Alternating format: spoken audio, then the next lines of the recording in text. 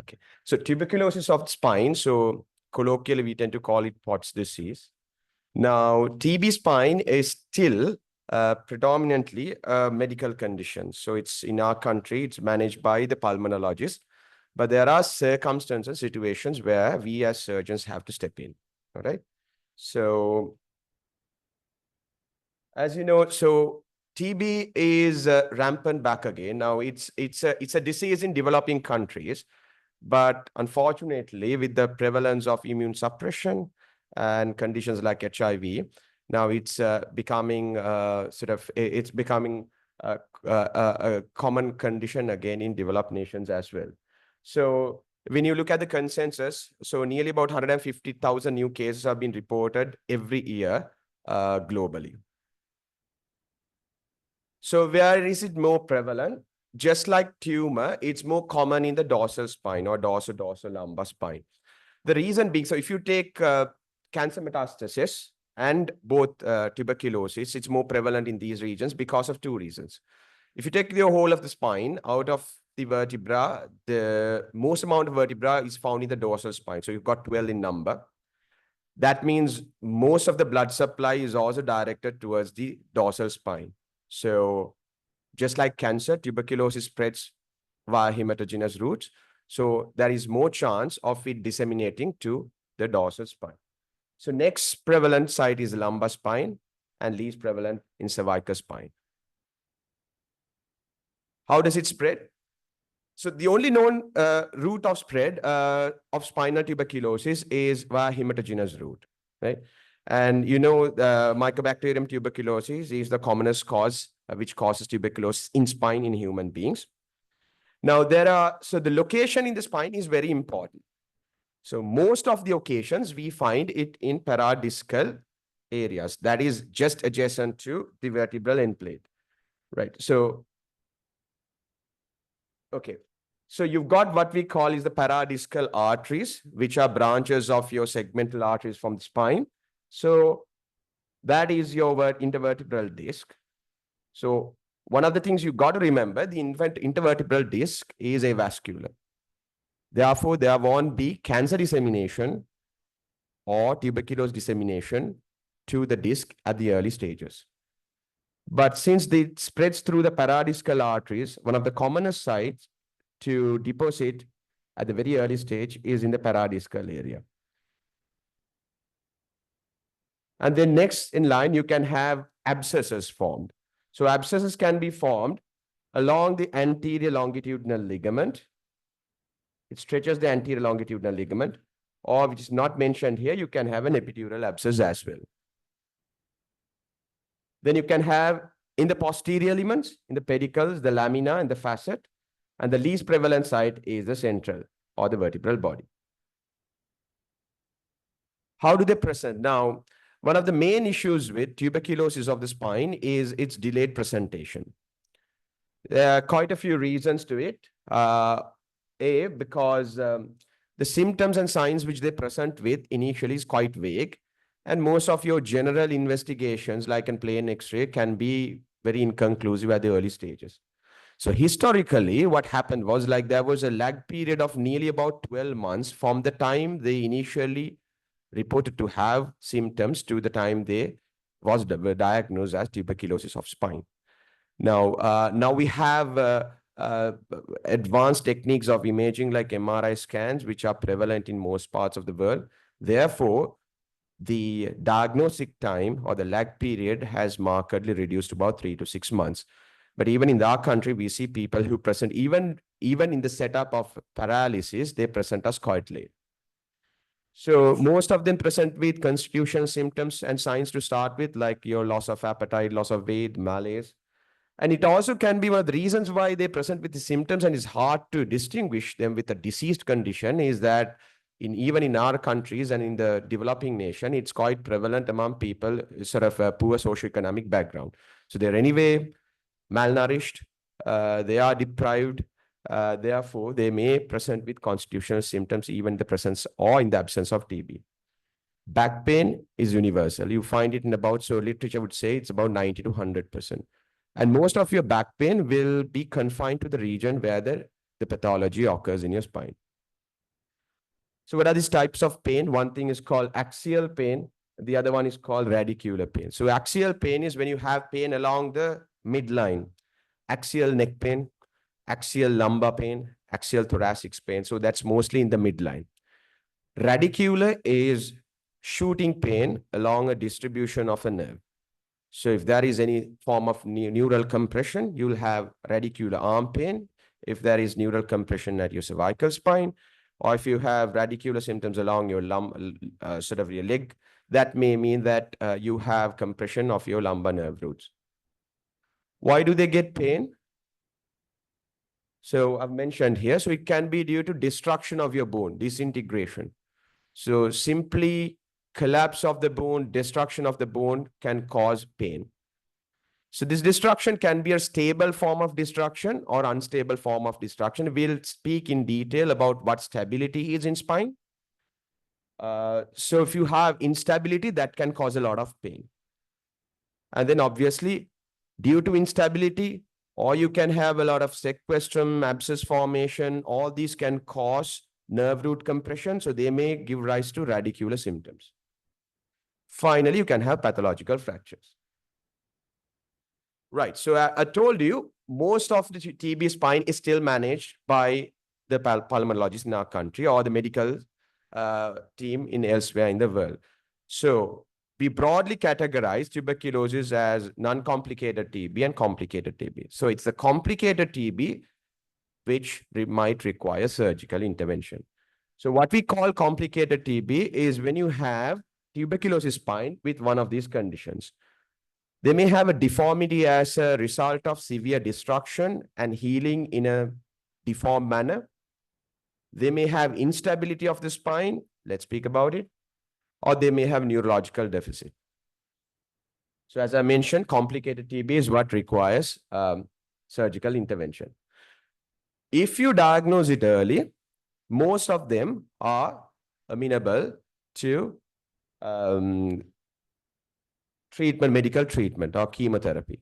So they may not require surgical intervention. So people who require surgery are the people who have a substantial delay in diagnosis. Now, as I mentioned before, why there is a delay in diagnosis is predominantly because there is very vague symptoms to start with. And also your basic investigations can turn out to be inconclusive at the early stage. So all of you might have heard about cold abscess. So it's different to, so this is quite frequently encountered with tuberculosis. It can be a consequence, a complication of tuberculosis. So why you call them cold abscesses? Because obviously they are devoid of any acute inflammatory cells, right? They may be related to the site of the pathology and they can track along the planes of least resistance or along tissue planes. So for example, if you have a cervical spine tuberculosis, you may have a retropharyngeal abscess. You may have a large enough retropharyngeal abscess to the extent of even causing respiratory issues. Okay. So in the neck, you can go into a retropharyngeal abscess. It may drain into your axilla, or it may present as a neck lump. So in the thoracic spine, it can be like a fusiform swelling along the thoracic spine. So this is along, or it may track along your neurovascular bundle to present as a chest wall abscess. Or sometimes they can sort of drain through your your tissue planes or along the orifices in your diaphragm and present as a lumbar abscess in even the presence of a thoracic TB. In case of lumbar spine tuberculosis, you may present it as a swelling in the petit triangle, or it may drain into your gluteal region, or it may track along your femoral vessels and you may find it in the femoral triangle as well. Okay. Even in the presence of an abscess, it may be treated with chemotherapy unless if they are not responding to ATT. So how do you diagnose it? So the gold standard would be always to isolate the organism, what we call by performing a tuberculosis culture. So probably with your knowledge, you know that it is a very time-consuming procedure and also um, there is quite a significant number of negatives, even in the presence of symptoms and obvious cases. So the other thing which we could diagnose, especially when it comes to TB of spine, is you can identify in the histological sample the presence of a typical granuloma. And if you have the resources, you can stain them with Zeal-Nielsen to identify the tuberculosis microorganism.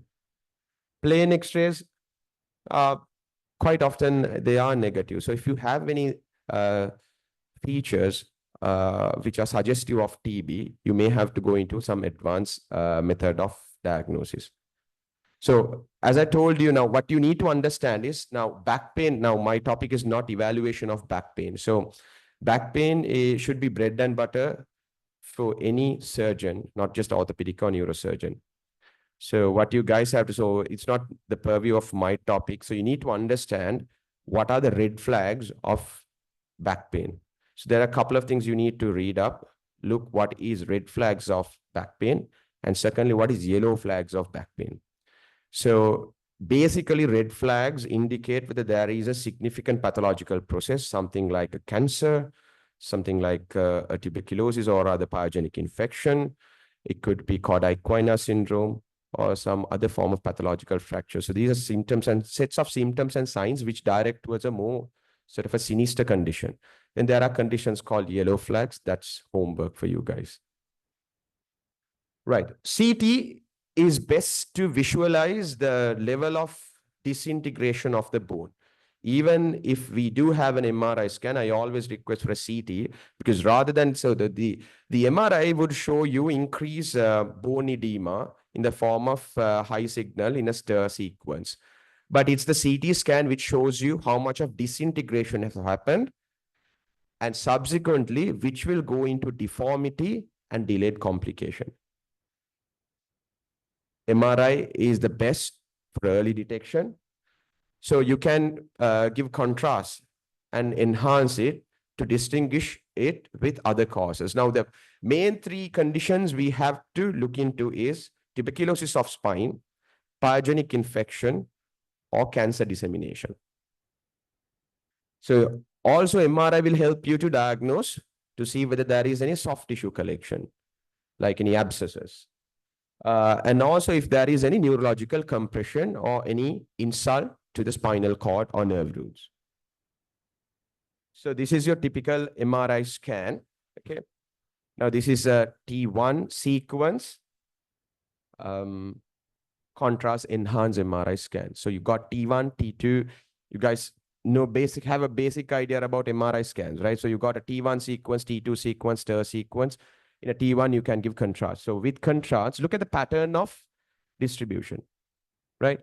Now, as I told you, the disc space is devoid of blood supply.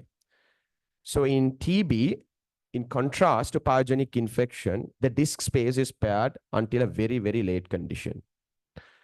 When we evaluate an MRI scan, MRI spine, there is a saying that if you have a good disc, it suggests that it's a bad disease. And if you have a bad disc, it suggests that there is a good disease. What you mean by good disease is basically pyogenic infection, in which case the disc is disrupted in the MRI scan. So bad disease is cancer.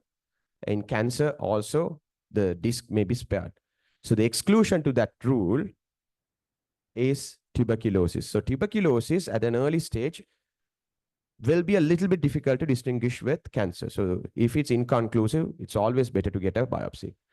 So it involves the paradiscal area. In this case, the end plate is also destroyed. You can see, since the body is involved, there is increased uptake from both the vertebral bodies, causing vertebral bone edema, marrow edema. So the disc space is to a certain extent preserved until the end plates are destroyed. And there is spread along the ligaments. This is a collection where it stretches the anterior longitudinal ligament and collects anteriorly and can spread to the sides, and it can be collected in the paravertebral, the spaces surrounding the vertebra in the psoas muscle. And you can also see there is an extension posteriorly in the form of an epidural abscess.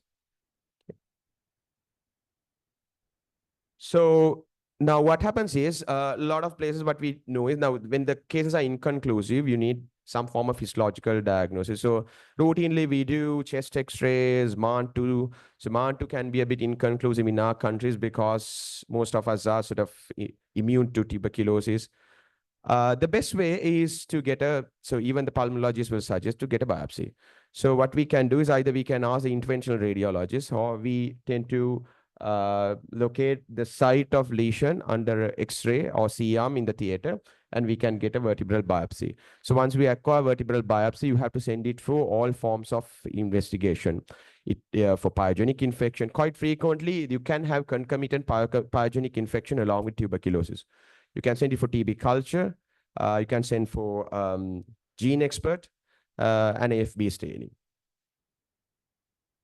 Right. So now we discuss, so the main three forms of complicated TB where surgical intervention is required is when there is a neurological deficit, when there is instability, or when there is deformity. So the first thing is neurological deficit. So neurological deficit, the indication, neurological deficit as an indication is a bit straightforward, okay? So your neurological deficit can be common when it involves a cervical or thoracic cord. Why? Because that is the upper motor neuron, right? Or rather the cord level. So the cord insults are, it's less recoverable compared to lower motor neuron chorda equina insults, right? So why do you have, so you can have neurodeficit in two forms. It could be either early, while in the acute process of the disease, or it can be delayed. So acute neurological deficiency can be due to either mechanical pressure. So you have mechanical pressure due to so many reasons. So bony destruction causing collapse, or instability, abscess formation, these can cause physical pressure on the neural elements, therefore causing neurological deficit. And some of them who recovered from the acute condition can go on to have delayed neurological deficits. That could be due to, you can have sometimes what happens is the disease may reactivate and then cause neurological deficit. Or, as you know, one of the main reasons why you have deformity is because of collapse of your anterior element of the vertebrae. Okay, it is predominantly a disease of your anterior element, which means the vertebral body. And then when there is collapse, it causes kyphosis. Anybody can answer and tell me why you get kyphosis? What is kyphosis? I know only Kasun. Kasun, what is kyphosis?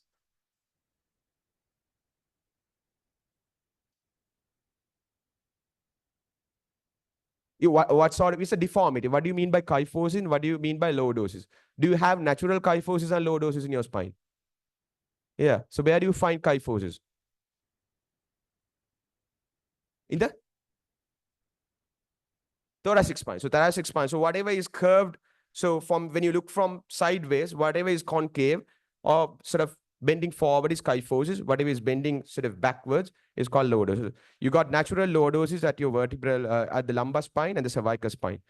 Why do you, when you have a disease process in one of the vertebrae, why do you get a kyphosis? Predominantly kyphosis. If your anterior element is destroyed, why do you get a kyphosis?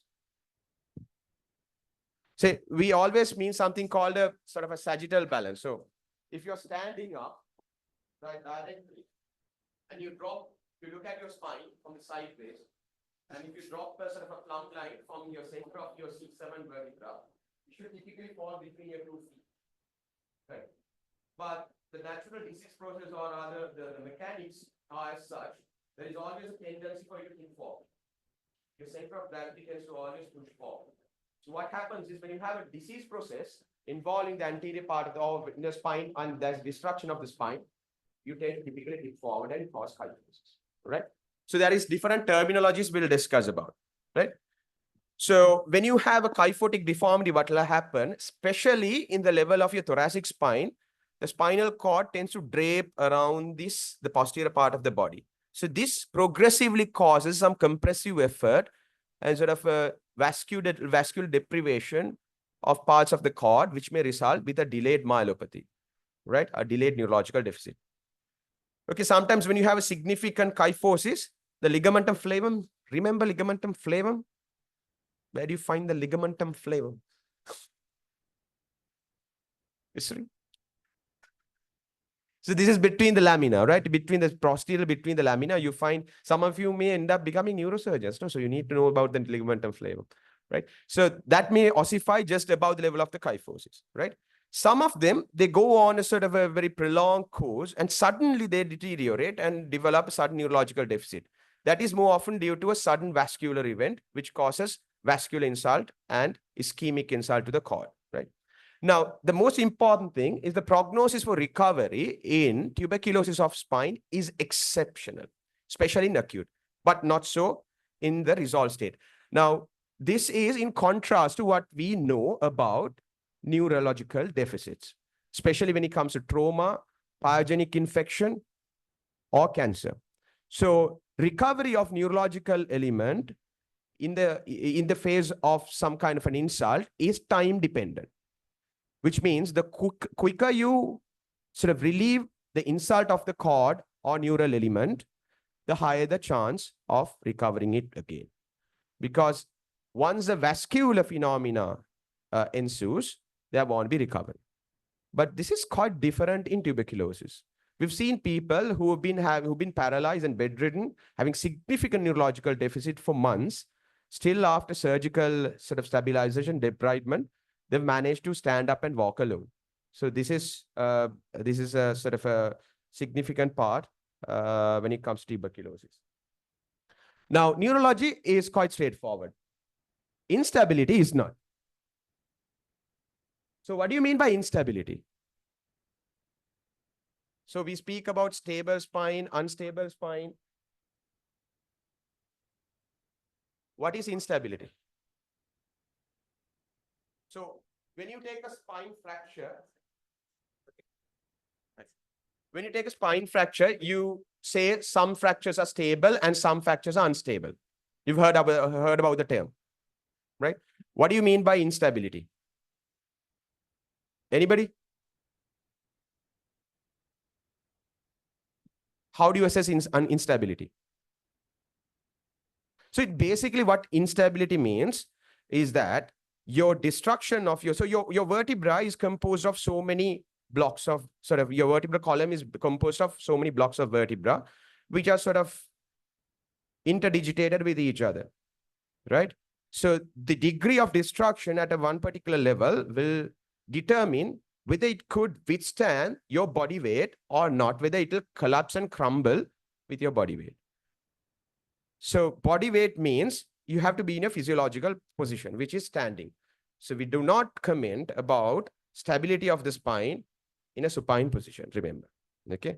So in instability, in general terms, when you mean instability in a fracture, you need to know that if it is, so in a physiological, so if you find a significant injury in your CT scan or a vertebra, let's say all three columns. So you might have heard about three-column theory in the spine, right? You got an anterior column, a middle column, and a posterior column. So all three columns are injured, obviously in obvious features in a CT or X-ray, you know it is unstable.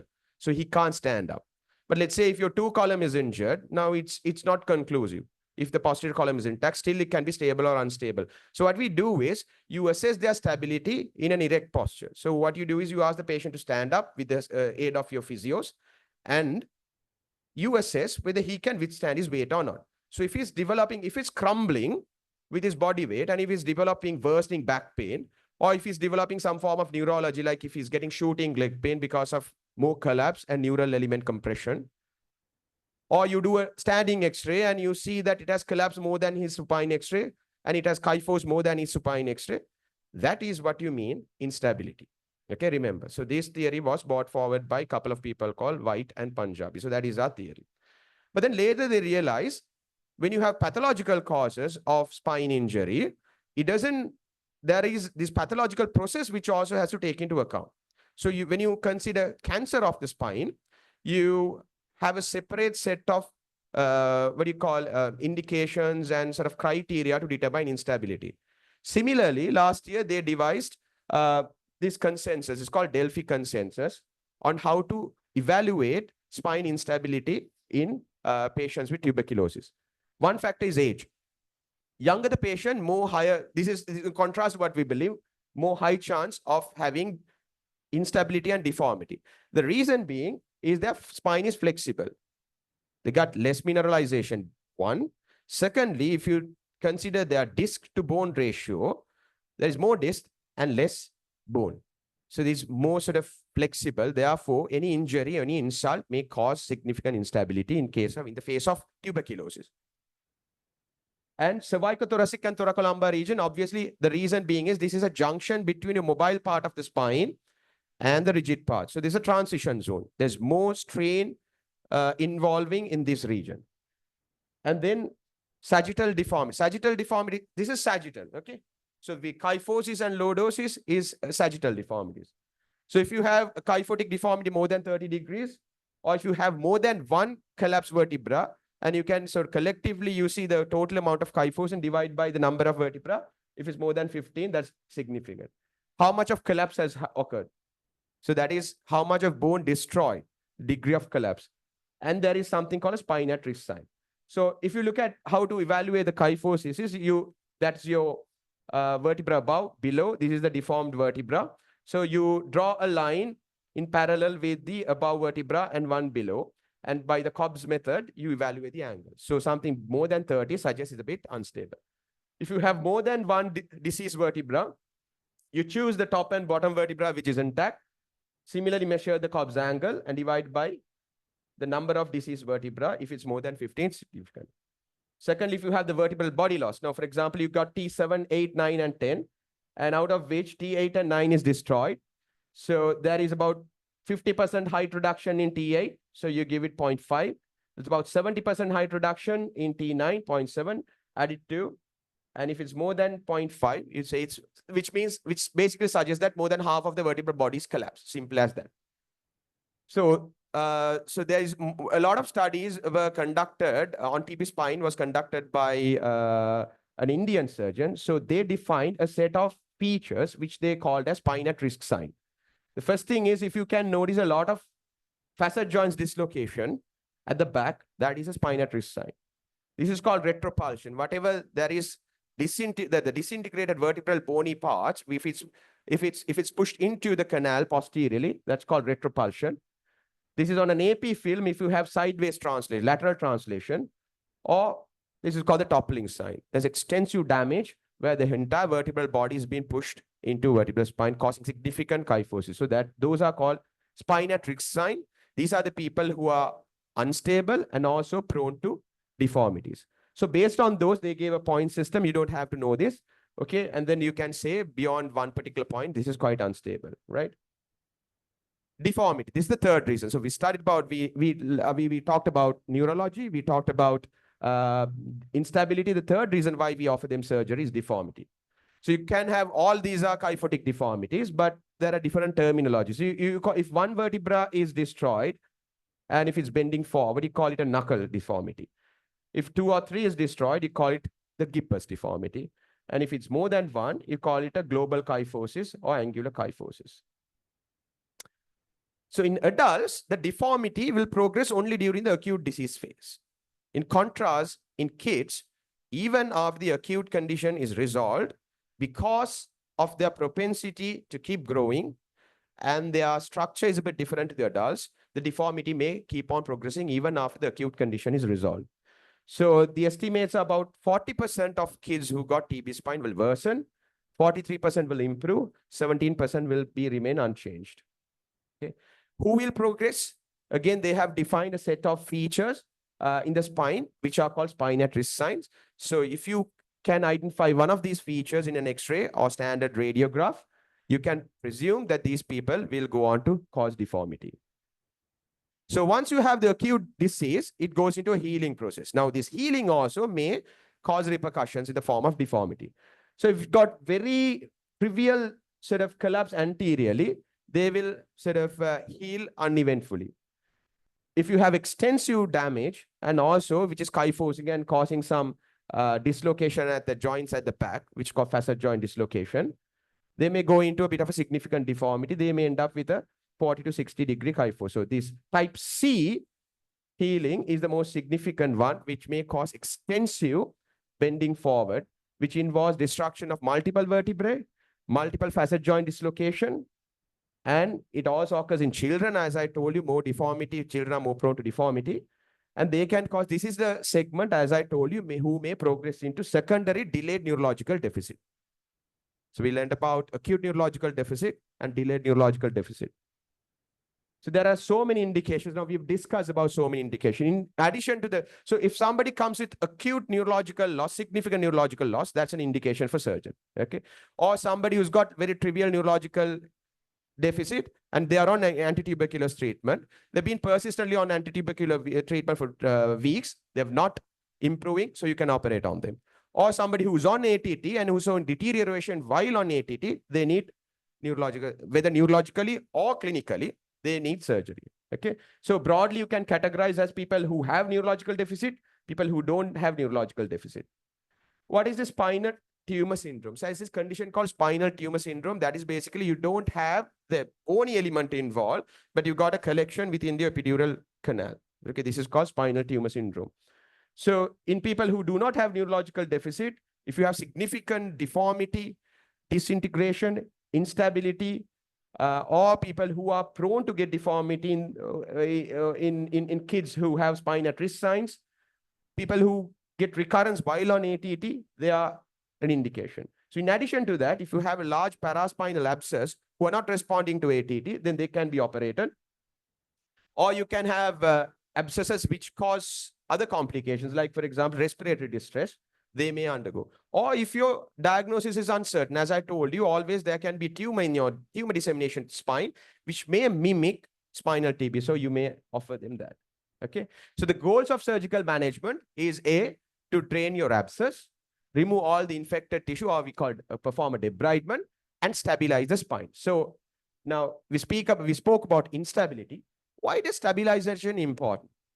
So along this lecture topic, you will also discuss about, somebody will talk to you about compound fracture, where you have fracture of your bone, especially long bones, with outside injury.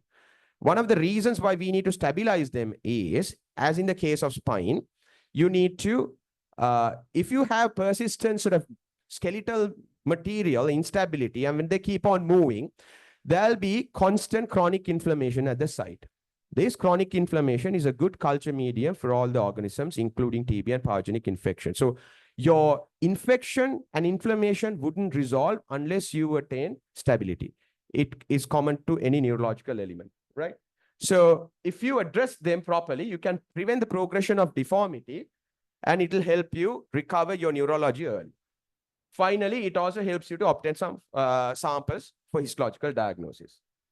So this is just for academic interest. You can approach in so many different ways based on where the pathology is. You can offer surgeries from the front.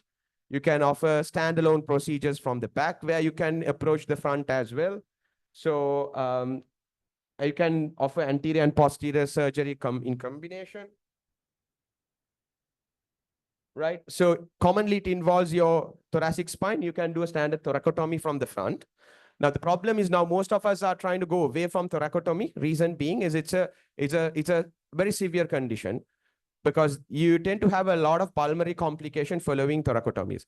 And the other reason is, once you have offered them surgery from the front, and let's say you have debrided the bone from the front, and you have to put some kind of a sort of a support from front, like a bone graft or a metal graft or something to stabilize from the front.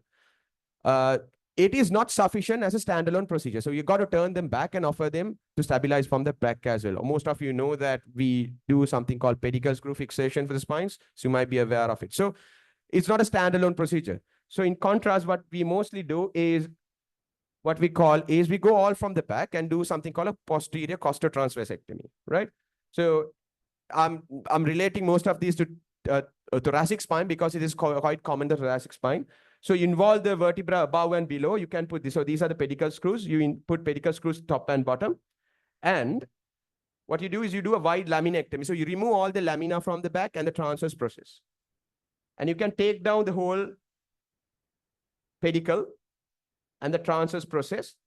And you can, from the posterior element, you can take off the rib. And once you take off this whole level, you can have a very good exposure to the front of the front of the vertebral body. Since it's mostly liquefied, most of them try to track along very easily. Once that is done, we can, from the posterior element, you can sort of, it's all retropular. retropleural. So you can part the lung away forward, and then you can do any anterior intervention from that approach. So you don't have to go do you can provide an anterior support, you can do drainage of the anterior material, and you can stabilize from a 360 degrees from the posterior approach only. So you know the pedicle screw, these are bread and butter for you guys, you should know about it. For cervical spine, quite often we go from the front if you have a lot of abscess from the front, and you can even do you can remove the entire vertebral bodies, you can drain an epidural abscess all through the anterior approach. So this is a classic history of a 51-year-old lady. This lady came with bilateral upper limb and lower limb weakness for about 3 weeks duration, and she was completely mobile. She had loss of sphincter function, and this is what it was seen. Now look, this is a T2 image, right? You can see complete destruction of 2, 3, 4, and 5. You can marginally see the disc space here. The end plates are destroyed. And you can see that it's caused, so she's basically got neurology. That's one of the indications to operate on her. Can you see there is a bit of a retropharyngeal abscess here as well? Not a significant epidural abscess, okay?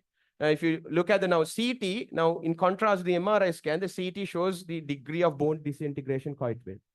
The other factor you can visualize is look at, now this is C4, and look at the anterior retrotracheal space. It's quite significant. You shouldn't have more than 4 to 5 millimeters of retrotracheal space at the level of C4. So that suggests that there's something anteriorly also, okay? So what we do is we can go all from the front, take down the C4 and 5 vertebra, and put a cage. Now, this is a frequently asked question. Can you put metal in the phase of infection? TB, that is absolutely, it's fine. It doesn't form a biofilm. So you know what's a biofilm, right? So biofilm is when you have a pyogenic organism, within about 28 to 30 days, they form a sort of a layer around, a glycocalyceal membrane around them, which makes them impenetrable by antibiotics. So you might have to get rid of the implant. So in the phase of infection, we don't do metal work. But pyogenic infection, sorry, TB does not act according to that principle. It also applies to pyogenic discitis. They found that stability is more important because if you do not stabilize, the pyogenic infection process will also not resolve. So metal is okay, simple. Another example, this is a 32-year-old man who was on antituberculous treatment. He had complete destruction of his lumbar vertebrae. Now, this is one of the most important things. Now, lumbar lordosis now, he's quite young, and this is called vertebra plana. It's almost flattened. So significant destruction of the lumbar vertebrae will cause progressive kyphosis in a young adult. This may go on to cause a lot of deformity and issues later on. So this is another condition where you can go all. So now you can see the MRI scans, for example. Now you've got a large abscess on their psoas muscle as well. For nearly 3 months, this abscess, while on ATT, it's not been drained. Okay, and this and is from a TB point of view, there was lack of resolution with the repeated scans, and he was going into progressive deformity, and this was one of the indications to operate. So he went through posterior stabilization, all posterior procedure. So again, you can go all from the back because it's all liquefied material. If you do a good laminectomy from the back, you remove the lamina above and below as well, and you identify the nerve root very well. You take off the pedicle down, and you can have a nice access to the front. So you put screws to the top and bottom vertebrae, put one rod and sort of distract them. You'll have a nice space, and you can put an anterior strut as well. Okay. Right. Okay. Any questions, or you go for questions later? Any questions? Any queries? None understood? All understood. Okay. Right. Fine. Thank you.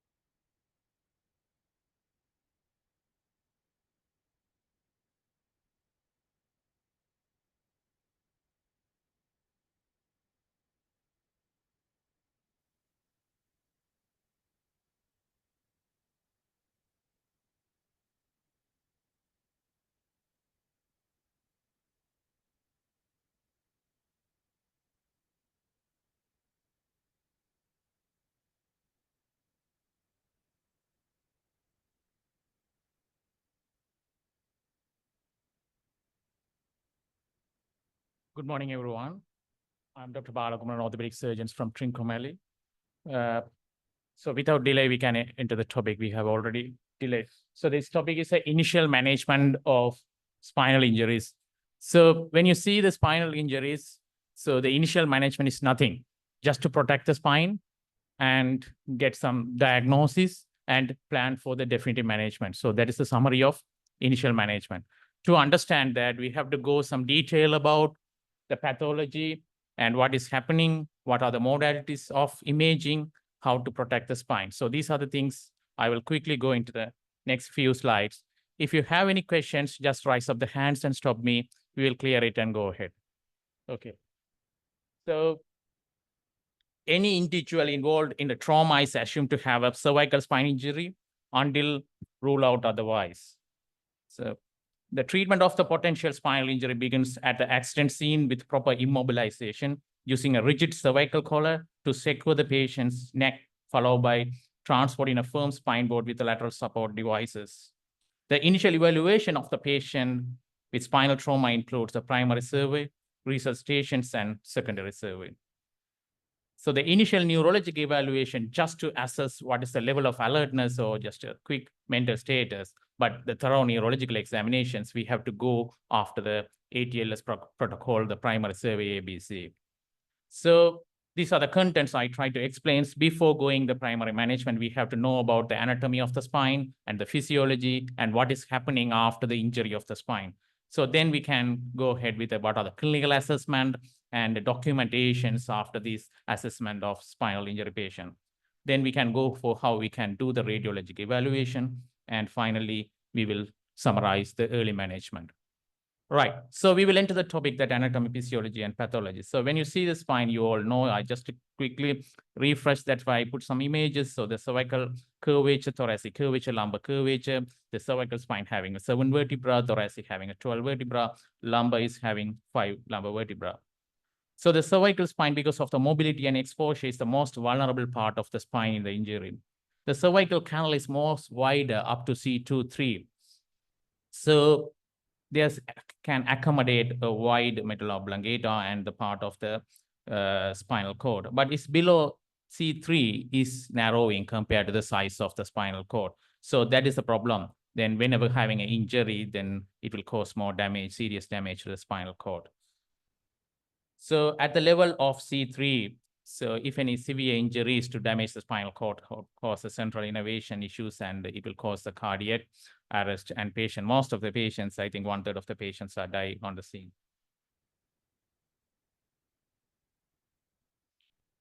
Right, but compared to the cervical spine and thoracic spine is more protected. So, but it's a narrow canal. Whatever it is protected and having a rib cage on supporting to the spine. So having a less neurological damage compared to the cervical spine.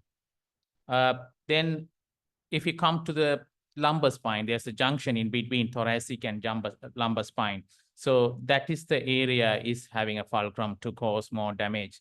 So in data, around more than 50% of spinal injuries occurring at thoracolumbar junction. Right, if you see the spinal cord, so it's originate from the caudal end of the medulla oblongata at the foramen magnum and end up in L1 level, especially in the adult, it's around L1 or in between the L1, L2 levels. So it's called conus medullaris. Below that, we are calling it a cauda equina. So I just quickly put these some segments and area of innovations for the quickly assessment. So this can be vary between some books to books because of the nerves overlaps in between the dermatomes. So quick recap, C5, we are checking for the deltoid, and 6 is thumb, 7 is the middle finger, 8 is little finger, T1 is the medial side of the arm, and up to T1 to T4 in between the nipple area. So at the nipple area is a T4, and T8 is a ciphisternum, T10 is umbilicus, T12 symphysis pubis, and L1, L2, L3 at thigh, and L4 is medial aspect of the calf, L5 is lateral aspect of the calf, or the web space in between the first and second toe, and S1 is the lateral border of the foot, S2 is popliteal fossa area, and S3 is ischial porosity. So when it's go inside, there's S4 and S5. So this is rough idea about the sensations or dermatomal pattern. So when you see the motor, so starting from L2 is a hip flexion, L3 is a knee extension, L4 is a dorsiflexion of the ankle, and L5 is a dorsiflexion of the big toe version of the foot. So, and S1 is a plantar flexion of the ankle or big toe. So this is just a quick summary. So how you are examining the patient. So this will help your exam as an essay or the short case as well. Right. So what is happening in the spinal injuries? So I'm most considering the spinal injuries with spinal cord damage. So this is complete or incomplete injuries. If it is an incomplete injuries, we are calling some syndromes. So several syndromes are, they are only important I highlight to memorize two. One is a central cord syndrome. Second one is a Brown-Séquard syndrome. Third one is a anterior cord syndrome. So when you see the central cord syndrome, if you're seeing the diagram, there's a red color around, that is the area is mostly damaged. So the area having the fibers of these tracts affecting cause the symptoms eliciting outside. So here the main thing is a greater loss of the strength in the upper extremity than the lower extremity. So that is a key point you have to remember in a central cord syndrome, always the greater loss of motor strength in the upper extremity compared to the lower extremities. Right. So this is commonly occur in elderly populations like whiplash injuries. Most of the patients come with a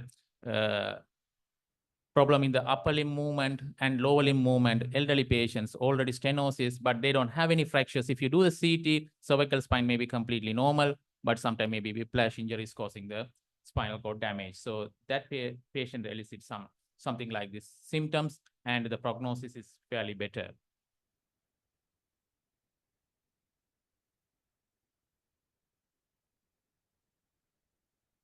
Right. So next we will move into the Brown-Séquard syndrome. So the Brown-Séquard syndrome, you all know about that. It's a hemisections, most commonly caused by cut injuries or gunshot injuries. So that is obvious. I don't want to waste the time of that. It's lateral motor loss and contralateral pain and temperature loss. So you can see it's a very less common happening. And this is also having the chances of improvement of the neurology. The next one is the anterior cord syndrome. This is a major area is affected in the anterior part.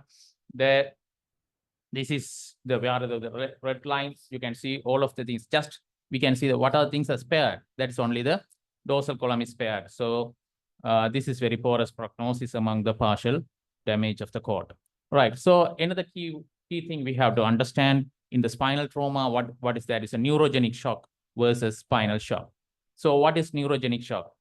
So neurogenic shock results from the loss of vasomotor tone and the sympathetic innervation of the heart, and it happening is above the T6 level. So the two things are happening. One is a vasomotor tone, other one is a heart innervation. Sometimes it will happen only the vasomotor tone. So that because of this pooling of the peripheral blood without maintaining tone of the peripheral circulation, so patient look BP drop continuously. The problem is when we are seeing the most of the trauma patients are presented with a hypovolemic shock. So we are taking, when you're seeing the patients as according to the ATLS protocol, when you're seeing that, first we have to think about the hypovolemic shock until proven otherwise other shocks. But in the case of the spinal injuries, can be neurogenic shock or can be associated with hypovolemic with neurogenic shock. So what we can do for that? So first we have assess and see whether how with a BP drop, how the heart rate will be, whether it is compensative increasing heart rate or how it's like that, and see any focus of injury or bleeding or any focus of, if you see if it's a tank, you have to see where it is leaking, isn't it? So like that, you have to think whether there's a focus of bleeding or there, then we have to fluid resuscitation. So if you try for the fluid resuscitations, sometimes it may get into fail, then you have to think about any spinal injuries or neurogenic shock. So I'm repeating again, most probably we are expecting the trauma patient hypovolemic shock. Sometimes can be a neurogenic shock, sometimes can be both together. So we have to be very careful about in between both of them.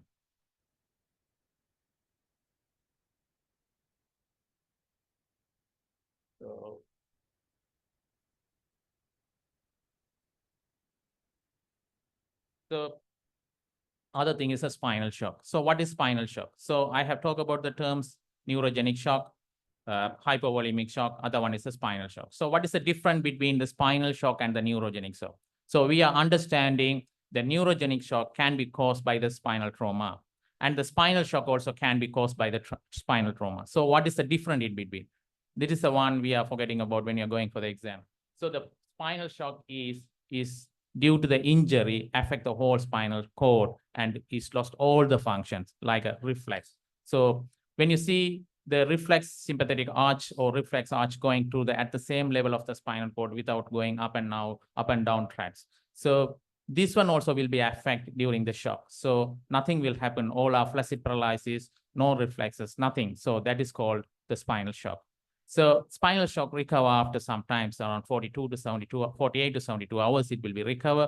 Then the reflex arches we start functioning. So that time we can actually know about the actual injury of the spinal cord. So now we know what is neurogenic shock, what is spinal shock, what is hypovolemic shock, neurogenic shock, spinal shock, hypovolemic shock, all together can occur in one patient when coming to this. So we will see when you are examining the patients, how we can assess the patients and how we can decide the management plan.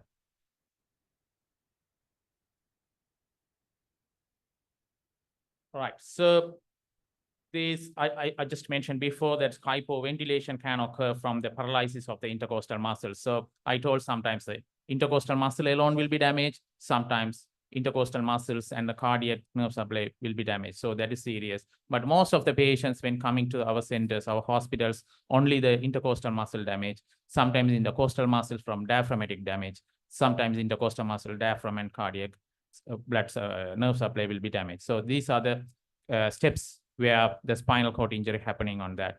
So intercostal muscle damage, patients are breathing with the diaphragm mainly, and we have to ready to give the respiratory support. So sometimes the patients, so three things. One is a hypotension. We are ready to give the inotropes and support.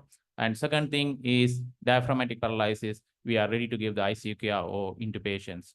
So, and the intercostal muscle damage. So these are things when happening the cervical level lesions. Mainly above T6 level, we have to think about hypovolemia and we have to think about hypotension and neurogenic shock and management of the neurogenic shock. And above that cervical level, we have to be alert about the respiratory function.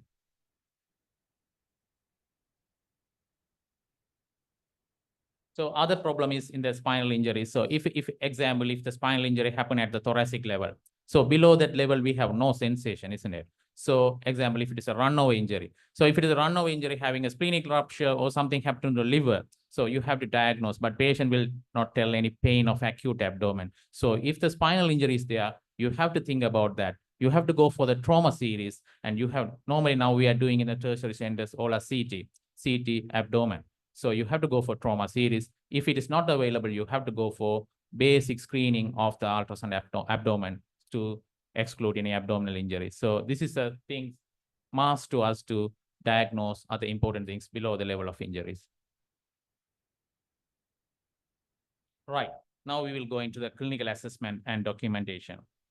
So as I mentioned before, always whatever the trauma or patients having high energy injury or polytrauma, according to the ATLS, we are going for A, B, C. Whenever the questions they are asking, you have to tell whatever the injury, you have to tell according to the ATLS protocol, I will assess the patients A, B, C first. So that is called primary survey. So the airway, breathing and circulations. And we, after that, finishing that one, we are going for quick history and mechanism of injury and some searching some physical clues to the particular type of spinal injury. So we will go detail after primary survey finish. In the secondary survey, we will go detail and examination of the back and the things.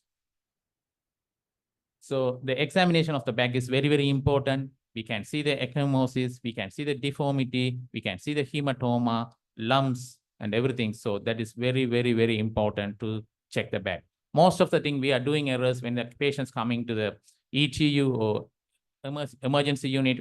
So we are managing mainly the primary care. So patient is unstable, pneumothorax, we are putting IC tubes and put the fluid, pump the fluid, take the blood, giving out, we are getting balance. After that, we forget everything. So we have to keep on alert. We have to finishing primary care. We have to go for the secondary care, and we have to do exposure, examine all the places, especially pelvis and the genitalia, and turn back and see the back. So we, until proven otherwise, we are thinking about the spinal injury. So we are going for first in the primary care, we are going for cervical spine stabilization, and we turn the patient in rock roll and see the back. So this is very, very important.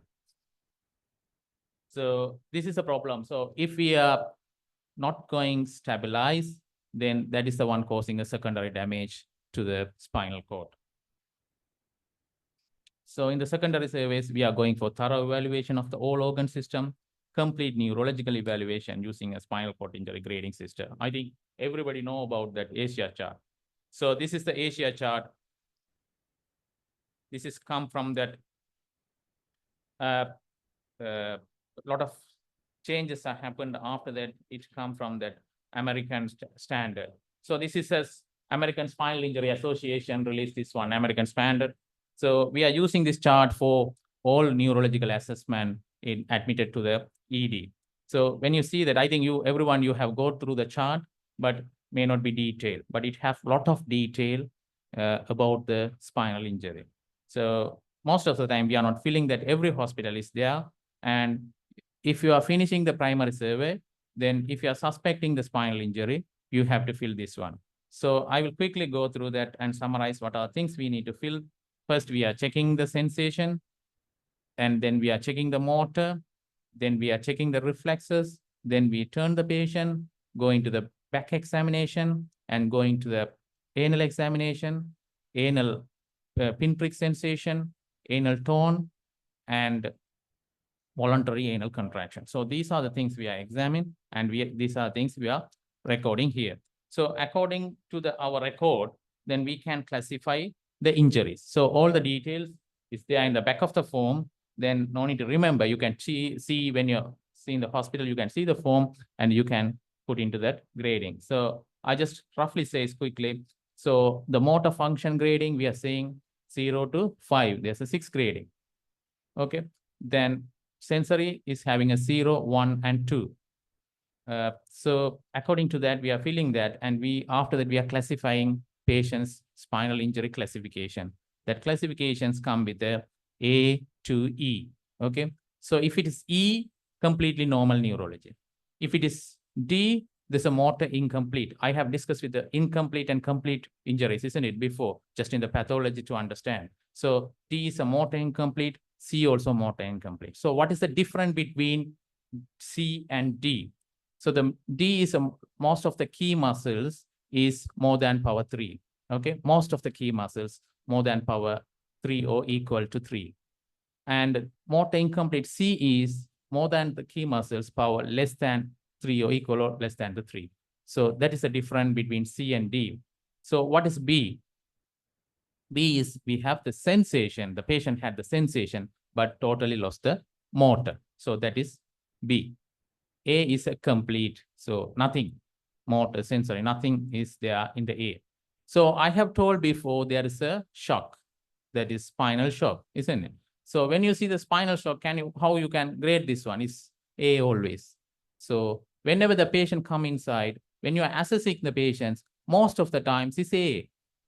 That not mean is a complete injury. So what we want to do to get assessment of the neurology? So we have to frequently repeat the neurological assessment and frequently keeping the ACR chart to see what is happening. And there are some issues in the ACR chart depend on who is practicing. So depend on the skill and depend on the assessment status, that ACR chart can be vary between person to person who is assessing the patient. So we are keeping in a standard in UK and all. If the one person assessing the ACR chart in the patient care, so he has to repeat the same thing, then understand is there any deterioration or improvement of the ACR chart. And whenever the anal reflexes are come out, so whenever the anal wink or bulbo cavernous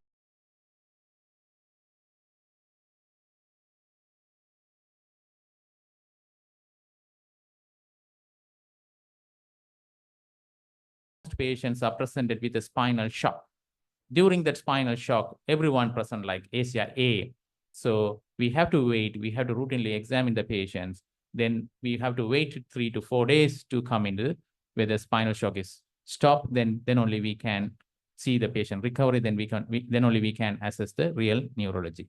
In that case, you can ask the question, are you waiting for 3-4 days?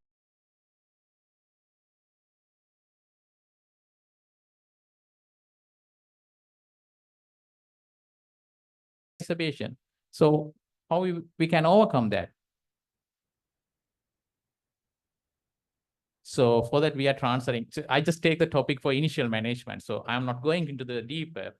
That's why I didn't go there, but I just highlight that. That's why we are identifying the patients. As your surgical trainees, you are managing initial management, then you transfer this patient to specialized care.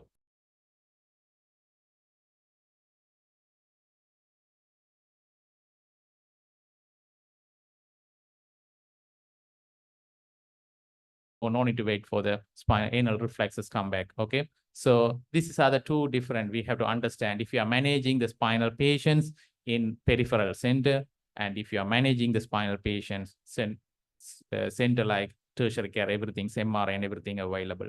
So if you're thinking that this neurological defect and all, so if you are delaying the patients, we have done a lot of researches. I have personally done researches, the outcome will be vary. So if you are doing the surgery within 24 hours with a partial neurology patient, recovery is very good. If you are not doing within 24 hours, the recovery is compared to the previous group is less. So what is the key message is, if you see the patient having spinal fracture with partial neurology, better to transfer to tertiary care wherever MRI scan is available. So then that is the answer you have to tell when the questions are coming in. Right. This one, I just put the summary for some tracks, how we can examine. Example, the cortical spinal tracts is coming through the anterior lateral segment of the cord. Then it controls motor power at the same site. So we are checking some voluntary muscles to painful stimuli. The spinothalamic tract, everyone, you know, temperature, and opposite side of the body, we are checking temperature. That we are not commonly checking the temperature. We are just quickly checking the pinprick in a accidental service setup. And the dorsal column, you know what is this, carrying the position sense and vibration sense and light touch. Most of them we are checking with the light touch with the cotton wool, and the vibration tuning fork we are checking, and position sense we can check in the big toe. I think you all know how to check that. Right. So I have briefed how to assess the patients in clinically. So I just briefed, this is documentation, very, very important in a spinal cord patient. So if you see other countries compared to the Sri Lanka, so the spinal injury compensation is very, very high. Because of that, our documentation is very carefully, we have to put. So in Sri Lanka, it's not much developed like that. In future, I think on your future, most probably it will come into the place. So then we have to think about documentation, the level and the severity of the neurological deficit. Then we have to think, if it's a partial injury, then we have to think about the spinal cord syndromes and the morphology. That morphology, what I mentioned, is the type of the fracture, where is the fracture, and what is the kind of fracture, what is the stability, and all the kind of things are coming into the morphology. But I'm not going into that because I just cover the initial management. Okay, if you have any questions, you can ask. So when you see the levels, there are several categories of levels. One is a bony level. Second one is a neurological levels. In subcategory neurological level, we are thinking about sensory level, and we are thinking about motor level. So this everything same. When you think bony level, so we are thinking where the fracture is. There's a specific bony area where the fracture, that is obvious in the images. Then neurological level, so where the last function, where the level of the area of the cord function well, that is the neurological level. If you see the spinal cord has normal sensory and motor function of both sides of body, what is the caudal segment? The sensory level, like same, what is the caudal segment having a normal sensation? And the motor level is says, what is the normal motor function? That means at least more than 3 in lowest key muscles is the motor level. So now you have identified what is the bony level of injury, what is the sensory level, what is the motor level. It's together we are saying what is the neurological deficit level. So when you present a case, your consultant, you have to tell this is a T3 fracture, neurology level is something like that, T1. Or this is a L1 fracture, neurological level is T11. The sensory level is T11. So you have to present. Not always the bony level and the sensory level equal. It's because of the inside how the spinal cord coming and the nerve rootlets are coming out. It's depend on the anatomy, it vary. I'm not going into the detail. I think you will understand the where I have put a picture before where the spinal canals, the nerve roots are coming out. Depend on that, the level of the bone injury vary with the level of neurological damage. Okay. Right. So other things we have to document the severity of neurological deficit. So I have says the complete and incomplete according to the ACR chart. We can put as a complete and incomplete. So that also in the initial management, I says you can't say because probably there is a spinal shock. Then if you say complete or incomplete, if it is below the thoracic level, that is paraplegic. If it is above the thoracic level, that means in the cervical level, always tetraplegic. So the tetraplegia is a new term, quadriplegia is old term. So you have to say whether patient having, if you probably present to the consultant, you can say, this is a patient having a complete paraplegia, or this patient having complete tetraplegia, then we will understand the outcome, prognosis, everything from this word. So then you can ask what is incomplete. So I have just roughly mentioned in the ACR chart what is incomplete. And if you see, is there any power of lower extremities? Is there any toe movements or finger movements? Anything there in the lower extremity and any sacral sparing, voluntary anal sphincter contraction and voluntary toe flexion. You have to see everything's voluntary. Okay. So don't mix up with the sacral reflexes. So that is a different. So that's not saying it's a complete or incomplete, but that is saying the shock or not. But this is different. So if you see all voluntary and the sensation is saying about is complete or incomplete. So you have to differentiate in between both of them. Right. So there's morphology I have mentioned earlier. This is what is the type of fracture? Is there any dislocation or not? Most of the times I say some whiplash injuries because I say it's the central cord syndrome. What's the cause without fracture can cause, isn't it? So like that abnormalities, we can't see with the CT or X-rays. We have to go for MRI. Right. So always that radiographic evidence is not much with a neurological injury and not much with a bony injury. So we have to combine together with our clinical assessment and we have to come into the diagnosis. Right. So this is, we will skip that. And then we will go for the radiographic evaluation. So both careful clinical examination and thorough radiographic assessment is a critical identifying a significant spine injury. So we are using two rules. One is the Canadian C-spine rules. Other one is a national emergency X-ray utilization study. It's called Nexus. So whatever the rule we are using, we can use only two modalities. One is a CT. Whenever the patient having a head injury is going for the CT brain, we are always ordering the cervical spine. Okay, so the cervical spine CT include occipit to T1. So don't forget whenever asking the exam, if the patient is going for the CT brain or CT head, we have to ask always the CT cervical spine. So if the peripheral hospital, if you are working, we don't have the facilities for the X-rays. If they're asking the why you are working as a peripheral hospital surgeon, so what you will do? Then you can say, I can do the X-rays, AP lateral and open mouth view. So what is the significance of open mouth view? So what is the significance? What you can see in the open mouth view? Yes, you can see the C1, C2 fractures, mainly the odontoid fractures. You can see from the anterior open mouth view. So that is very important. So keep on mind AP lateral plus open mouth view. Okay. Right. So what is Canadian C-spine? So this is nothing much. So when the patient's coming, so this Canadian C-spine and Nexus for everything. So we are doing practically, but we don't have the name and these things.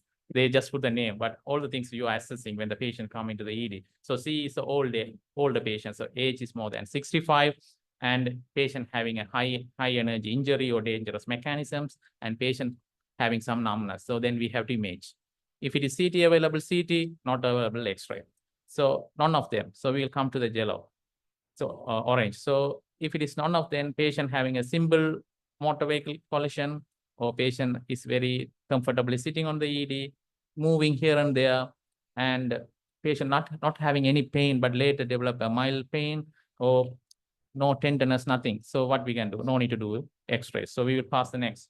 But patient, what if you see this signs. We are not examining these things. We just see the signs of patients. Then we just want to see the neck movement. So if you see the neck movement, patient rotation is slightly reduced, we will go for imaging. If it is rotation is fine, then no need imaging. Okay. So how you will assess the patient? When you see the patient, the ED, see the patient history, high energy injury, elderly population, no worries. Go for the imaging. So what you will do before imaging? Always you have stabilized the cervical spine. If you think imaging, if you see the patients, whatever the injury, always stabilize the cervical spine. Then see these risk factors are not there and see how the patient behaving, everything's fine, then just examine the cervical spine range of motion.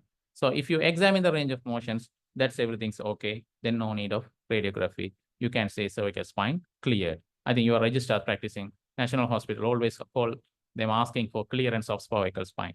Right.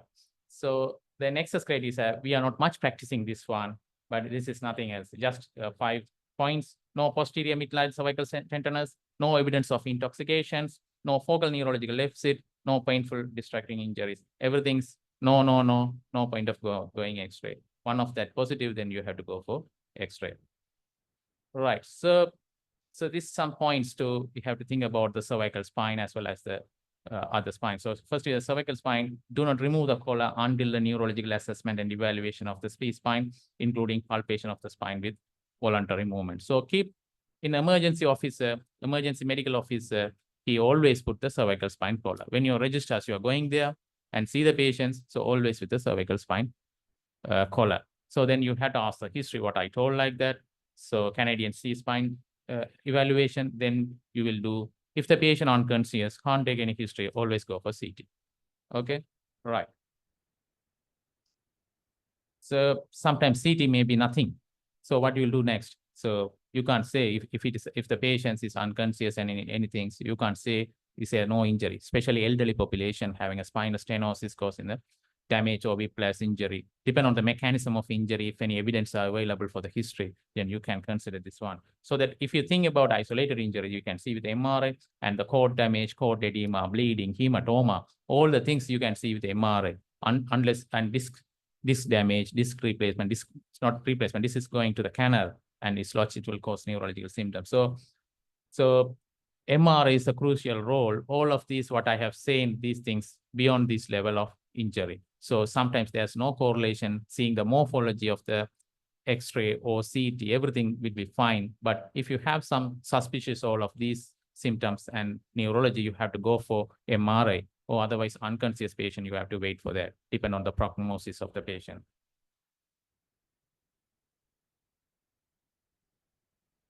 So approximately 10% of patients with a cervical spine fracture have a second non-contagious vertebral column fracture. So in the presence of neurological deficit, MRI is recommended to detect any soft tissue compressive lesion. This one I have mentioned earlier. Right. So if you come to the thoracic and lumbar spine, so essentially the same as the cervical spine. There's thoracic, we are going for trauma series nowadays, always chest, abdomen, pelvis, CT. And if it is CT unavailable, so we are going for AP and lateral X-rays. So if you see the AP X-rays, you just see the vertical alignment, just go through all the pedicles. If you go somewhere else, pedicle is broader. Okay, that means there's a fracture on that. So we can see the interpedicular distance. That means rough eye view. No need to measure that.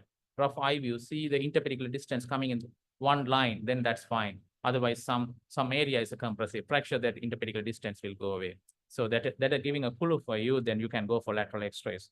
So the lateral X-rays, you can see the subluxations and compressive fractures and chance fractures. So I'm not going into the detail because it's early management. So if you have any questions, you can raise. Right. So if you go for the CTs, nowadays, if you think about is a fractures, most of the time we are going for CT. Why we are going for CT? We can see the pedicles, we can see the lamina and the spinous process and the canal, everything. Even the management purpose, we have to see this pedicular diameter. Without seeing the pedicular diameter, we can't fix it because some patients having a narrow pedicle, congenital narrow pedicle, some other issues. So you will trap. When you're going to put the screws, you will put inside.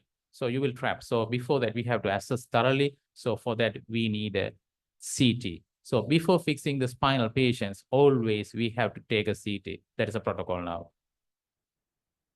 Right. So we are coming to the final topic that's early management. What we are doing? Nothing. So we have to understand these things. That is the important thing, but we are doing nothing. Just initial management is immobilization and manage the shock.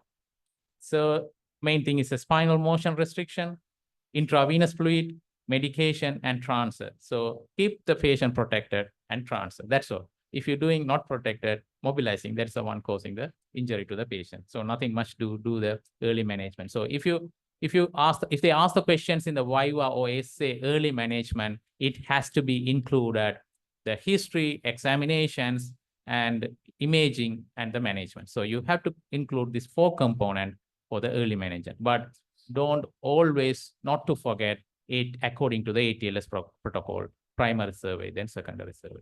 Okay, right. So to prevent the spinal movement, any patient with suspected spinal injury above and below suspected injury until fracture is excluded. So simply leaving the patient supine without rotating or bending spinal column is a firm service. That's all. Put a spinal board, put a cervical collar. That's all. If the cervical collar you are thinking not good, put the bolster both sides. There is a set available in most of the hospitals. So that hard collar, just we are mentioning collar here, but here we have to use the Philadelphia collar. So I think you all know about what is Philadelphia collar. That is the one is giving a good support. Otherwise, collars are nothing. Hard collar or soft collar, that is nothing. That is not doing any work. It's just for the psychological and comfort to the patients.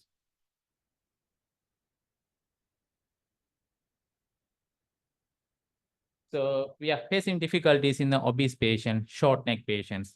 So we have to use the bolsters to support. We have bolsters in every hospital, I think. So we have to use that to transport. I think that emergency ambulance service everywhere bolsters is here. Even in the peripheral area, we have to use that one to transfer. So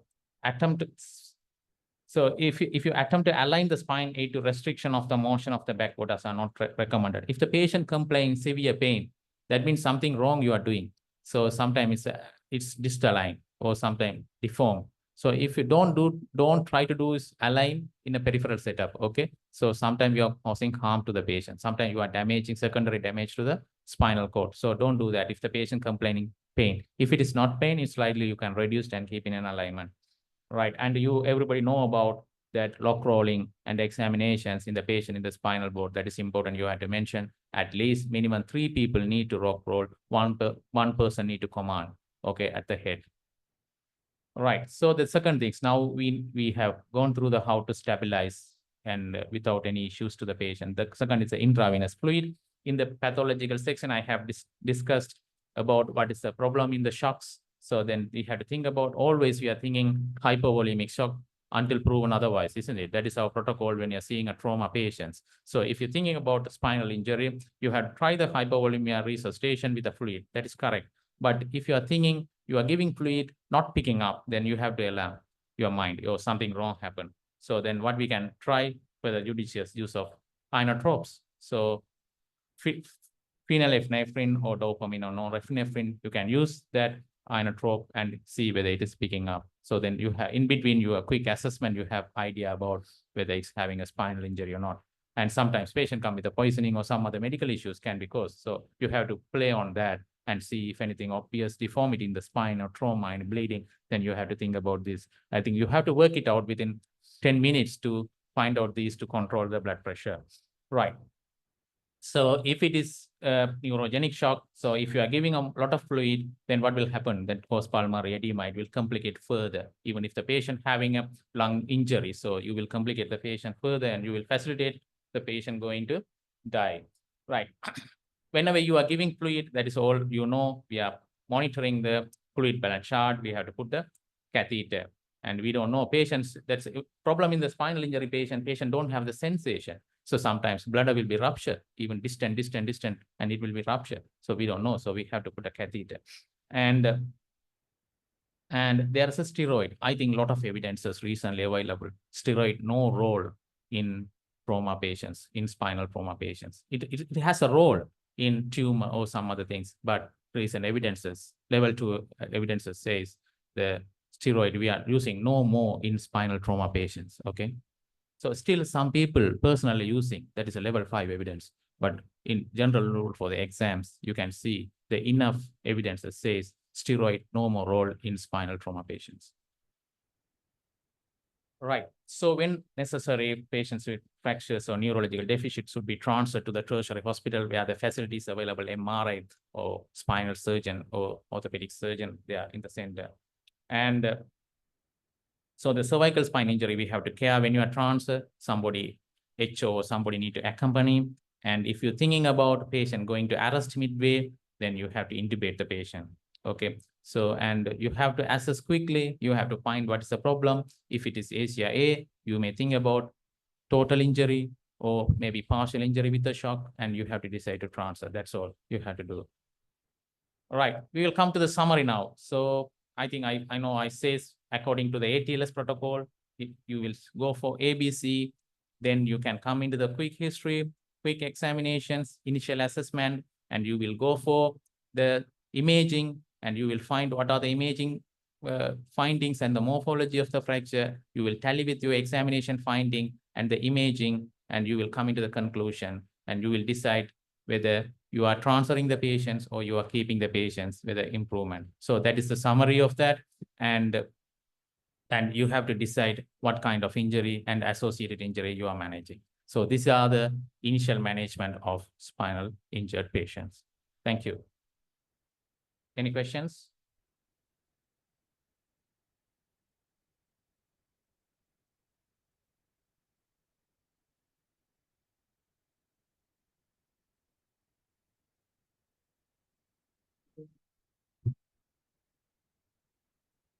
The patient who has a spinal injury but neurologically normal and cervical spine say there was an anterior posterior chip fracture. This is clinically significant. Yeah. So if the patient having, you are saying anterior chip fractures or teardrop fracture. So the teardrop fracture mechanism is different. So this is maybe the flexion injury. So that can be caused the posterior element also damage. So MRI will say what's happening, but you are saying normal neurology, isn't it? So don't need to worry about that. Just to stabilize, just to put the neck collar and observe the patient. Where the patient is developing neurology, then that's fine. You can discharge after 1 or 2 days observation.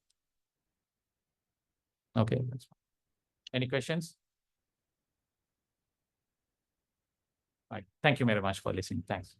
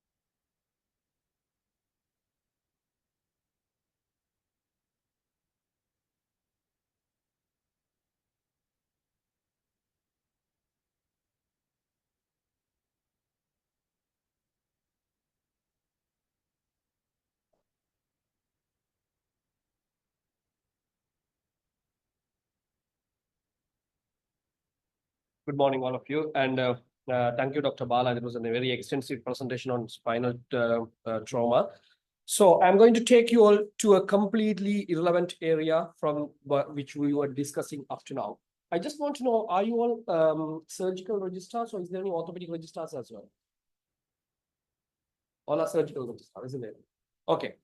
So we are going to discuss about primary bone tumors. I'm Dr. Varun, working as a, pardon? Primary bone tumors. I'm Dr. Varun, orthopedic surgeon from Ashraf Memorial Hospital. So what are primary bone tumors? The primary bone tumors, excuse me.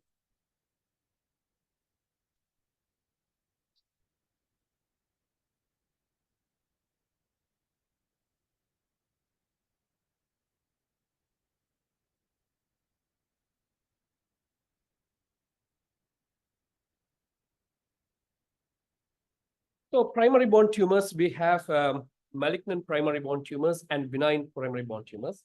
And we are going to discuss about common malignant tumors and some benign tumors, how we are going to approach and assess these tumor patients. And we are going to have a very short management plan. If you have any question in between, you can stop me and ask. So the clinical presentation of a bone tumor, it varies. There's no strict differentiation like that we learned in our medical school. The bone tumors have array of symptoms. Usually we see symptomatic patient and asymptomatic patient. But all the bone tumors, we have to, we have to have a suspicion of malignancy. Okay, so the presentation could be, malignant bone tumors could present with, they are usually symptomatic.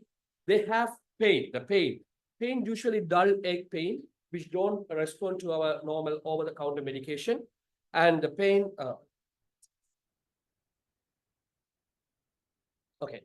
dull ache pain that doesn't respond to the over-the-counter medication. And we see some swelling as well. I don't know how this patient was tolerating this swelling. We could see these patients could present with swelling. And we can see pathological fracture. The pathological fracture, usually if you take the history back, they will have antecedent bone pain. So this is a bone tumor with a pathological fracture. And they could have neurological symptoms due to spinal and sacral. The spinal and sacral tumors could present with neurological symptoms. Sometimes they present with systemic symptoms of malignancy.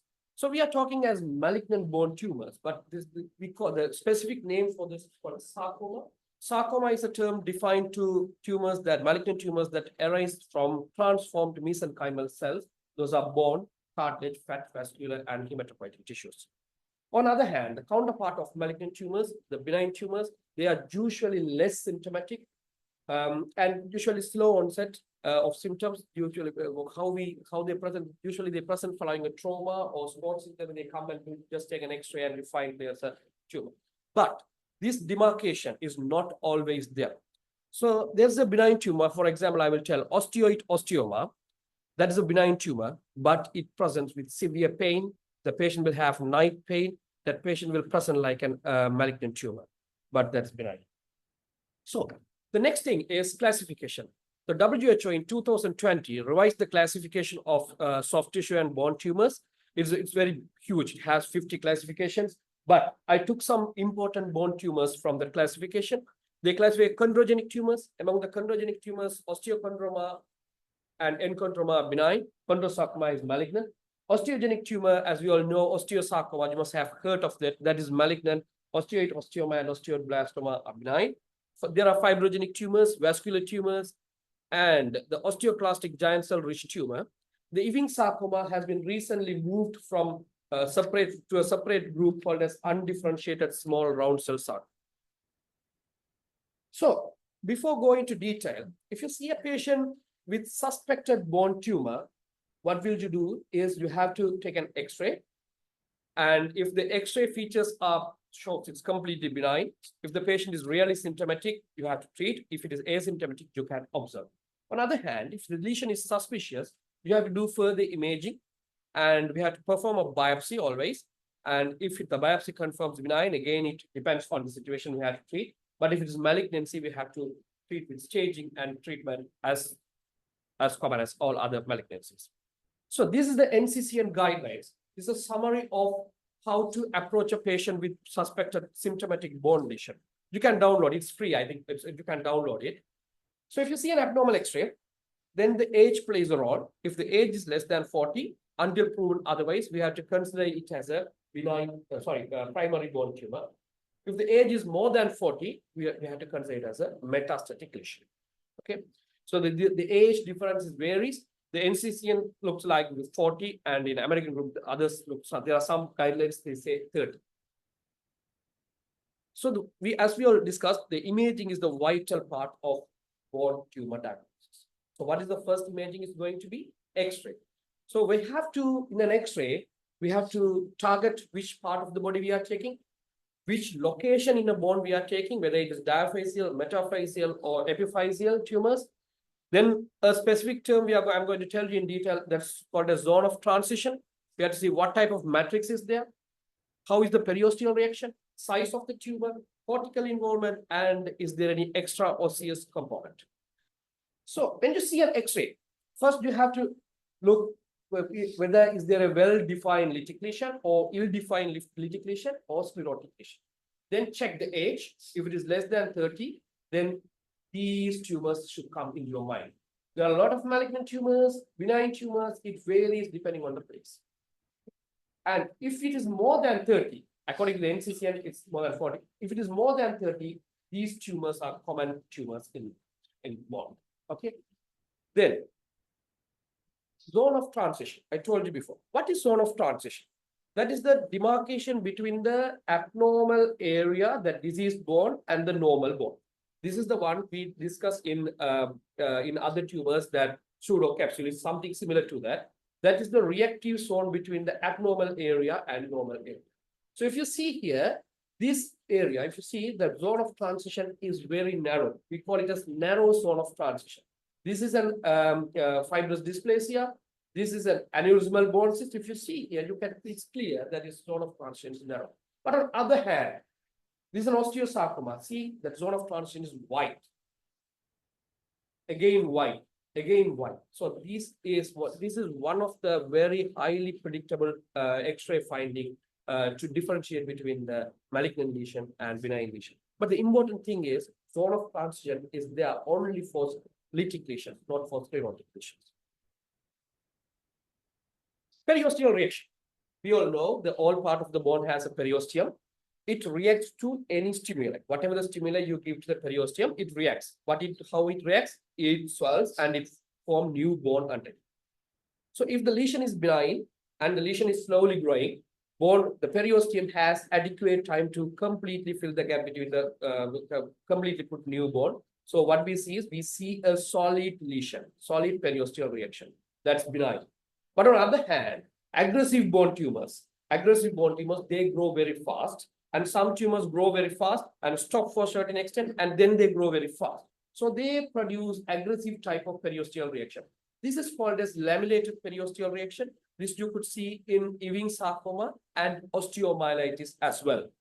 And this is spiculated appearance or hair on end appearance.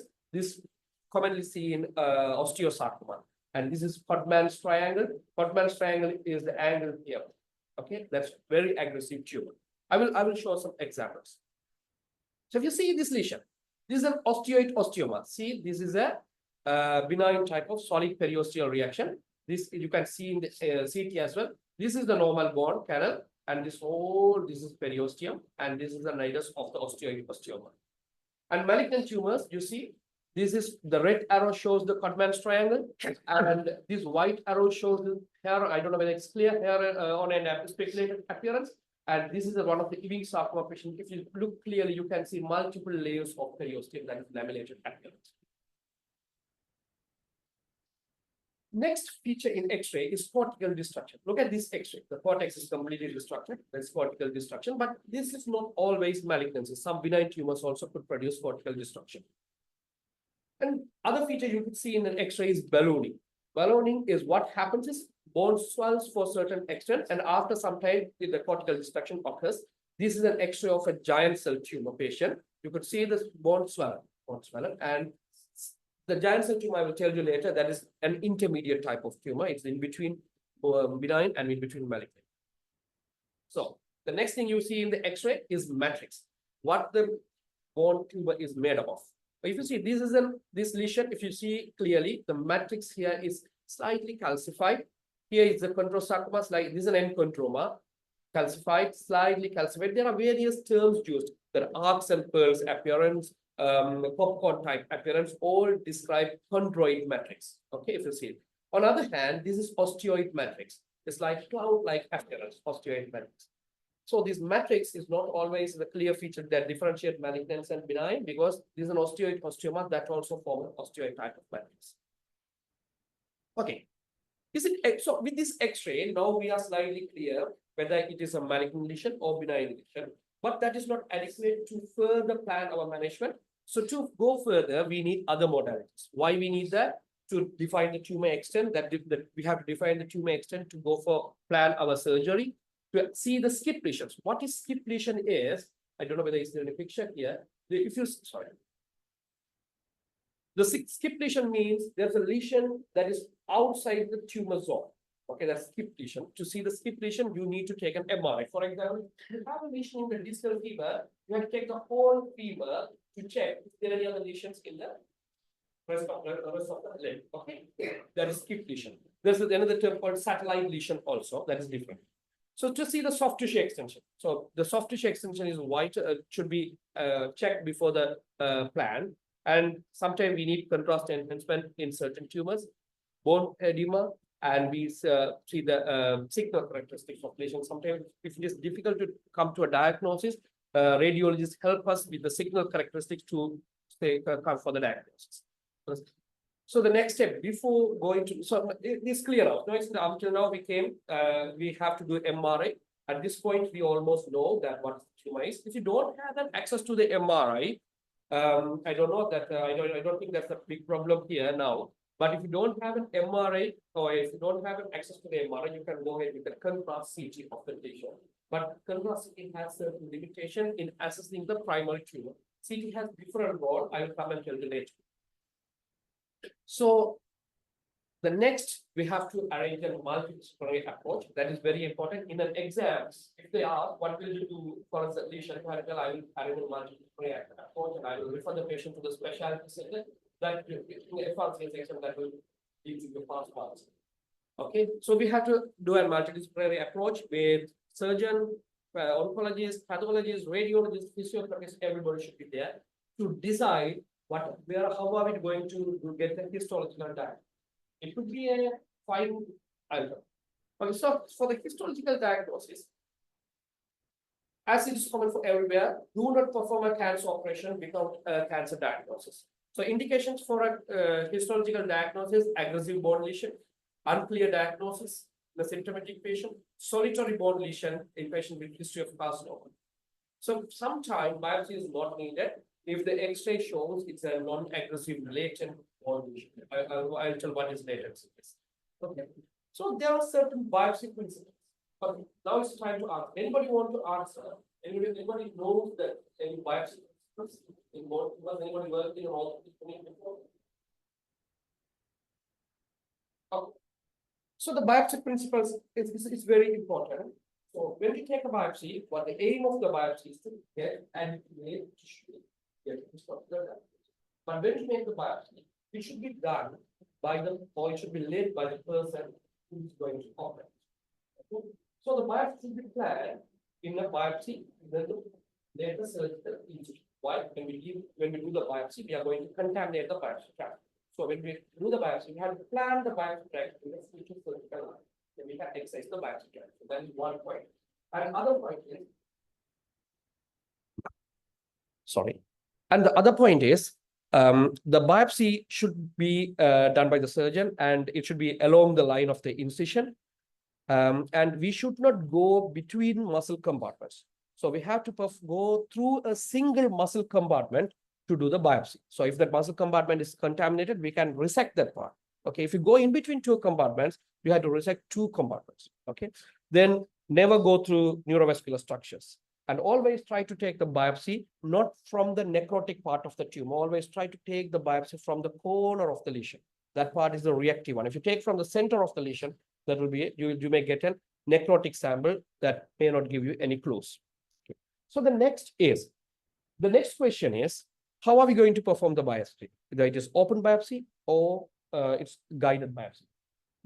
Previously, the open biopsy was the gold standard in bone tumors. But nowadays, the guided biopsy is getting popular because interventional radiology part is getting popular and they are getting advanced. So guided biopsy is the better one. The advantage of the guided biopsy is even the biopsy tract is contaminated, even the biopsy tract is in the different line, you can leave it. Several researchers have proven if the biopsy is a guided biopsy, no need to resect the biopsy tract. Okay. So as for all other tumors, staging is very important. There are two staging systems in bone tumors. One is musculoskeletal tumor staging system and American Joint Committee of Cancer staging system. I will go by one. This was in 1980. introduced this staging system. He did for benign tumors and malignant tumors. For the benign lesion, he used Arabic numerals. The latent lesion is very benign. Active lesions are intermediate, and aggressive lesion. These all are benign lesions. Okay, and for the malignant lesion, he has incorporated grade, site, histological grade, site, and metastasis, and he gave Arabic Roman numerals for the malignant staging system. But this staging system is gradually getting obsolete because this is not revised for a long time. Now all are moving to the IJCC class tumor staging system. It depends on the tumor size. If it is less than 8 centimeter, more than 8 centimeter, histological grade, presence or absence of regional metastasis, presence or absence of distant metastasis, and depending with all these features, it has been grouped with Roman letters. Okay, this is very complicated classification system to memorize. I don't think even for orthopedic registrars, it's not expected to memorize this. I just put it for you just to show you. So then the staging requires, to do the staging, we have to combine clinical assessment, imaging studies, and tissue sampling. And how are we going to stage the disease? Historically, the whole body scan and chest CT is very important. And nowadays, the PET scan is getting popular. PET scan has more sensitivity. The sensitivity for metastasis is 90% compared to the bone scan. And lymphatic metastasis is also very clear with the PET scan. Okay, now we come to the staging. So we finished the staging. So before going to the management options, I think it is better to introduce some terms, some common sarcomas to you, then you will easily understand the tumor. One of the most common primary bone tumor is osteosarcoma. There are various types of osteosarcomas. One is conventional osteosarcoma, that is the most common, parosteal osteosarcoma, periosteal osteosarcoma, and more aggressive telangiectatic osteosarcoma. This picture reveals, this picture reveals the common sites of the osteosarcoma. This is the common, the actively growing bone ends are affected in the osteosarcoma. It's usually in the distal femur, proximal tibia, proximal femur, pelvis, proximal humerus, and jaw. So usually it occurs in children and young adults. It has bimodal distribution. First peak in the second decade of the life, usually in 10 to 14 years. Second peak after 65, usually it's secondary to some other disease like Paget's disease, osteosarcoma, fibrous sarcoma, fibrous disease. Those are the things that could lead to the secondary osteosarcoma.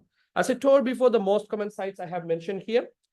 And if you see, this is one of the examples. If you see here, this is a distal femur osteosarcoma. All these radiological features we discussed before is there. And the MRI reveals a huge soft tissue component. Okay, and see all these are soft tissue edema. I couldn't incorporate the whole image. And this is another patient with significantly large soft tissue component. If you take the biopsy will looks like that. You will see some woven bone osteoid in the histology. So the management, I don't think that's going very detailed about the other diseases. Those are not needed for you. But I'll quickly go through the management plan. So most of the bone sarcomas, including osteosarcoma, Ewing sarcoma, we follow a same protocol. Once the histological diagnosis obtained, we discuss again in the MDT and we plan for chemotherapy. That is the first step, neoadjuvant chemotherapy. It is not a single drug chemotherapy, it's a multi-drug neoadjuvant chemotherapy. The chemotherapy will help us to control the systemic disease and it helps us to shrink the tumor. So neoadjuvant chemotherapy is the first thing. Then after chemotherapy, completion of usually 4 to 6 cycles of chemotherapy, we give 2 weeks of gap and we go for surgery. During the neoadjuvant chemotherapy, we need some time to plan the surgery. Surgery could be a biological reconstruction or non-biological reconstruction. Commonly performed surgery is endoprosthetic replacement. I will show you some images later. And there's very conventional rotationoplasty also there, and amputation is the final option. So after surgery, we go for again chemotherapy once the wound heals. And sometimes we may have to give additional radiotherapy, and we follow these patients for 10 years. Okay, if you see this patient came with an osteosarcoma and of the proximal tibia, we performed a proximal tibial replacement. The problem with us is this, these implants are very expensive. It costs around 16 lakhs 700 rupees minimum at currently. So we do some altered method, but this is the ideal way. You have to resect the tumor primarily and go for implantation. And this is the implant. That is the first. That is one of the limb salvage surgery. In some places they use this one cryotherapy, and sometimes we go for vascularized fibrillograph. I will show you some pictures later. Then the next thing is rotationoplasty. This is usually it's very under evaluated thing, but it's very useful thing for the osteosarcoma. If you have to do an amputation for a certain time for the osteosarcoma, this is one of the good option. What the surgeon do is he resect the tumor and turn the rest of the leg and fuse it with the proximal rest of the femur. So now he has converted an AK amputation to a BK amputation. We all know the advantages of BK amputation compared to the AK amputation. This part will act like a stump of the BK amputation. Okay, so this in India they commonly perform this because if the patient can't afford the tumor, afford the implant, this is one of the best way. It's not a very challenging surgery. Now, even the European countries are moving towards. In Australia, they give this as a first option because endoprosthesis has its own complications and it may need multiple revision surgeries. But this is single shot surgery. But it's very difficult to convince the patient. Will you all accept to have a leg like this? But the functional point of view is it's very wonderful surgery. Okay, rotationoplasty. Then amputation.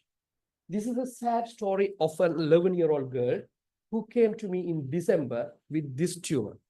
Well controlled, well manageable tumor. We went up to biopsy. You know, in our region, when we say it's a tumor, they vanish. She vanished for 6 months and she came up with this. And this is the X-ray. Now the whole tibia is missing. Now it's beyond the control. We have to perform amputation. And she is with multiple metastases. So I did an ACAM. Even we can't put this leg into the MRI. I couldn't perform an MRI because it's contracted. So I had to do an amputation. So in certain instances, amputation is indicated for bone tumors. What are the indications for amputation? Anybody want to answer? One is this, inoperable tumor. What are the clear indications? Will you do an amputation for a tumor patient with pathological fracture? Will you do an amputation for a tumor patient with pathological fracture? The first one? No. Previously, the pathological fracture was a clear indication to go ahead with amputation. Now it's not like that. If the patient presents immediately after pathological fracture, you can perform a safe resection.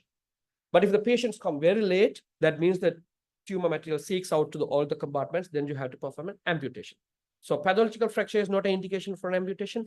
Involvement of more than 2 nerves is for example, if the patient have a tumor in the leg, femoral nerve involvement and sciatic nerve involvement, we have to go for amputation because that's going to be a nuisance limb. Okay. Then vascular involvement, of course, if the vessels is not reconstructable, then you have to go for amputation.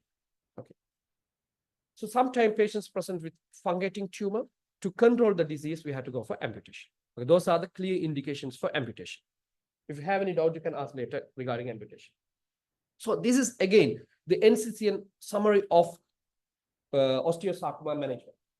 So there are nowadays there are various types of osteosarcoma. Different osteosarcomas have different management plan, but this is for the conventional osteosarcoma, intramedullary osteosarcoma. So this is once we finish the preoperative chemotherapy, we have to do all these investigations. We have to stage the disease.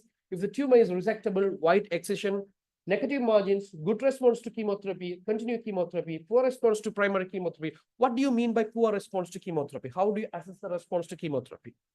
Tumor necrosis. We check the tumor necrosis after resecting the major tumor, and then we check the level of necrosis. If it is more than 90% necrosis, that is a good responding tumor. Okay. If it is less than 90%, the response is not good. If the response is good, you have to continue the same chemotherapy drugs and finish the chemotherapy. And the response is poor, then you have to go for second-line chemotherapy agent. On the other hand, if the tumor you have resected with a positive margin, you can consider radiotherapy. Or if the tumor is unresectable, go for radiotherapy. This is going to be same for the osteosarcoma and Ewing sarcoma. This is the basic management plan. You can tell it. You don't need to memorize the tumor cancer drugs that is not needed as a surgical register. But if you know this summary, that is enough. The chondrosarcoma, second most common thing is chondrosarcoma. It occurs usually in older adults, mostly more than 50 years. Slight male predominance is there. And usually it occurs in pelvis. 20% of the cases occur in pelvis.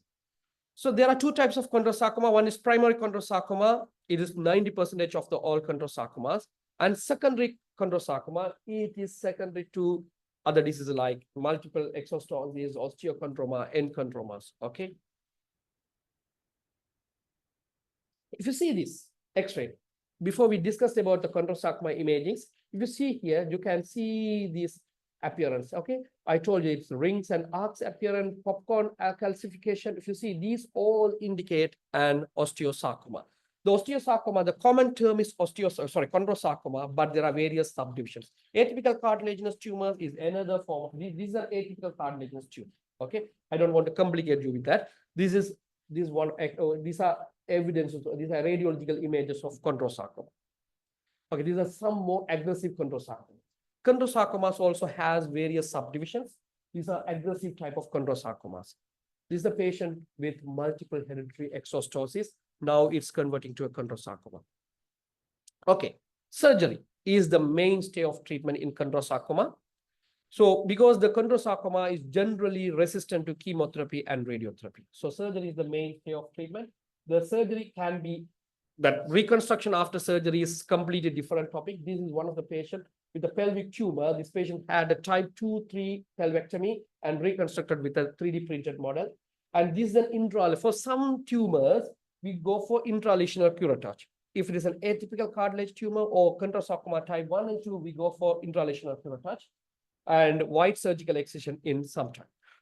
I want to emphasize one point. If you see an X-ray like this, will you advise the patient to go for a biopsy? Or if you see an X-ray like this, will you advise the patient to go for a biopsy? I'll tell the answer no, because the certain tumors are completely exceptional for the biopsy. Chondrosarcoma usually not needed a biopsy. If you particularly secondary chondrosarcoma, because if you take a biopsy here, okay, and this is secondary to an osteochondroma. We'll take this. Amen. If you take a biopsy here, some part of the osteochondroma is transformed to malignancy. Some part may not be transformed to malignancy. So if you do a biopsy, you may get a negative results. But this image is obvious. This is a chondrosarcoma. So in these type of situations, MDT has to decide whether to go for biopsy or whether to proceed with the primary surgery. Okay. I just want to emphasize this. Okay. This is one of the, I don't know, sorry about this. There's one line is coming. This is one of the hereditary multiple exostosis patient. Very sorry about the X-ray quality is an old X-ray. He has multiple lesions everywhere, and he has a huge tumor here. And we did actually this patient has had disarticulation of the hip, but he refused.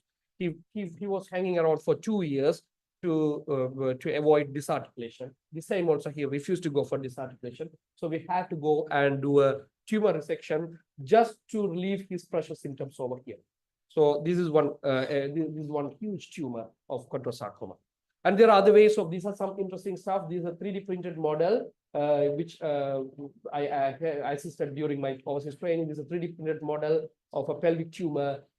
We print the 3D model and we plan the resection guides, and we just go inside and cut at the model shows. We don't need to do an extensive resections. Okay. The next common tumor is Ewing sarcoma. This is second most common to the second more common primary malignant tumor, bone tumor in children, and usually it occurs in the teenagers. Okay, teenagers. It affects long bones and also pelvis, commonly the long bone. As I told before, you could see the onion peel appearance in the periosteum. Okay, and the important thing is, the good thing is, this is very radiosensitive. If it is not resectable, you can give radiotherapy that is usually very radiosensitive. Okay, rather going for primary resection, these are some interesting stuff. this is not from overseas, this is from our country. This is called as extracorporeal radiation. What we do is this young boy with a distal humerus ewing sarcoma, which was done in NHSL, we resected the tumor and removed all the visible tumor part, and we have in a sterile box, it has been sent to Maharagama for radiation. And we gave 2 hours of radiation and we brought back the same. So on the same day, we fixed it with the bone. That's called as extracorporeal radiation. This is one of the best good option for Ewing sarcoma when the tumor prosthesis is not available. This is a sad story of another patient. Why I brought this patient is never underestimate a patient's pain. This young boy came with a distal tibial, the angle pain. If you see the initial X-ray, it's obvious. We couldn't see anything, isn't it? The orthopedic surgeon or surgeon who has attended this patient before, he didn't make any mistake. He has convinced, okay, the X-ray is normal, but the pain the child was having is a completely night pain. The pain was gradually building up. It took 6 months to get an X-ray like this, but it was too late because at the time, child got multiple metastases everywhere. So this child, this sad thing, is one of the doctor's son who died of Ewing sarcoma. Okay, then finally the diagnosis came as it's a primary pelvic Ewing sarcoma led to a metastasis in the tibia. The metastatic pain was the pain the child was struggling from the beginning. But when this diagnosis was made, it was too late because he has got metastasis everywhere and he sadly passed away.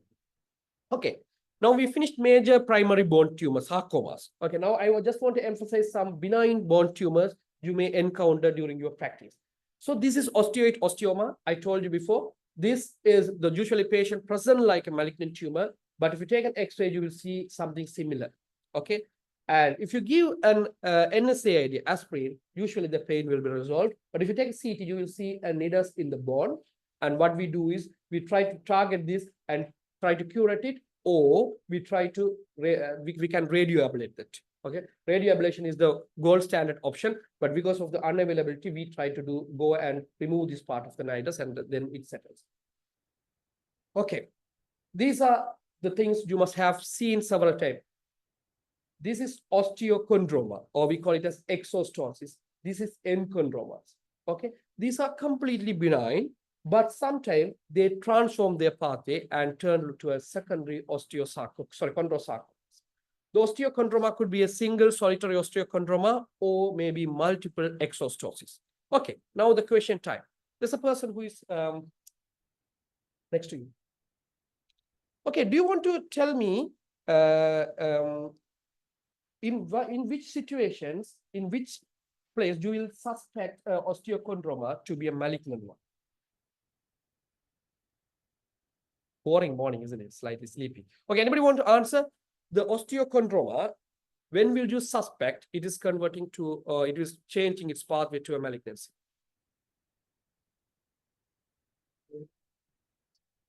Would you take my take? Osteochondroma is usually a herniation of the epiphyseal plate. Yes, So yes. the after epiphyseal closure, it should be keeping the same size or should be reduced. So if the size is getting bigger and bigger after epiphyseal closure, I will suspect for kind of a malignant transformation. Yes, you are partly all right. But when the patient, you will not be able to take X-rays each time, isn't it? When the pain is progressively increasing, if the pain is suddenly changing, then you have to think about that is one. And we have to, if the pain is going up, and as you said, if the tumor is growing even after the epiphyseal closure, then you have to take an MRI and you have to measure the cartilage cap. Sometimes ultrasound also will be helpful to measure the cartilage cap thickness. Usually it will be covered by a cartilage cap on top. Okay, if the cartilage cap depth is, if it is more than 2.5 centimeter, then you have to think about malignant transformation. That is one clear indication. Or it's the same for the enchondroma as well. If the pain is suddenly changing or if the lesion is growing up, then you have to think whether it is changing to a secondary chondrosarcoma. Okay, this is another common primary bone tumor, which is called as giant cell tumor or osteoclastoma. The term giant cell tumor is now obsolete. Now osteoclastoma is the term WHO is trying to introduce. It usually happens in the distal radius, distal femur. If you see the X-ray, you will be seeing this particular appearance is called a soap bubble appearance, and you will be able to see ballooning of tumor. It has 3 stages. One is benign, completely benign. again, it's type 2 is intermediate, and then type 3, Campanacci type 3 is malignant. So we consider this as an intermediate lesion, and usually we try to go and do an intralesional curettage and fill the gap with various materials like bone cement, bone graft, or bone substitutes. Okay, these are some interesting pictures. I just want to make you interested to me. This is one of the total talus replacement has been done for a talus lesion. Okay, that's one of them. And this is the one I told you. Sometimes we go for biological reconstruction. This is a pelvic tumor has been resected for a young boy, but he can't afford, he's not fit for a 3D printed model. So what we did was we did a vascularized fibula graft. We harvested fibula from both sides and stabilized that area, vascularized fibula graft. That is very useful option in some growing population with a lesion in the femur or lesion in the humerus. Sometimes we go for vascularized fibula graft. Okay, you can combine it with the vascularized fibula and an allograft. That's called as composite graft. Okay, you cover the fibula on both sides with an allograft and fix it with the for the after tumor resection. Okay. Okay, these are some 3D printed models. Okay, and so we came to the end. So in a summary, primary bone tumors need proper clinical and radiological assessment. Biopsy should be done by the treating team. Always we have to go with multidisciplinary approach. Treatment, this is the final thing I want to emphasize. Treatment is fully available in our country. There are a lot of people are flying out of the country thinking that we don't have that. Sadly, I met one patient for last week, one engineering student who went to India thinking that tumor cannot be treated in our country. And he has spent more than 1 crore in India and finally had an amputation. Okay, thank you very much. Any questions, I'm happy to answer.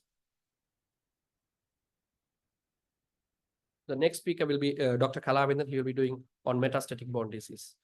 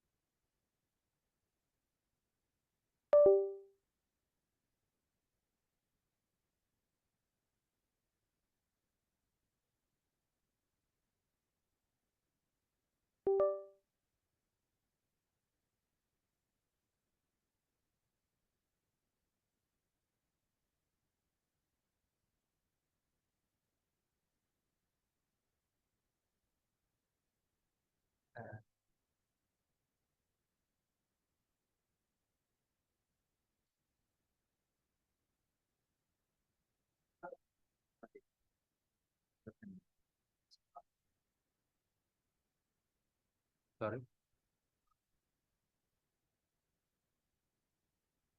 So.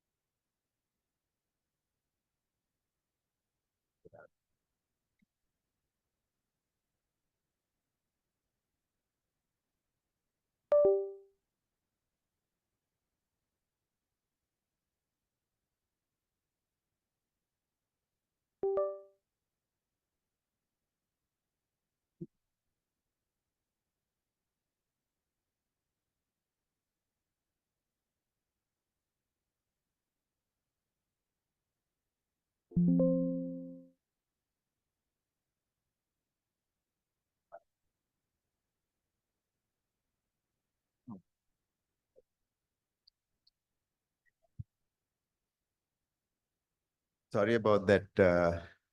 I think we ran a little late. So in between the tumors, we come to another, I think, boring topic compared to the tumors.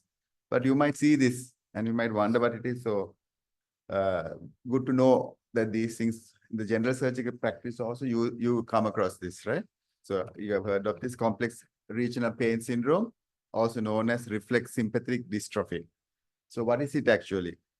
It is like, it's an idiopathic condition caused by aberrant inflammatory response that leads to a sustained sympathetic activity in a perpetual reflex arc. That means a continuous reflex arc activating the sympathetic system due to this abnormal inflammatory response in your body, right? So remember, it's a sympathetic activation, right? So if you check, look a little bit about the epidemiology, in the US, you see this about 5.5 per 100,000 population per year. And females are more affected, like 4:1 ratio. And increases with age, but up until about 70 years old. And it's seen 60% of the time in the upper extremity and only about 40% in the lower extremity, right? So there are a few risk factors, like, for example, like trauma with exaggerated response to injury. So very common risk factor. And like you would see this even in your practice, like most common reason for a poor outcome following a crush injury to the foot. The patient will come with all this pain and swelling and redness of the foot and is not responding to anything.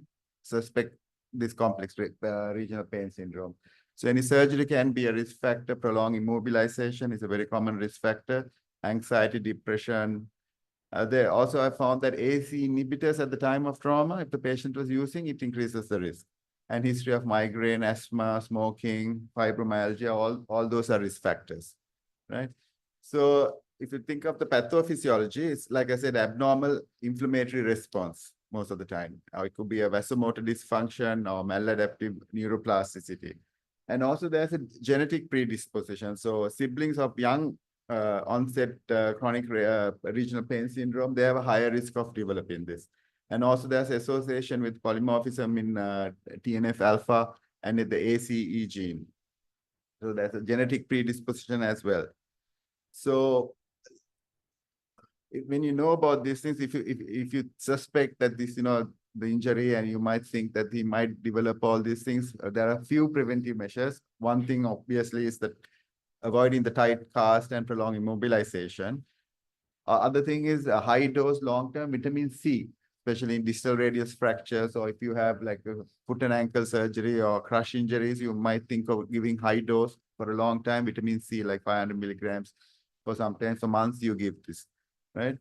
So like in anything, we have a classification. So you can classify according to the stages. So in the acute stage, which is usually up to 3 months, patients will come with burning pain, redness, swelling, warmth, hyperhidrosis, hyperesthesia, cold intolerance, joint issues. And if you take an X-ray at that point, bone scans all will be normal. So, you're a suspect, are we dealing with this condition? So in the subacute stage, which is usually between 3 to 12 months, pain is almost this disproportionate pain increases, but you might have cyanosis or dry skin and, stiffness, skin atrophy and things like that. And the bone, the X-rays might start showing subchondral osteopenia. But in the chronic or the atrophic stage, which is usually more than 12 months, the pain usually settles, but the skin atrophic changes and all those contractures, joint contractures might persist, and you might see severe osteopenia on the X-rays. So that's one way to classify according to the stages. And the other way is according to whether there's a nerve involvement or not. If the nerve is involved, it's a type 1. If not involved, it's a type 1. If the nerve is involved, usually it's a type 2. So there's identifiable nerve injury. Right, so that's a little bit about the classification.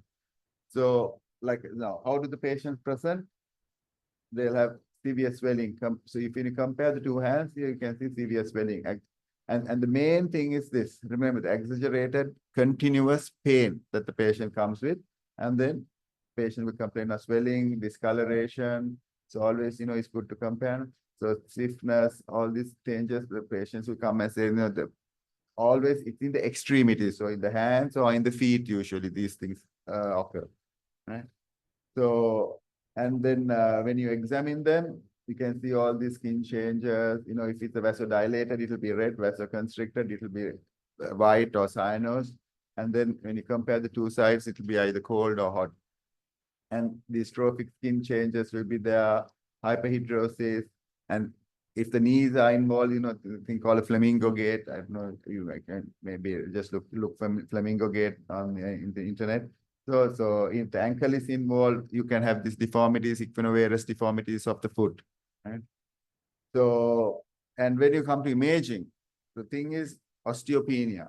So here's the normal side, here's the abnormal side. You can see severe osteopenia here.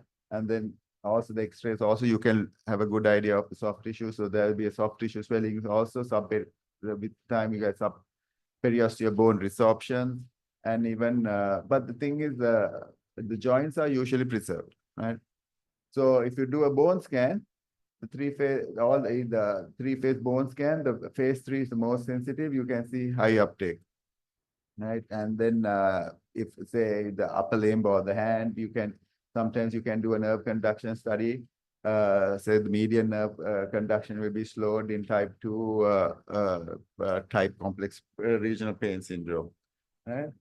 So, okay, so like, how do you come to a diagnosis? What you have to remember is this is a clinical diagnosis.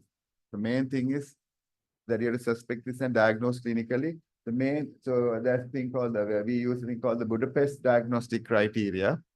So here, the number 1 here is continuous pain that is disproportionate to the inciting event. So the patient will always coming with nagging, continuous pain, not responding to anything.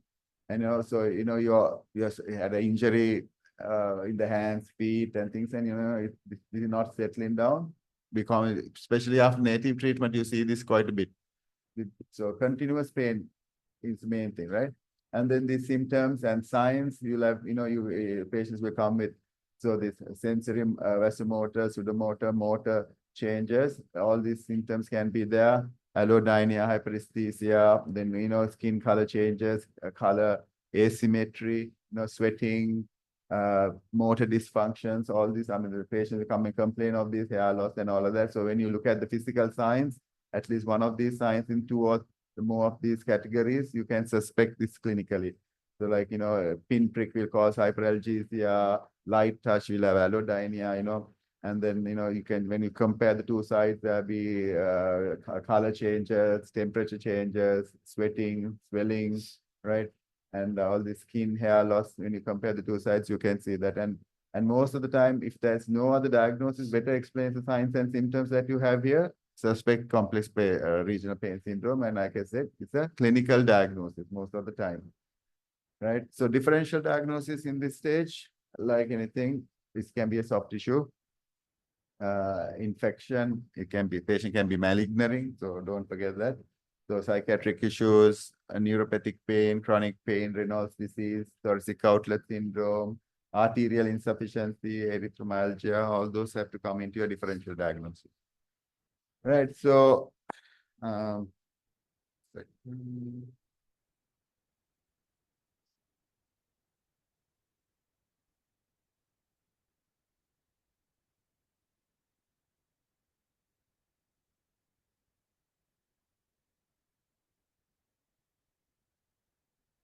the top part, something has happened to the screen, no?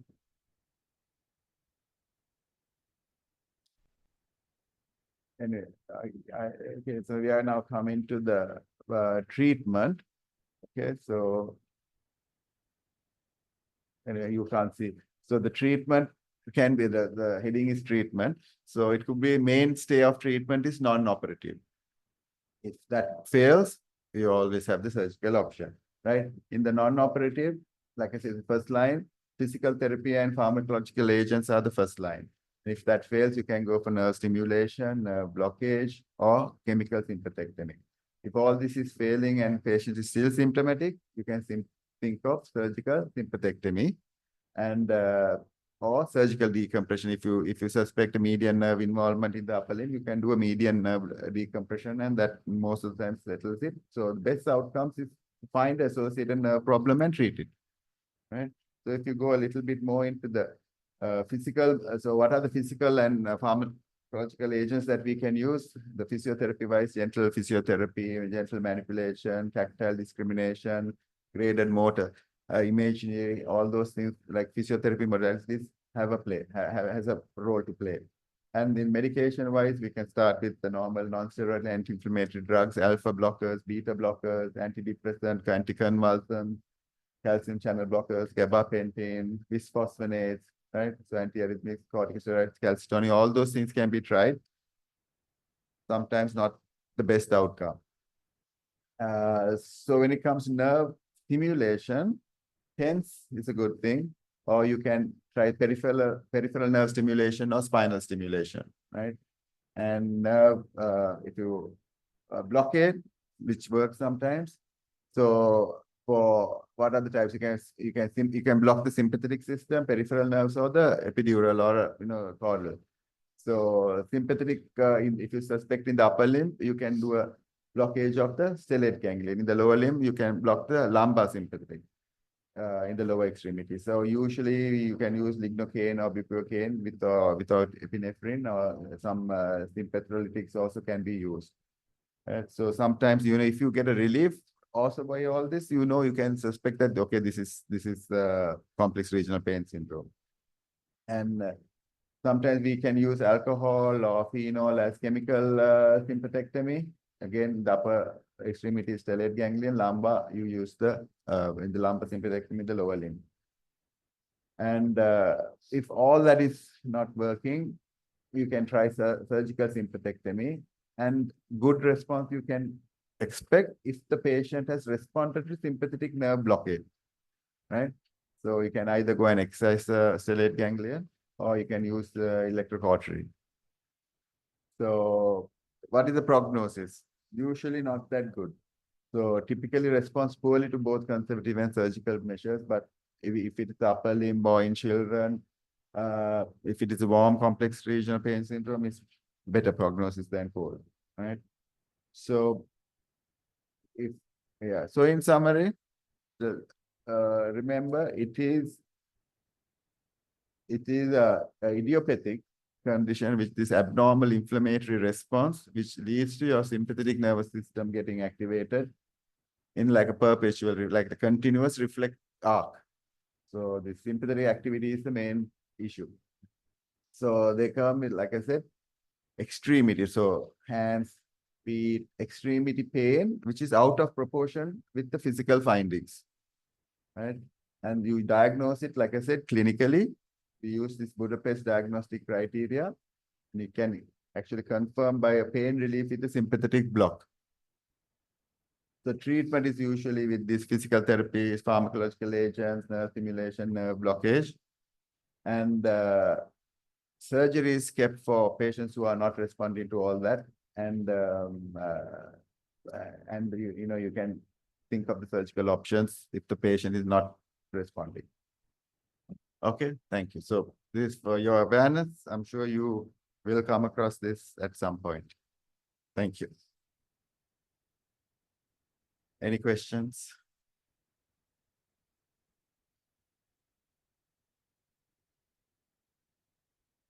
Okay, so sorry about the interruption between the tumors, but let me come and do the metastatic bone tumors now. Okay.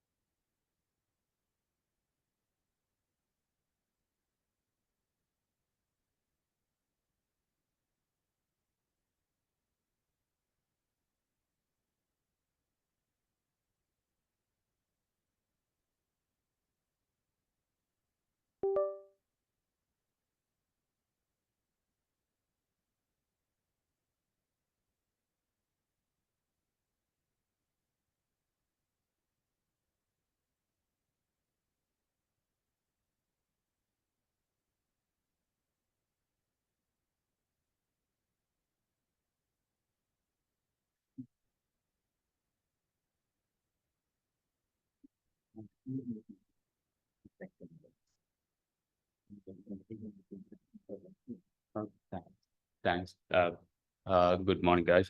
So I'm Kala. So I'm going to take you over to the management on our metastatic bone diseases. So I'm going to take you through these steps. I'm going to give you an introduction, and mainly we are working on the pathophysiology because it's directly related to the treatment. And then the clinical presentation, which also can be called in this context, is a skeletal related events. And then how are we going to evaluate this condition and the basics of management.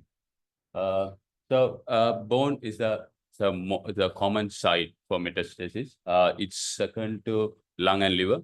It's actually the third common site. And the solitary bone lesions, solitary bone metastases are very common compared to the primary bone tumors, and especially people who are in later half of their age. And the most common site among the bone are the spine first, and pelvis, and then the proximal femur, and then the humerus. So the pathological fractures are secondary to metastatic disease most commonly occur in the proximal femur, as it is a weight-bearing bone, and then the proximal humerus. And the importance is most of the tumors, most of these fractures will not heal.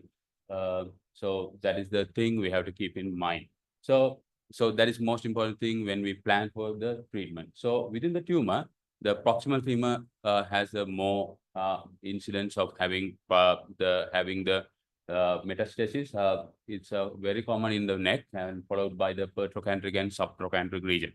The distal extremities metastases are very rare. So, but if it is there, that is most probably coming from lung. And the lung primary is the most common primary for the occult metastasis. So remember this benzene ring. It's easy to remember the things of the primary. The primary, the thyroid, breast and lungs, renal, and the prostate. So those are the tumors which are spread to the bone. So why they are spreading to bone? Why they prefer bone? So there are anatomical patho-anatomical basis. One is the Batson vertebral plexus, which doesn't have valve. So they actually allow the blood to and fro. So they carry cancer cells to the bone, especially to the vertebral bodies, pelvis, skull, and the proximal limb girdles. And then the same mechanism which are transporting tumor cells to the lung and renal cancer, that is called arterial tree metastasis, also play a role. So that is the pathoanatomy of the mechanism of metastasis. So the mechanism of actual metastasis, the cellular level metastasis, why we need all this? So why? Because we can target these all red areas, and we can address. So that might be the treatment. So that's why we are studying the pathology. So the tumor cells, so which are there in the primary site, which has to come to the blood. So they produce a lot of things. One is the adhesion molecules. They allow the cells to loosen up first, and then they start to migrate. To migrate, basement membrane is the first barrier. So what are they do? So they do some enzymes to lyse it. So those are called MMPs, that matrix metalloproteinase. So they lyse those basement membrane and allow the cells to come out. Then they have to go into the bloodstream. So there are a lot of other factors also help. That is platelet-derived growth factors. They are helping to the migration, and then the immune cells, the killers, comes in. So they want to avoid the immunosurveillance. So how are they doing? So they are promoting a platelet clumps around it, and they are mimicking themselves as a native cells. Then they are migrating all over the body. And why are they prefer certain areas? That is because of this. The chemokine ligands. So certain tumors, they prefer certain areas. So according to that, according to the availability of those receptors, and then where they attach, when they start to then they have to go extravasation. They have to do the extravasation. They do the same pathway and they start to grow. When they start to grow, again, they have all the hindrance by the normal body mechanism. So to avoid those, so they have to have a rich blood supply. So the vascular endothelial growth factor they are producing will help, and they have genomic instability and they suppress the apoptosis and they survive. So that's how it works. And then there are two kind of metastasis. We will come to that later. So one is lytic kind, and the other one is a blastic, as we know. So the lytic lesions actually they produce a vicious cycle. Actually, they produce a PTH related peptide. So parathyroid hormone related peptide. They actually release rank L from the osteoblasts. So these rank L, what they do, they attach to the receptor and they stimulate the osteoclast precursor cells and to promote their production. So there will be more osteoclasts. So it will lyse the bone and they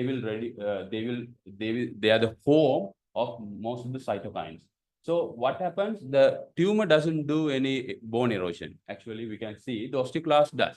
So osteoclast not only does this erosion, but also they produce most of the cytokines.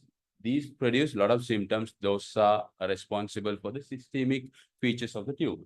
So this is a pictorial description of the what I have said, and this is how the blastic lesions produce. So blastic lesions produced by the prostate and the breast cancer, as we know. So they produce, they work on a different mechanism. One is endocrine one. So they are actually activating a different pathway, WNT pathway, and they are increasing the osteoblast activity. So that's how it works. So it produced. So now the presentation, the similar name of presentation, the local kind of a presentation is called SREs. So that is called skeletal related events. So during the history taking, so we have to look into the night pain, dull aching kind of night pain, which can be due to the direct destruction, mechanical, and it can be due to the stimulation of the nerve endings, and it can be due to the stimulation by the interleukins, which we have studied earlier. And then the most importantly, so there's another entity when it comes to bone, it's called pathological fracture. So it can be a presentation, initial presentation. So it can be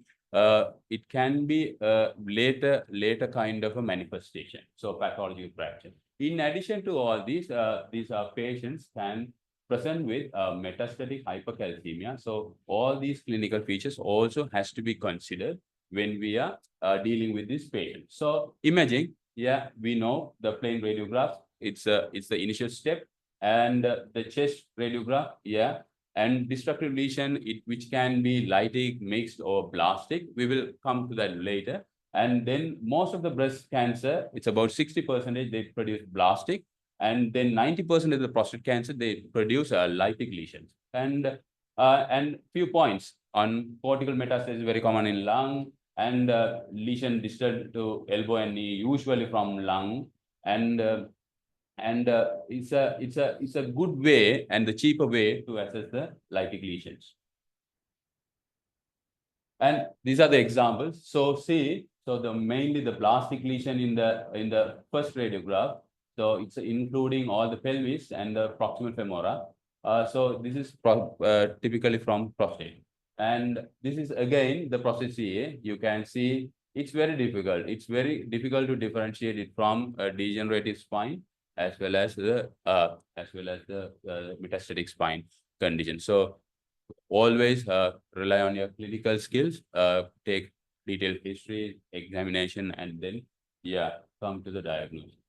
So this is the pepper pot skull, the so-called pepper pot skull, so which is common in multiple myeloma.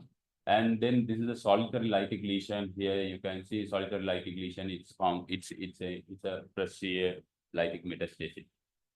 So the CT, where it is in the evaluation. So CT of the chest, abdomen, pelvis will help us to find out the primary lesion.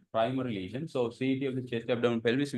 So when we receive a patient with a metastasis, but that is the primary presentation. That is the cause of the presentation. So CT, chest, abdomen, pelvis will help us to localize the primary.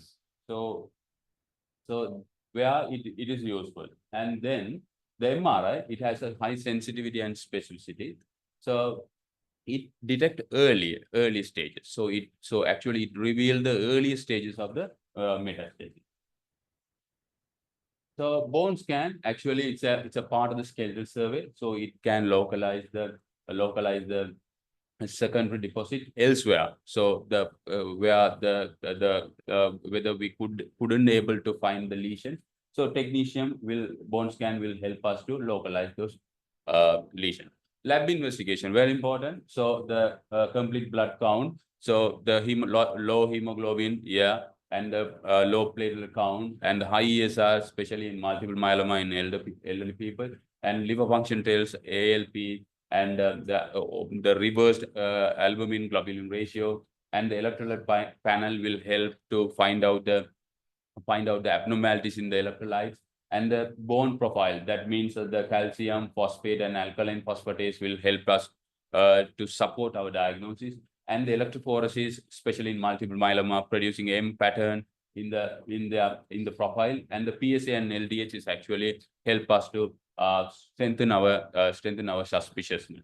So then urine analysis help in the diagnosis of renal CA. And then the biopsy in the secondary tumor, the secondary deposit. So the biopsy, is it necessary? Yes, it's necessary in certain situation where we could not find the primary lesion. We should do the biopsy according to the principle of biopsy. So that should be needed. So then the local biopsy without the tissue diagnosis, going for a treatment in an unknown primary is dangerous. It's not recommended. And then the histology not only helps us to diagnose the condition, but also help to localize the primary by allowing us to performing immunostaining and help us to target our treatment with the presence of receptor state. So those are very important. And then the management. Yeah, so the secondary deposit, we have found out the secondary deposit. So the management, I'm starting with the long bone metastatic management. So initially, so it's non-operative management and the operative management. So non-operative management, we are considering for asymptomatic lesions and non-displaced fracture, but very rare because as we know, most of these fractures will not heal. So always we are going for fixation. So non-operative management is not very important in the treatment of secondary deposit. So in addition to the stabilization, there's a place for bisphosphonate therapy and denosumab. So bisphosphonate, as we know, it kills osteoclast. So it's used in lytic, blastic, and mixed lesions, and it reduces the SREs and it reduces the lysis.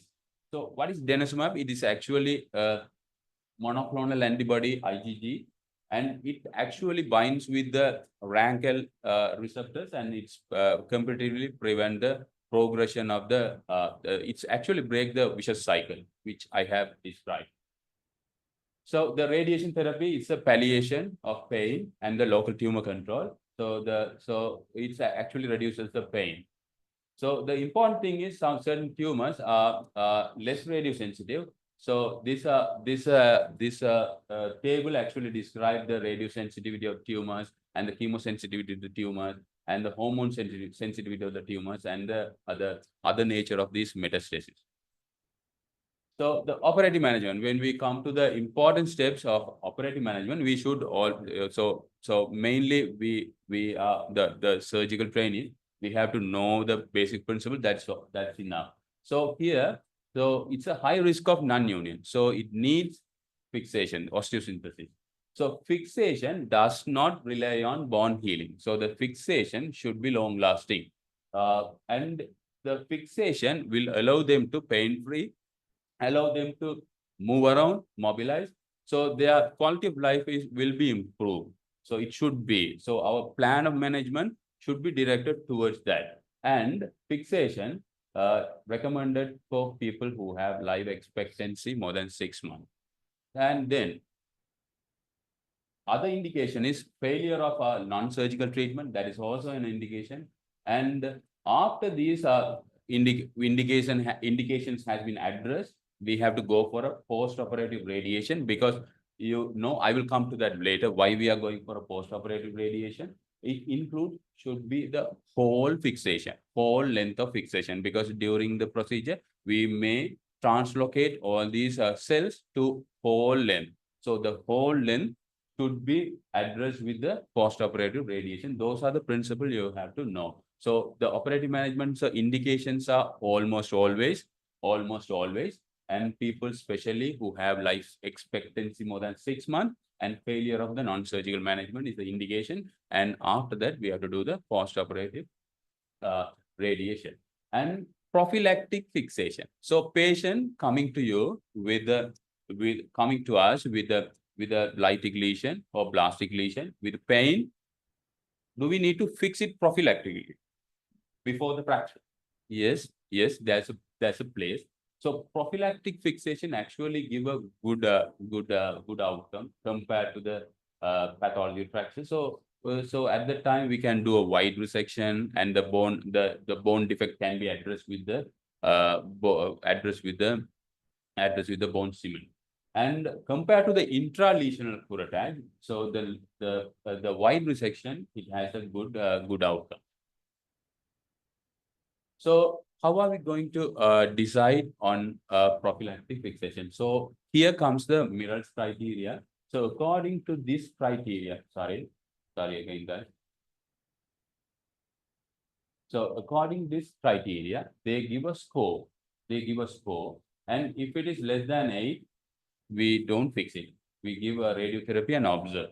And if it is more than 8, we are going for a prophylactic fixation. If it is 8, it's according to the clinical judgment. That means if it is a weight-bearing bone, if it is causing symptomatic, and if you feel that it will give a good outcome, discuss with the other professionals who are part of the team, and then we can go for a prophylactic fixation.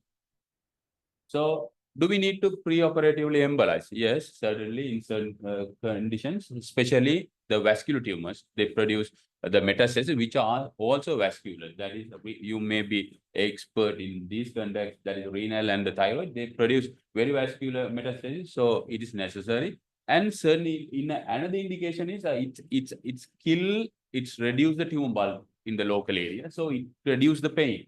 So it's a pain control as well. So localized, so preoperative embolization, yeah, it has a place.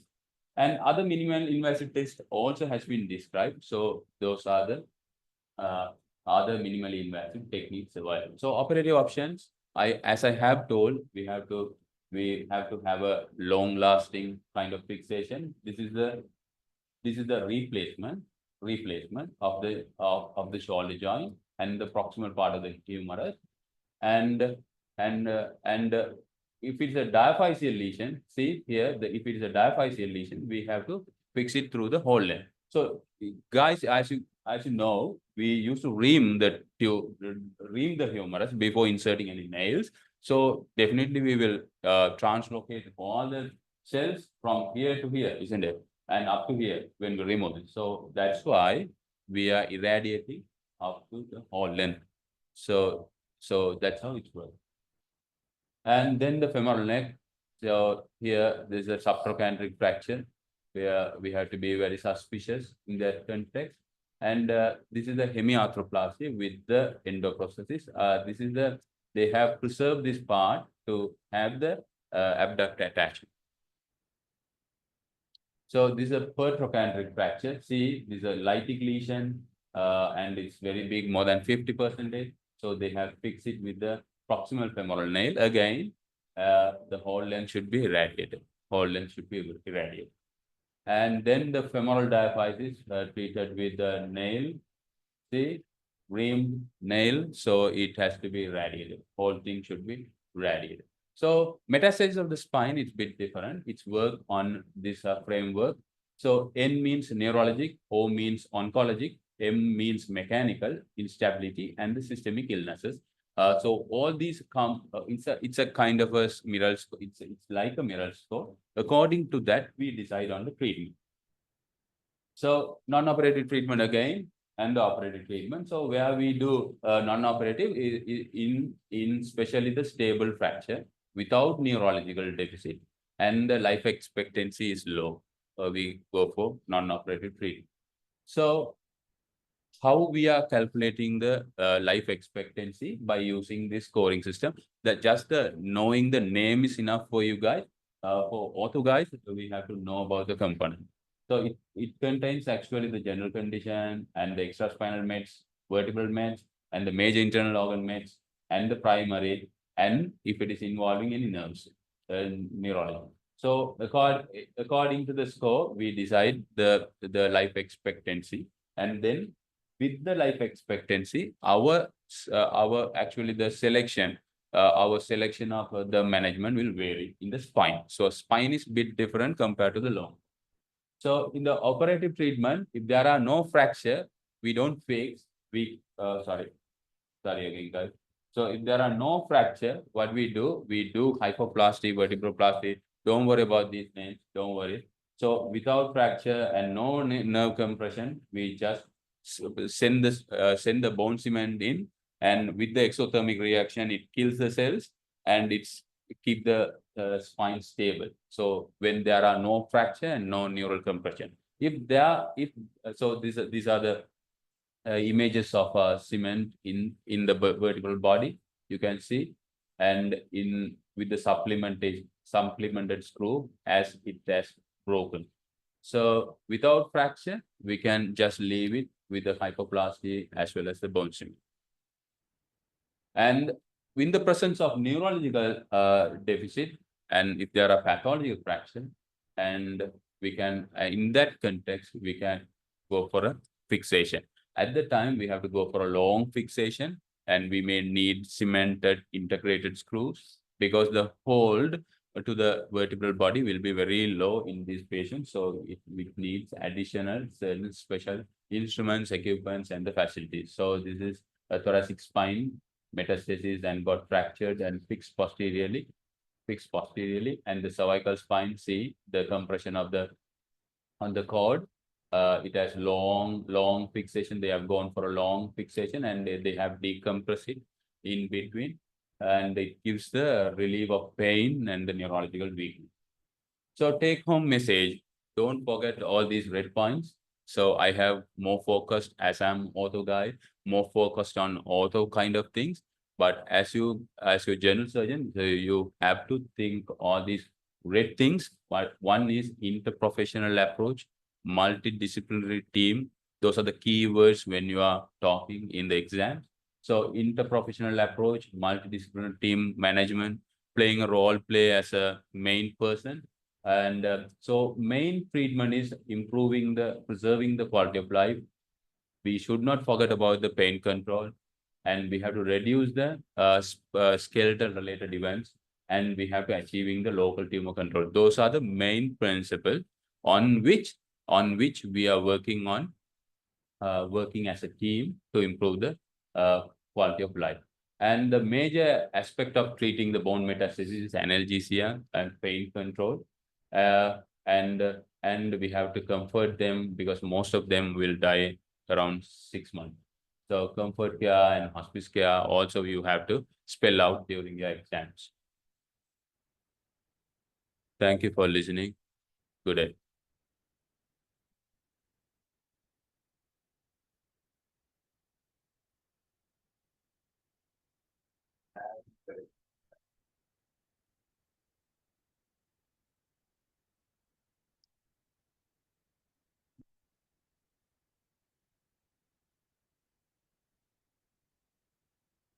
Thank you.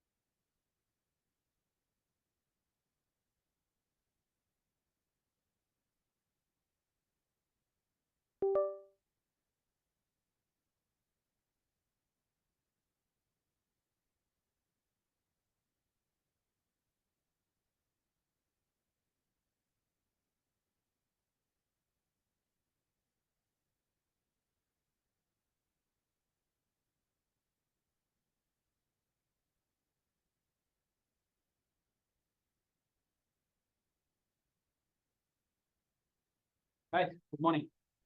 How? Boring orthopedic. Too tired. So you all are interested in yourself, right? Okay. So small introductions. I am Dr. Kandipan, professor of orthopedic surgeon. Yes. Huh? Pardon? Ah, right. Okay. So you want to give break now? Start now. So you can finish it up. Yeah. So you want to break now or just finish it and go for a break? For the video overload. Huh? Right. Okay. Right. So it's a very brief lecture, and I am only going to touch on orthopedic emergencies, right? That is also traumatic orthopedic emergencies, right? Luckily, we orthopedic surgeons have not very few orthopedic emergencies, right? So that's why most of the things has been taken over by general surgeons, right? So we are a bit free, right? So I am going to touch few orthopedic emergencies. So orthopedic emergencies, you can broadly categorize into two, right? One is traumatic, other one is non-traumatic. Understand? So I am here speaking only the traumatic. So non-traumatic orthopedic emergencies, meaning other colleagues will come and talk to you, right? Like septic arthritis, osteomyelitis, blah, blah. There are so many, right? But here my concern is only to talk about traumatic ones, right? So what are the traumatic orthopedic emergencies? So you can talk. So what are the traumatic and non-traumatic? So you can listen to me, right? You don't need the mind. So what are the traumatic orthopedic emergencies? Yeah, right. What is that? Open fracture. In other terms, we can tell as a limb threatening injury. Those are the one right? So when the patient comes, right? When you are in a emergency ward or ED, right? When a polytrauma patient arrives, what is your main priority? To exclude life-threatening, right? So that's ABCD, blah, blah, right? And everybody knows, right? That's fine, everything is under that is to exclude life-threatening. So once the life-threatening injuries has been excluded, next one is to look for what? Limb-threatening injuries, right? So the limb-threatening injuries are the traumatic orthopedic emergency. So what are the limb-threatening injuries? So one is everybody knows that is open fracture, right? So that's one of the limb-threatening injuries. What else? Compartment syndrome, right? That's the next orthopedic emergency, right? So limb-threatening injury, one is open fractures, other one is compartment syndrome. Next, direct vascular injury. Yeah, but direct vascular injury, yeah, that is also comes under, but it's close to the vascular surgeon also, right? So I am going to talk about pure and simple orthopedic, right? Okay, right. So open fractures, compartment syndrome. Next one, dislocations, right? So next one is the dislocations. Okay, you can hear. They are online. Okay, right. So the next one is the dislocations. So mainly you can remember there are 4 limb-threatening injuries. One is open fractures, compartment syndrome, dislocations, direct vascular injuries. Okay, but direct vascular injuries, I'm not going to talk much, right? So that's most of the time you all know about it. So I will talk the first 3. Right. So life-threatening and limb-threatening, I have already talked to you. Right. So the limb-threatening injuries, open fractures, compartment syndrome, dislocation, and the direct vascular injuries. So I am not giving not much of weight on the direct vascular injuries because everybody knows that's an emergency, right? So you are not going to miss that. Okay. Right. So then first one is the open fractures. So there are term you would have spoken, you would have heard compound fractures, right? So nowadays, we are not talking as compound fractures, right? So we are talking as a what? Open fractures. The term compound fracture is now obsolete. Now we are not using that. Why? So compound means it's compound. Compound means in addition to the fracture, something compound. It may be nerve injury, it may be vessel injury, it may be skin injury, whatever, right? But here in open fracture is the term itself implies is an open fractures, right? It's open to environment, right? Open to external environment, right? So that's why whenever you are communicating, right? So whenever you are, if you are, most of the time the general surgical team are the first contact of open fractures. When you are contacting the orthopedic surgeons or when you are referring patient to the orthopedic, rather than telling it's compound fracture, say as open fracture. It's simple term. You understand? Compound means it may be compound to several, right? So now the term compound is not matched, so open fracture. So I will ask you, what is open fractures then? So you should know what is open fractures, right? What? What is open fractures? What do you understand by the term open fractures? Or in other way, the definition of open fractures? What is? Anyone? Loud, loud.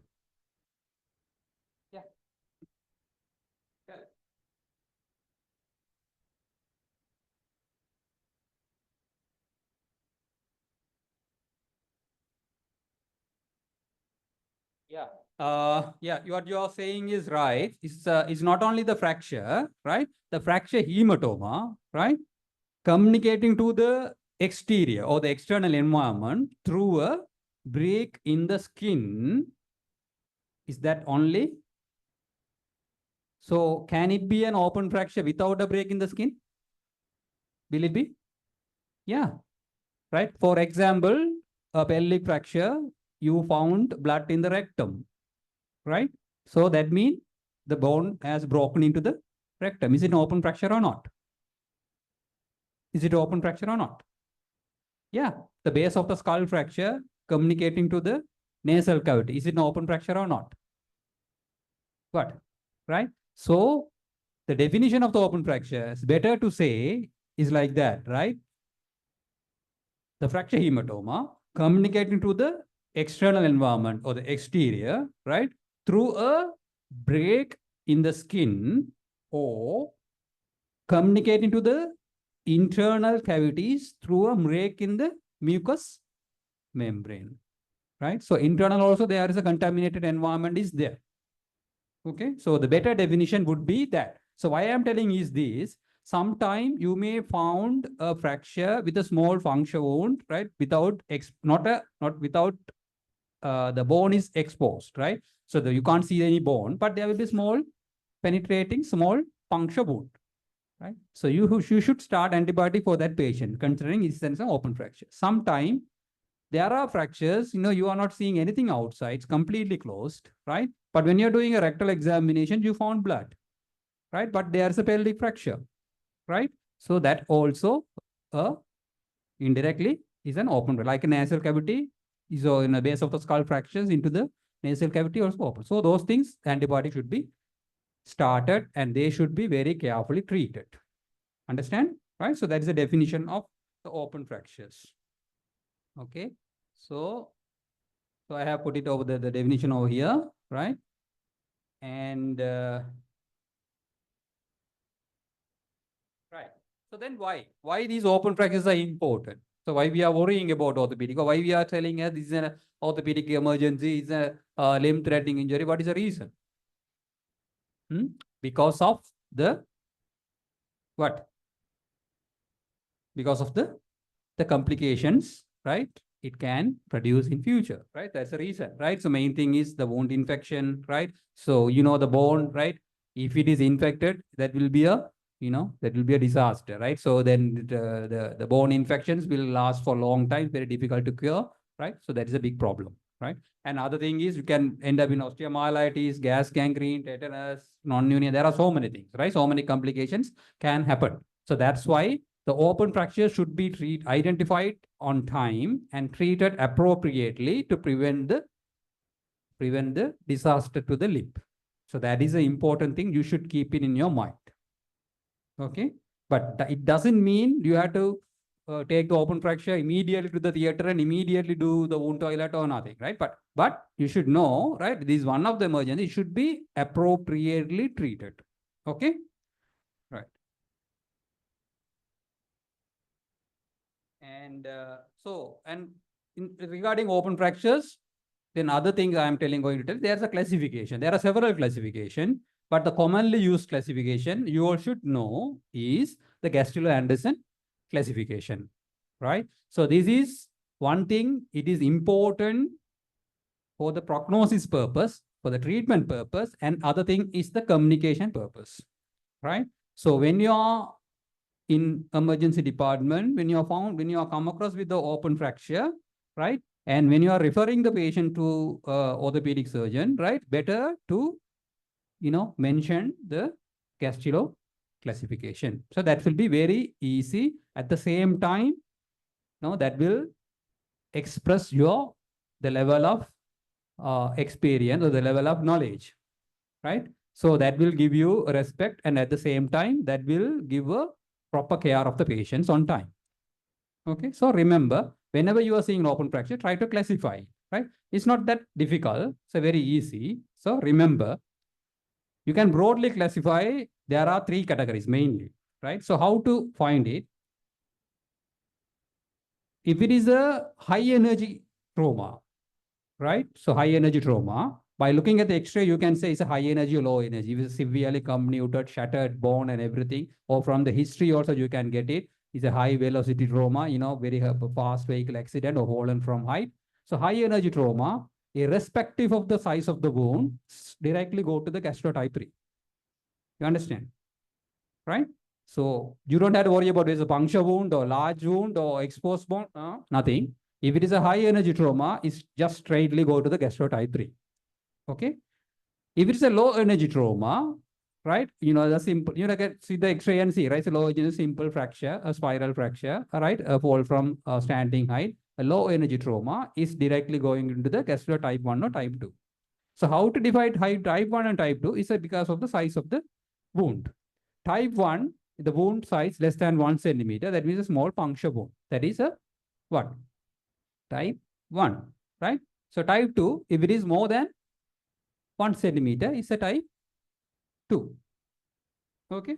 Is it easy, right? This is more than 1 centimeter, is type 2, right? Less than 1 centimeter, type 1, right?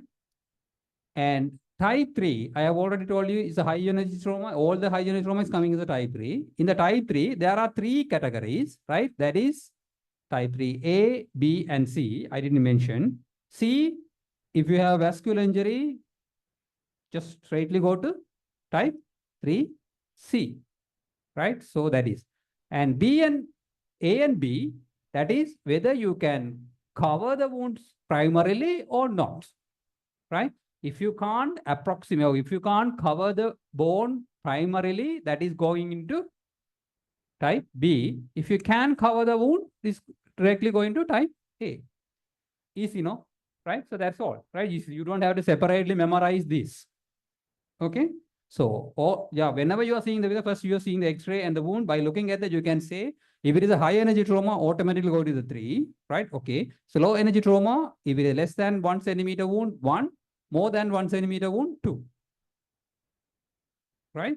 And in 3, if it is vascular injury is present, C, no vascular injury, but the wound is, primarily, you can get a primary soft tissue cover, that is B. You can't get primary soft tissue cover, it's coming into, sorry, if you can get the primary soft tissue cover, A. If you can't get the primary soft tissue cover, B. That's all, right? So remember, so this classification, that will be useful for your exams and at the same time for the management as well. Right, so then the management of the open fractures, right? So most of the time, this is a, final MBBS question, right? So I don't have to tell in detail for the PG trainees about the management of the open fractures. Always, first is alive, have a breathing circulation and stabilize. Then after that, the limb threatening injuries identification. So in that case, what are the things you have to? So first you have to assess the patient. If the patient is dehydrated, low BP, the patient is hemodynamically unstable, then what do you have to do? So you have to stabilize them, right? So giving fluids, blood, those sort of things, right? And when you are coming to the open fracture itself, first we have to inspect the wound, classify the wound, and take a picture. Right? That is a very important thing. Now everybody is having a mobile phone, take a picture. Those days we tell to draw a diagram in the BHT, but now no one is drawing a diagram, take an image. Otherwise, every time, one person is coming, then every time you have to open the wound and show again and again, right? So better take a picture and document it, right? Then what else you have to do? You don't have to do washout or anything. You can, if there is a gross contamination, you can just clean it. Otherwise, just cover it with the clean dressing, right? And splint it, okay? Because the splinting will reduce the pain. And most important thing is starting antibiotics, right? So those days, we always tell, you have to take those days, you have to take open fractures immediately and to do the wound toilet and those sort. Now, no, right? So you don't have to rush to the theater, but you have to start antibiotic as early as possible, right? So that is having a very big impact in the outcome of the open fracture management, right? So you have to start antibiotic according to your hospital policy, right? So most of the time we are giving cefuroxime, and it depends on the degree of contamination. You can add gram-negative cover and anaerobic cover as well, right? So, but we are cephalosporins are the most recommended prophylactic drugs, right? So you have to start antibiotic. Then other thing, what do you have to do? Tetanus toxoid, right? So ask for the status of the tetanus and give the tetanus toxoid, okay? And splint analgesics, right? So you have to give analgesics, right? But most of the time, when you are immobilizing the fracture, the pain will significantly reduce. We are not recommending to give opioids or sedative analgesics. Why? Because we should monitor for the any upcoming complications, right? For example, the patient can develop what? Compartment syndrome. There's a 10% chance you can get compartment syndrome in open fractures, right? So monitor. So simple analgesics and suppositories would be all right, but careful monitoring is very much important. Okay. Then after that, what we are going to do, the surgical, so that will be done by the orthopedic team, right? Surgical debris move. Some areas, general surgical team is doing the bone debris move, but ideally it should be done by a well-experienced person, right? So it's not a simple thing, right? So then primary fixation or temporary stabilization and mobilization, everything will be decided by the orthopedic team, right? But the initial management you should know. And one more very much important thing you should know is, remember, open fractures are not infected. They are just contaminated. Don't put the open fractures in the infected theaters. You understand, right? I have seen there are several places. Remember, right? Perineal abscess is open on this side. Open fractures, the washout of the open fractures is done in the just next to them, right? Parallel, right? This area, they are opening a perineal abscess, and here they are doing a washout of the open fractures. Is it right or wrong? Huh? Is it right or wrong? If it is your leg, will you do like that? So that's an important thing, important message. You should get it, right? Don't do that. Don't allow that, right? Because it is in your hand to decide that, right? Is it right or wrong? Yeah, so remember the open fractures are not infected. So they are just only contaminated. So doing a proper wound toilet, make them sterile, right? But if you are doing in a unsterile environment, you are further contaminating the open fractures, not doing a wound toilet, right? So that is an important thing, right? So that's why, so when you are becoming future consultants, remember, stress that and always keep it in your mind. I have said this one day, right? So after becoming a general surgeon, right? So don't allow these things to happen in your theater, right? Tell them, it's an open fracture. It should be done separately, okay? Right. So, so we have finished the open fractures. The next is the compartment syndrome. Okay. So the compartment syndrome is another orthopedic emergencies, right? So you should know the definition. So what is the definition of the compartment syndrome? Yeah. What is? Is a elevation of interstitial tissue fracture. Sorry, interstitial pressure in a closed osteofascial compartment, right? Resulting in microvascular ischemia. That is what is called as what? Compartment syndrome. Compartment syndrome can happen anywhere, but we are mainly worrying and it's commonly happening in limbs. Okay. Compartment syndrome can happen due to increase in internal pressure or external compressions. Both way can happen, right? So if there is a bleeding inside the closed compartment, you can get compartment syndrome due to internal things, right? At the same time, compartment syndrome can happen because of external constricting pressure, like, tight bandage, right? Or tight cast. Either way, it can happen. Okay.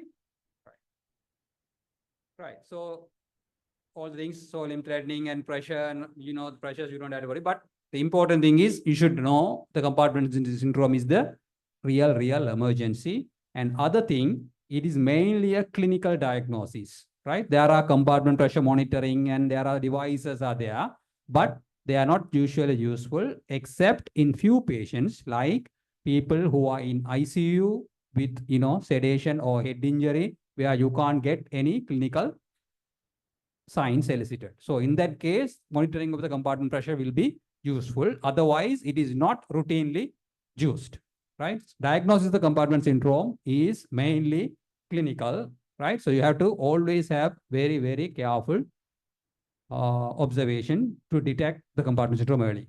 Right? What is the earliest symptom of compartment syndrome? Yeah, that is the pain disproportionate to the severity of the injury, right? But if you miss that, then it's very difficult to diagnose it.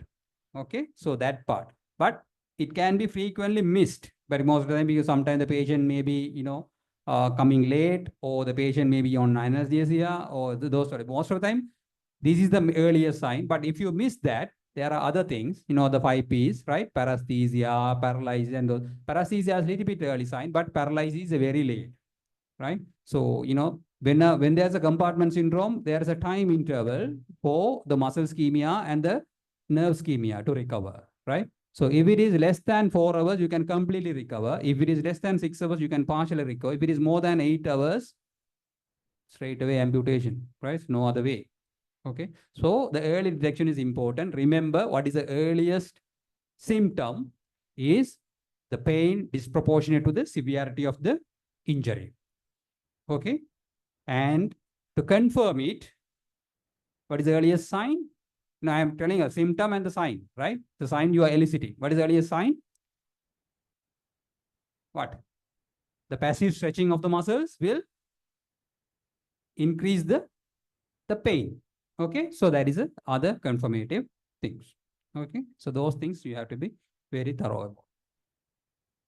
Right, and the cause of the compartment syndrome, I just touching mainly the fractures, 75%, fracture injury, burns, extravasation, tourniquet, and constricted string plasters, snake bites, those sort of things can cause compartment syndrome. And the management, what is the management of acute compartment syndrome? Is fasciotomy, right? So remember, identifying compartment syndrome is not the orthopedic surgeon's role, it's everyone's role because it's an emergency, right? Emergency is emergency for everyone, right? So you don't have to wait for the orthopedic surgeon to come and detect the compartment syndrome. It should be identified then and there. And the fasciotomy also is everyone's role, right? Anyone can do because it's an emergency, like resuscitating a cardiac arrest, right? It's like that. This is a limb threatening. So anyone should be able to do. So very careful about the fasciotomy techniques. Remember, right? So usually in lower limbs, there are how many compartments? 4 compartments, right? So what we are recommending is there are various techniques, single incision, double incision, so many things, right? But main thing is double incision 4 compartment fasciotomy is the recommended and ideal. Here there is no minimal invasive or tissue saving these things, right? But remember, thorough about it, right? So remember the main technique is a double incision 4 compartment fasciotomy for the leg, right? And for the forearm, there are lazy S incision and dorsal and volar. There are techniques, right? You can get it. But important thing is when you are releasing, you should release completely, right? And check for the viability, right? And document it, right? And you have to do it as early as possible. Right. So here I have, just touched about the technique of the fasciotomies. I'm not going in detail because of the time constraints. Right. And forearms, right. And it can happen in hands and foot also, right? So remember, right? So those also areas, they are frequently missed, right? So don't forget it. Right. So the complications of the compartment syndrome, yeah, that is, everybody knows, right? Reposition, Walkman, the Walkman ischemic contracture is the most dreaded, a most worrying complication of the compartment syndrome, right? There are so many, but remember the Walkman ischemic contracture as well, right? So you can see the picture, right? In a missed supracondylar fracture in a child can end up, missed compartment syndrome in a child can end up like this. And remember how the child will suffer. That's why we are calling this as a limb-threatening injury. Right. Then I am moving to the next one, is the dislocations. Right. So remember the definition of the dislocation. So what is there are two ways. One is a dislocation, other one is a subluxation. Right. So dislocation is complete loss of contact of articular surface is called as dislocation. Partial loss of contact of articular surfaces is called as what? Subluxation. Right. So why the dislocation is a limb-threatening injuries? Two ways. One is when the articular cartilage are not in position, how they are getting blood supply, how they are getting their nutrition mostly. They are getting their nutrition mostly. That is through the synovial fluid. Articular cartilage, they don't have blood supply. Okay. So they are nourished by the synovial fluid. So when the joint is not in contact, so they are not getting their nourishment, right? So their blood supply is not there. So their nourishment is not there mainly, right? So they will lose the cartilage and the cartilage will die, right? And the joint will become dysfunctional. And other thing is, if you leave the joint dislocated for a long time, they can press on the adjacent neurovascular structures, right? And that can cause permanent damage to the neurovascular structures, right? Not only the neurovascular structures, the other one is the skin, right? So dislocated joints, if you leave it for a long time, they will press on the surrounding skin, and in few hours, the closed dislocation will become an open dislocation and will get infected, and that will be a terrible thing for the patient. Okay. Right. So remember these things, right? The knee dislocation, the hip dislocation, we are treating them as emergencies. You can see why the knee dislocation, what is there behind, just behind the knee? It's a popliteal vessels, right? So remember, if it is compressing the popliteal vessels for a long time, you can get thrombosis. Even the delayed thrombosis also can happen, right? So that's why. Then other one, the hip dislocation, the posterior structures are what? Sciatic nerve. Compressing the sciatic nerve will result in whole complete paralysis of the lower limb, right? So that is other limb threading. So these things has to be reduced then and there as soon as possible. And then other one is the ankle dislocation, right? So ideally, you should not see a radiograph of a ankle fracture, right? You can see the clinical picture of the leg, no? So by looking at that, you can say, yeah, that is a fracture dislocation. It's a dislocation. That has to be reduced even without analgesia. You can just pull it, it will come back, right? But if you leave this one, right, for at least 4 to 6 hours, what will happen? The anterior skin will get necrosis, right? The whole tibia will come out, right? And there is a famous thing called, shameless exposure of the ball. Yeah, you are gas gangrene of the scrotum. Like that, your tibia also will be exposing and laughing at you, right? When you are coming next day. Okay. So the fracture dislocations, the angle dislocations should be reduced then and there. After that only you should take the X-ray. So don't take the X-ray and call the orthopedic surgeon, there's an angle dislocation, right? That is a total failure of the system. You understand, right? Okay. Right. So I am on time now. So we are finishing. So in take-home message, so limb-threatening injuries, those are in other terms called the traumatic orthopedic emergencies, right? Like life after that's a limb. So those are mainly the 4 things, right? One is a open fractures, compartment syndrome, dislocation, and direct vascular injuries, right? And all those things should be identified early and treated appropriately. Remember, the very important thing, open fractures, start antibiotics on time, and do the wound toilet as soon as possible in a very sterile environment. Okay, thank you. Any questions?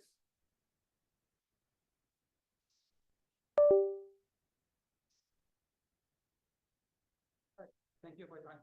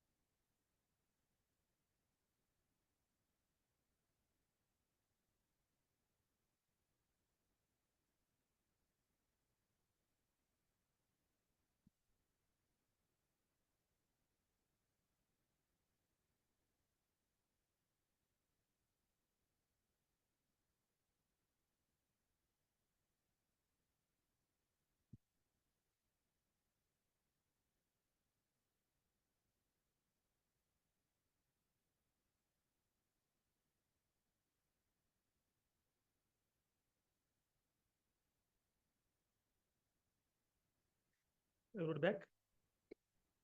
Any more to come?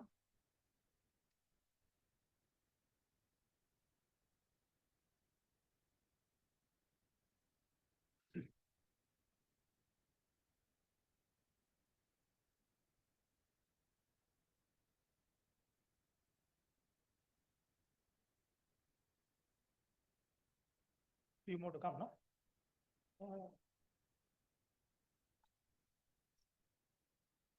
You're outside. Go to here. Shall we start or?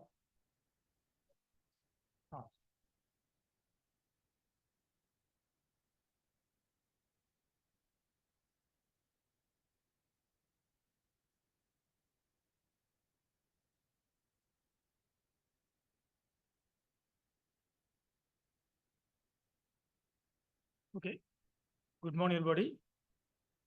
After tea break, we'll discuss something about septic arthritis. Septic arthritis is a very, very important topic, simple topic, but it's very important clinical practice. Most of the time in Sri Lankan setup, most of the time is mismanaged. Mismanaged. Most of the septic arthritis mismanaged either by GP or even by the consultants or some negligence. Right? It's very unfortunate, but it's a very, very important topic. And there are a lot of legal issues as well. So if you go abroad, then you understand how important it is to identify the infection. That's septic arthritis. This is very, very important. But it's simple. Right? I'm not discussing very detailed on very basic things. Get to know it for the exam point of view and clinical practice. Right? So remember that it's a very important topic. I have seen so many mismanaged. Right? So what is septic arthritis?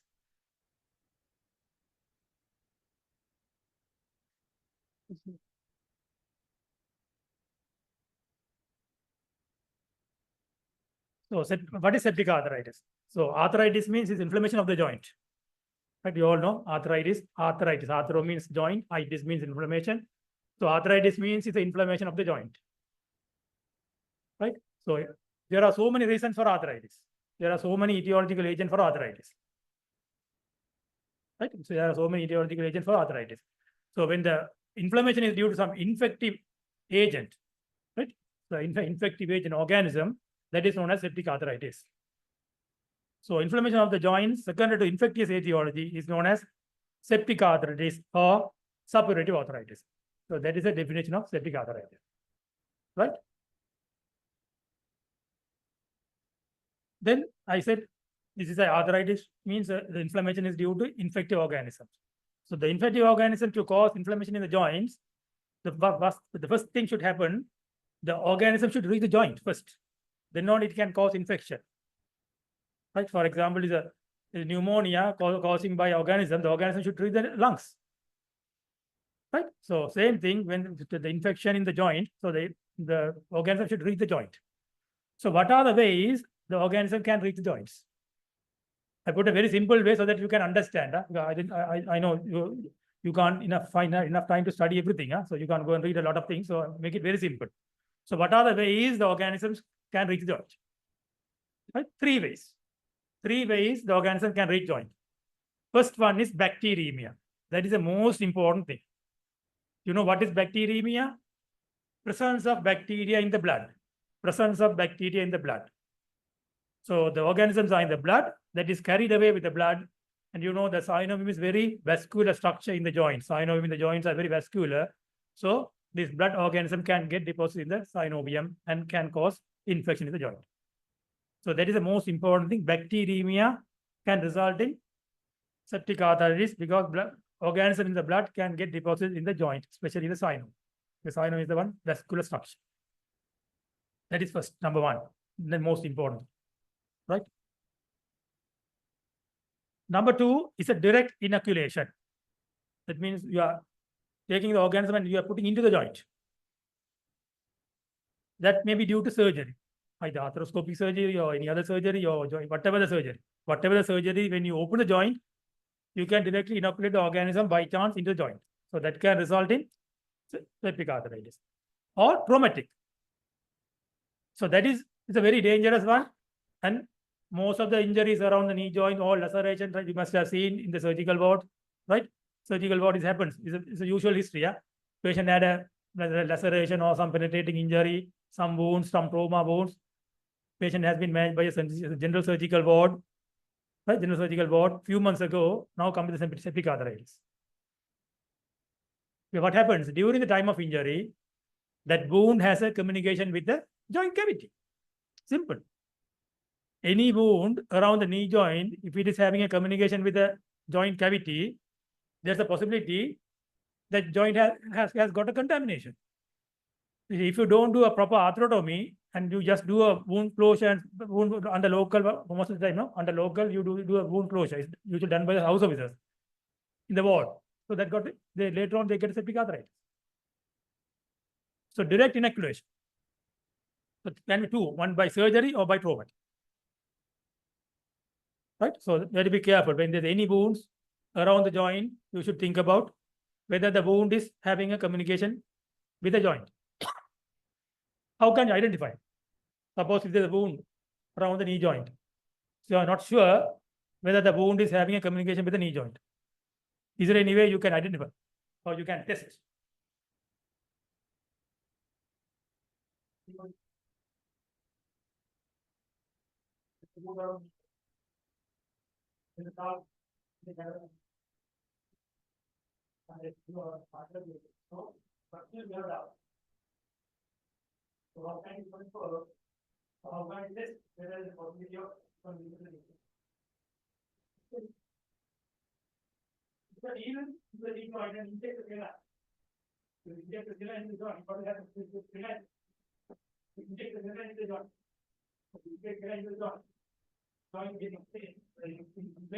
And if there is a communication, the saline will start leaking to the root. It's a simple test.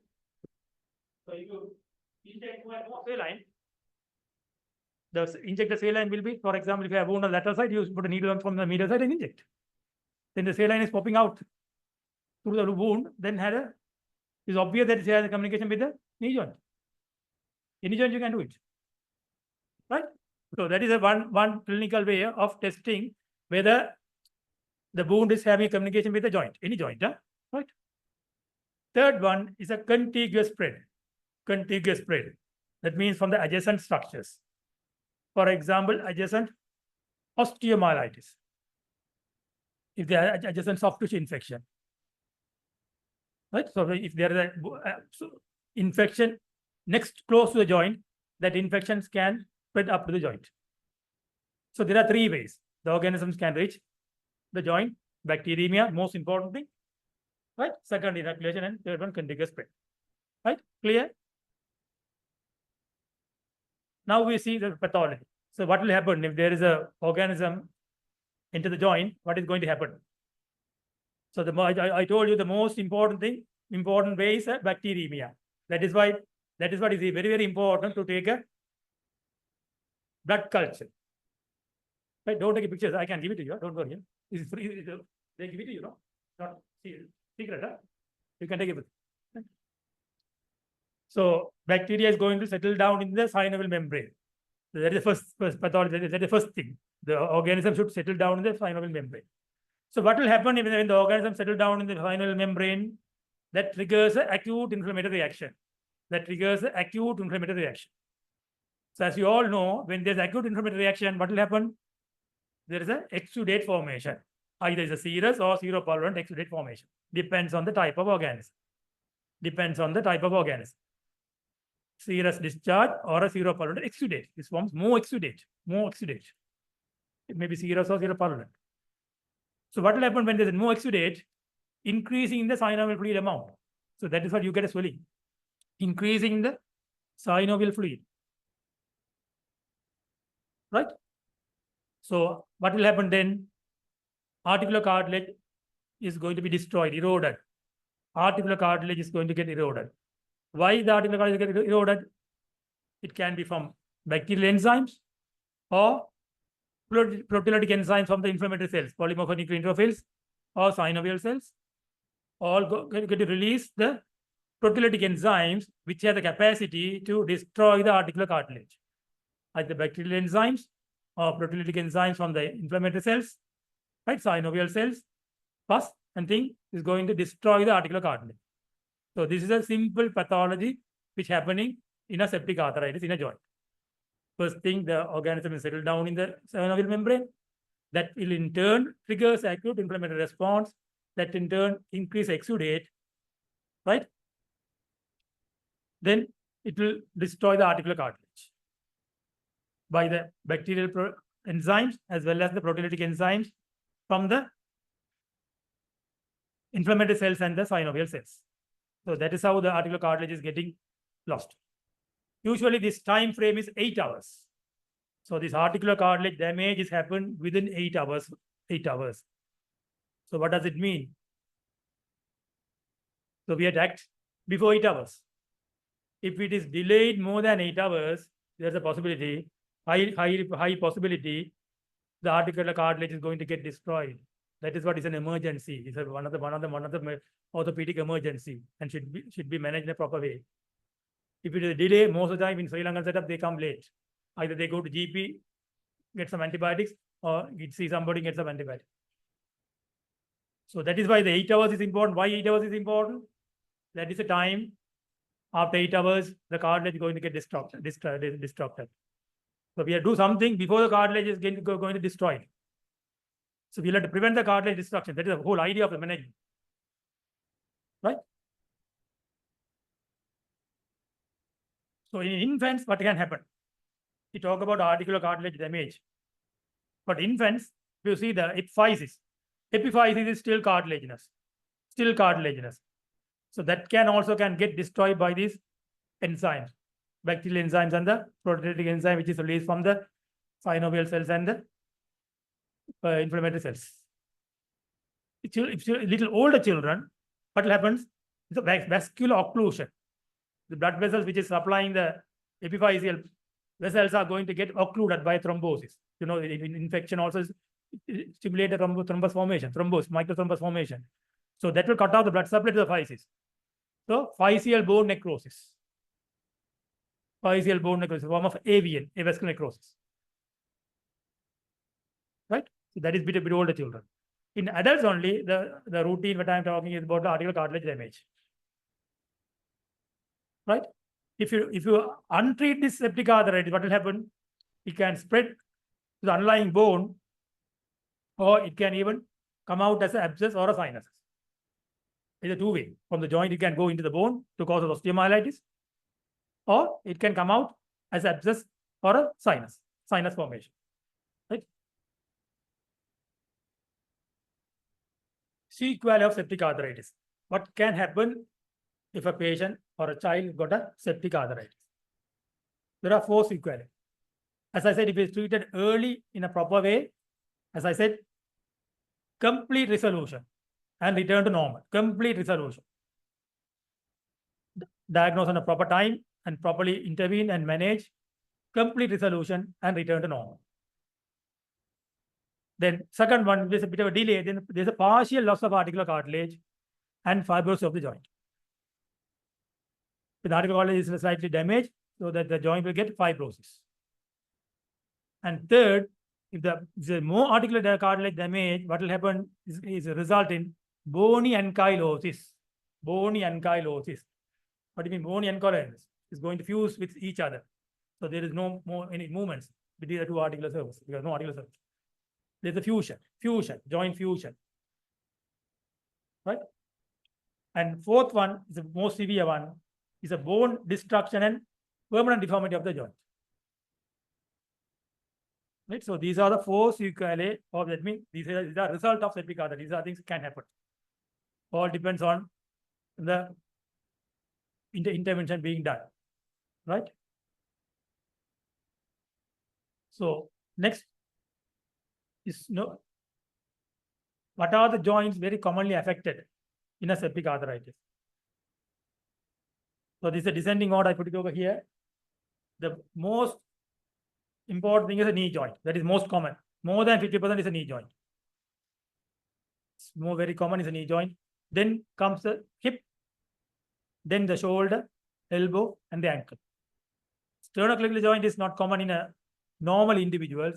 It's usually is a IV drug abusers.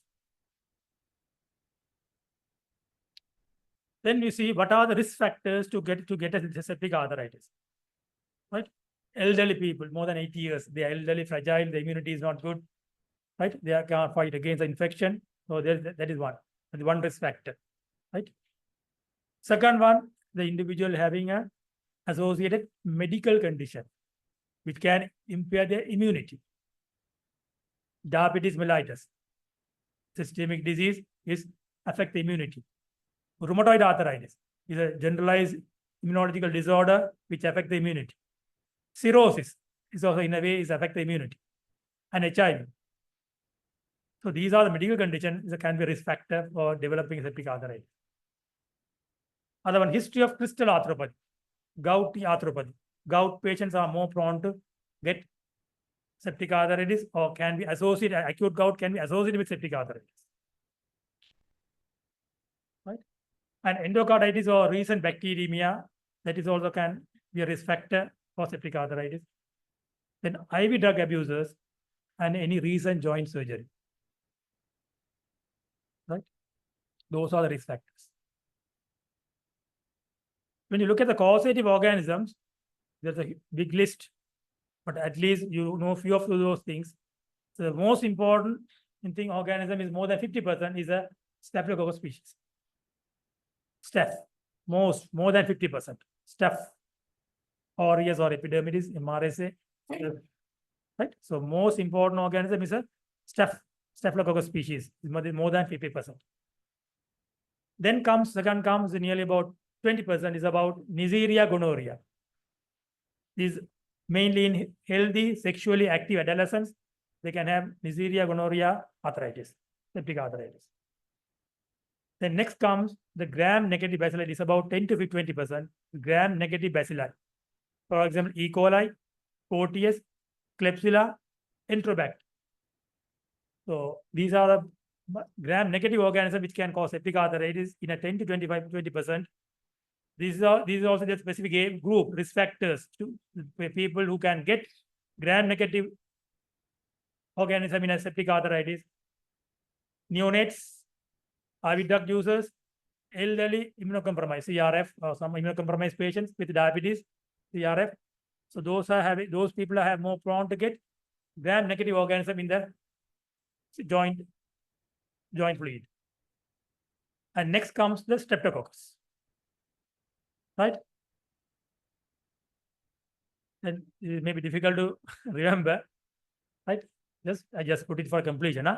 So don't worry about it. I don't think you need to do it. Propionibacterium is for the shoulder surgeries. Salmonella, streptococcus is for sickle cell disease. This, I don't know, you don't get MCQs, but Salmonella and streptococcus, sickle cell anemia. Right? People, those who have sickle cell anemia can have a septic arthritis due to Salmonella and streptococcus pneumoniae. And HIV people, Bottonella, Encephalidae, right? And Pseudomonas in IV drug abusers. And dog or cat bite, Pasturella maltosida, right? But don't worry too much, huh?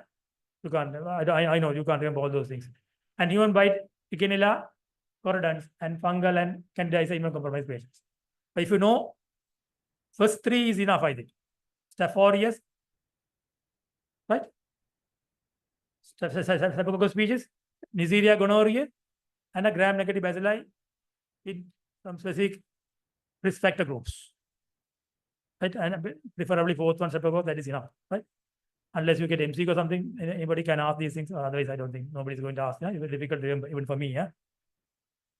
Right. Now we see how do they present. How do these people going to present? That is why we are as a clinician, as a surgeon, we are going to expose. Patients come to you with you get a referral from somebody. Why you get a referral? They want exclusive septic arthritis. Simple. Others will be managed by the rheumatologist. Huh? A surgeon or orthopedic surgeon, they refer. So presentation is very important. So we should know how do they present. So symptoms, pain in the affected joints. So when adult comes with, young adult come with the pain in one monoarthritis. This is one of the causes of monoarthritis. One single joint get involved. You don't get multiple joint septic arthritis. You can only get when immunocompromised patient. So when single joint involvement is always, as a clinician, you should, as a surgeon, that is top of the list is septic arthritis, to exclude septic arthritis. So pain in the affected joints, most of the time people having a fever. But sometimes they don't have fever, 60% having a fever. And sometimes the patient immunity is low, they may be toxic.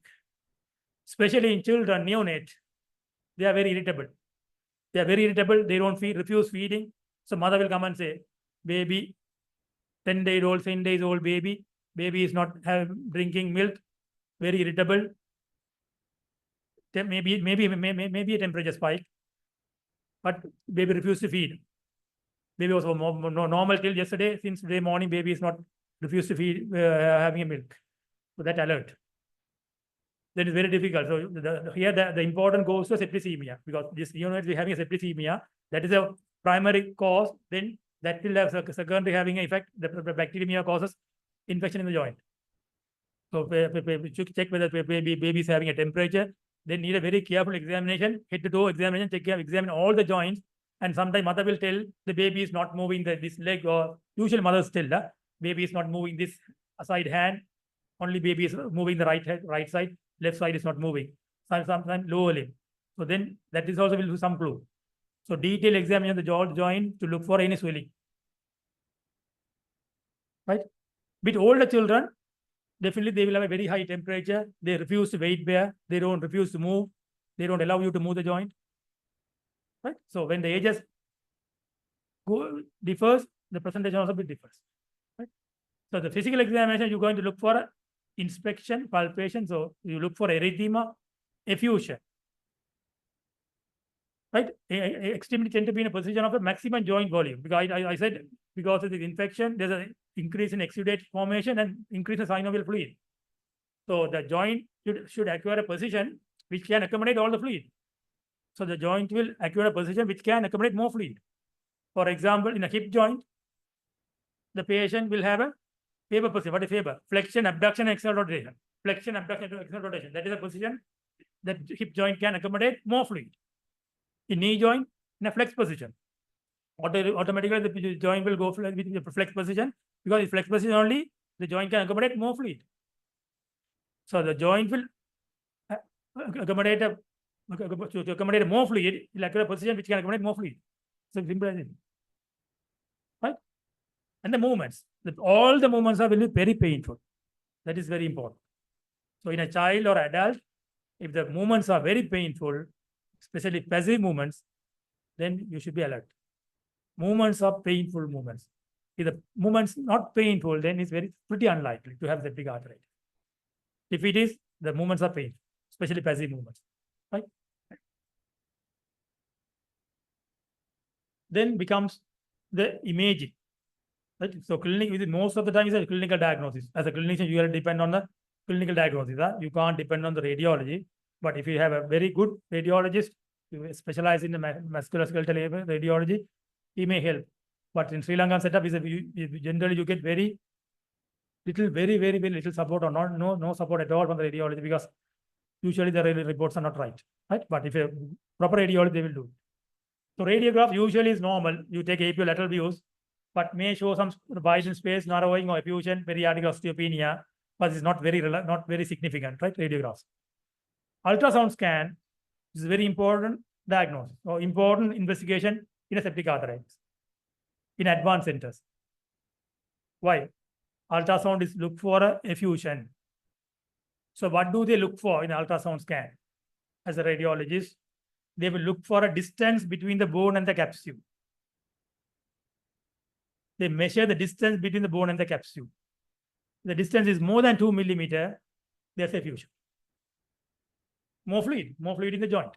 So they can identify the effusion by good ultrasound scan. Then echogenicity will tell you whether the fluid is infected fluid or non-infected fluid. Echo-free is a free fluid, no, non-infected fluid. Maybe a transient or something like that. No infection. Echo-free fluid. But echogenic positive fluid is more suggestive of septic arthritis. So, but for your theory point of view, remember, ultrasound scan is a very important diagnosis in septic arthritis, right? So you can identify the effusion.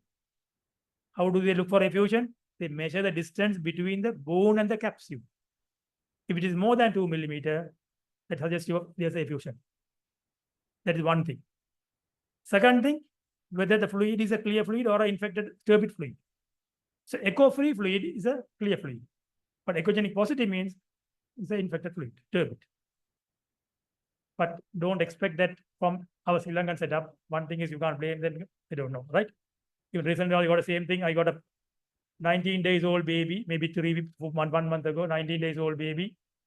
A mother, same history. Baby is not feeding since yesterday. The referral from the pediatric ward. Clinical examination, mother herself says, baby is not moving the right hand. There's elbow swelling. So I said, unlike otherwise, it's a septic arthritis. Keep the baby fasting. We'll do arthrotomy. Did a scan normal. But you can't go by scan, no? So people are reluctant to operate, but I said, no, I'm going to operate. I opened, I put a needle in, pus, frank pus. Step 4 is baby had positive blood culture, staphylococcus. So it's important. So don't depend on the radiology, but if you have a good radiologist, they can help. But the theory point of view is very important. Ultrasound scan is a very important investigation in a septic arthritis. Very, very important. Other thing is MRI scan. So that, of course, you can't get it done very early. Yeah. So that will give a very clear idea. Right? More soft tissue interpretation. But it is not available in acute setup. Right? Even in foreign countries. Right? What are the other investigations you are going to say for the septic arthritis? What are the investigations you are going to do in a blood test? Serum. Serum, what are the things you are going to look for it? Full blood count, WBC count, differential count. Blood cell count will be more, infection, no? But WBC count will go up. WBC count, total count is more than 10,000. More than 10K, 10,000. So more suggestive of infection. And then you look for ESR. ESR is high. Is often elevated, but can be normal in early stage. Right? So ESR, you have to be careful. The ESR will rises within 2 days of infection. So that is why I said early stages can be normal. Within 2 days, it will go up and can continue to rise up to 3 to 5 days, even after initiation of the appropriate antibiotics. Right? So ESR is a blood test, which is a diagnosing, but is less helpful because early stages is going to be normal. It rises within 2 days and is continuing to rise 3 to 5 days, even after the initiation of the appropriate antibiotic. Right? CRP high is the most useful investigation. It's a very useful investigation in diagnostic septic arthritis. Right? And it's the best way to judge the treatment as well. Because CRP rises within hours, within few hours. Within few hours, it's going to rise. So it's a very useful investigation. And once you start antibiotic, appropriate antibiotic, it starts to drop very rapidly. Because half-life is 18 hours. Right? Half-life is 18 hours, CRP. So it is going to rapid response. So for example, patient comes with high CRP, 120, do arthrotomy, the next day CRP should drop dramatically to about less than 50, something like. The CRP is not dropping. Say we have on first day is 150. We have done arthrotomy today. Tomorrow CRP is still 120 or 110. Then it's a bit worried. The infection still is there. Either a washout is not enough, or it's a very aggressive infection. So the trend of the CRP is very important in managing septic arthritis. CRP is very, very important. CRP. Then always you need a blood culture because that is the most first way the organism can reach joints, blood culture. Whether children or adults, children is very, very important because they always come with almost all they come with septicemia, but adults also same thing. Blood culture is very important. Unless you have some, this penetrating wound or something, then different. Patient come to you with some prick injury, then different. So, but what is the next investigation? Joint fluid aspirate. That is a very gold standard investigation. You can't exclude septic arthritis without doing joint aspiration, joint arthrocentesis. So you can't exclude a septic arthritis without doing a joint aspiration. So what are you going to look for it? Aspiration fluid. Usually the clinical setup, you send three investigations. Here I put 5. Usually you send for a full report, gram stain or a direct smear and the culture. Full report means that is the one we are saying the count, cell count and the differential count. Full report. They give you the appearance of the fluid and the cell count, everything. Cell count and the differential count. That means full report. aspiration fluid for a full report. Second one is a gram stain or the direct smear. That means you take the fluid drop, put it on a slide and looking under the microscope and look for a presence of organism. So usually these two investigations should be available within few hours so that you can take some decision. The third one, culture, will take time. The glucose level and the crystal analysis. That is also very important. As I said, the crystal arthropathy can be associated with septic arthritis. So when they come with a crystalline joint arthritis, so it's very important to look for crystals. Then at least you can clinical on combining the clinical thing, you can exclude septic arthritis. So looking for a crystal in a fluid is important.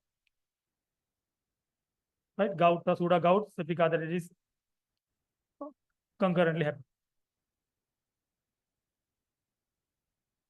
So usually the joint fluid will be cloudy or purulent. WBC count is more than 50,000. So when the full report says WBC count is more than 50,000, then it's more likely to have a septic arthritis. But that doesn't mean when the count is less than 50,000, no septic arthritis, because patient may have an antibiotic within 24 hours prior to aspiration. Then count will be low. So that is what the decision making is a combination of everything, clinical and investigation. You can't go by one test. But usually the WBC count is more than 50,000, so most likely it's a septic arthritis. But less is not, can't exclude septic arthritis. So you'll have to go into the specific, especially these people will go to some GPs and take some antibiotics. That is the most common thing, It's a relative inquiry. They will say, no, move. Then you will have to specifically ask antibiotics, allopathic. Other thing, a gram stain. I said it's a very simple test. You can get it in a few hours, couple of hours, but this is only positive in 1/3 of the time. The 2/3 is going to miss, right? And glucose will be less than 60% of the serum. Usually we don't use it, but so this is a chart. You can go through it. So when do you say it's a septic arthritis? Right? When do you say it's a inflammatory arthritis? Right? Something like that. Right? So I know this, you can't remember all those things, but what I put in before that is most important. Don't try to memorize this chart, just for a completion I put it. You can then just go through, right? Then what are the differential diagnoses? So for example, when you consider septic arthritis, what are other things you have to consider? As I said, crystal arthropathy, gout. So they can be co-associated with septic arthritis or, so that is gout or pseudo gout. Then cellulitis. This is also very common referral from the surgical ward. Sometimes patient with the cellulitis around the knee joint, also they refer to exclude septic arthritis. So that is very clinical, it's a clinical diagnosis. That's why I said, if you ask the patient to move the joint or you move the joint passively, hardly any pain, or patient having some pain because of this soft tissue issue, with experience you get it. Then you know, because joint is moving free of pain, so it's very unlikely to have a septic arthritis. So usually you have a soft tissue edema, soft tissue erythema and things will be there. But difficult, but still you can. If you see X-ray, you won't see any effusion. You can see a soft tissue shadow in the X-ray as well. So then you say it's a cellulitis, not septic arthritis. Then bursitis. That is much more common than the cellulitis. Pre-patellar bursitis. It's a very common referral from the surgical ward. Pre-patellar bursitis, they refer, right? It's the same, right? They refer, but still, please see an excluder or see suspected septic arthritis. How do you know it's a pre-patellar bursitis? Clinical. It's a clinical examination. Careful clinical examination. So patient comes with a knee swelling. Anybody? Can you say whether it's a effusion inside the joint or it's a pre-patellar bursitis? How can you say? If you clinically carefully examine the patient, the joint, for example, say, if you examine the knee joint, you see the swelling is over the patella. It's a localized swelling. It's a very basic thing. This is localized swelling. The swelling over the patella. If you carefully examine the margins of the swelling, that is confined above the patella. There is no effusion. There is no joint effusion. The swelling is over the patella. The joint movements are normal. Then it's very obvious. No, nothing inside the joint. It's outside, completely outside. It's above the patella. It's above the patella. You can feel the patella. You feel the patella and swelling is above it. Right?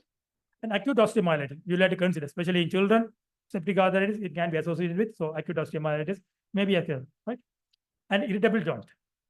In children, you'll have to exclude irritable joint, usually the hip is a diagnosis of exclusion. You had to exclude septic arthritis and then say it's a irritable joint. And traumatic synovitis and hemarthrosis. Sometimes patient will come with some trauma and things trigger. So if you exclude septic arthritis, you can say it's a traumatic synovitis. Other one is most important thing is hemophilic bleed. The other thing you get referral. The pediatric ward, especially in pediatric ward, in adults as well. Patient come with acute hemarthrosis. So acute hemarthrosis also is a presentation is almost like a septic arthritis, warm, right? Difficulty in moving, painful. But patient is not ill like septic arthritis. The only solution, how can we exclude septic arthritis? Do an aspiration and get a full report. Right? And the rheumatic fever. Usually is a pain fits from one joint to the other joint, where one joint, but maybe one joint is more inflamed, maybe associated with septic arthritis. So you have to do aspiration. Other than juvenile chronic arthritis, other thing is a sickle cell disease. So this is also not in Sri Lanka. If you go to foreign countries, these people, African people, they come with sickle cell crisis, acute pain in the joint. Why? The sickle cell is a sticky, it causes microvascular obstruction, So they can get sudden onset of pain anywhere in the body. Anywhere in the body. The same in the joint and bones as well. Sickle cell crisis. Right? So those are the things we'll have to be a bit concerned. Right? That should not be diagnosed as septic arthritis. Right? So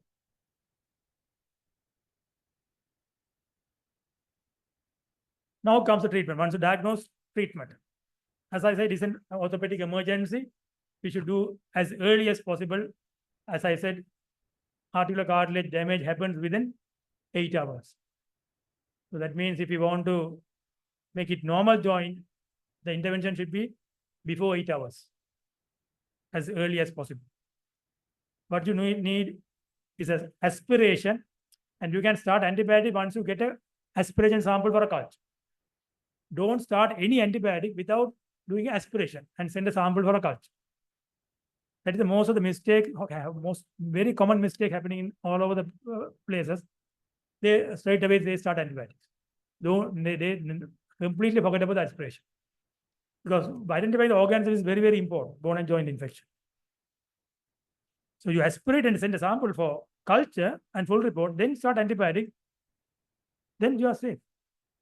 That you are not doing any harm. Right? So don't start any antibiotics without empiric antibiotic you can start, right? Covering the step 4 years, gram negative, everything. But it's important to do a aspiration before starting antibiotic.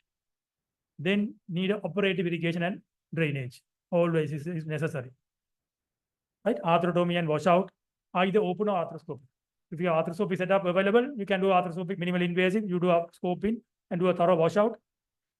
If you want, you can take some synovial sample for culture as well. Or if you don't know, most of the centers, we don't have arthroscopy, then why do we do open washout?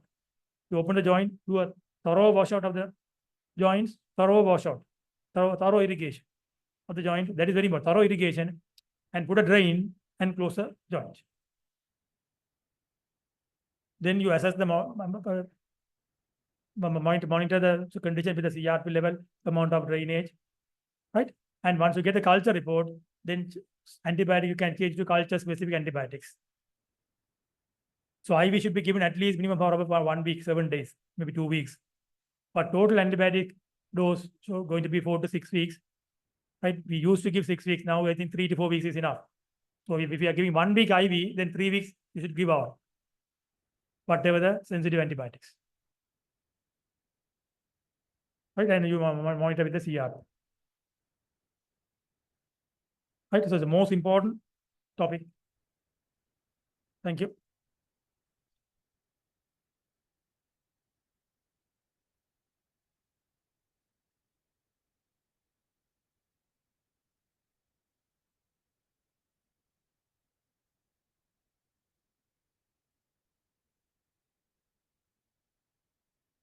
Hello. I'm Shivanta Fernandabul. I work at Columbus South Teaching Hospital. This is the last lecture, so I know it's like coming towards the end of your concentration spectrum. So I'll make it as short as possible, and also hopefully we can try and make it interesting as possible.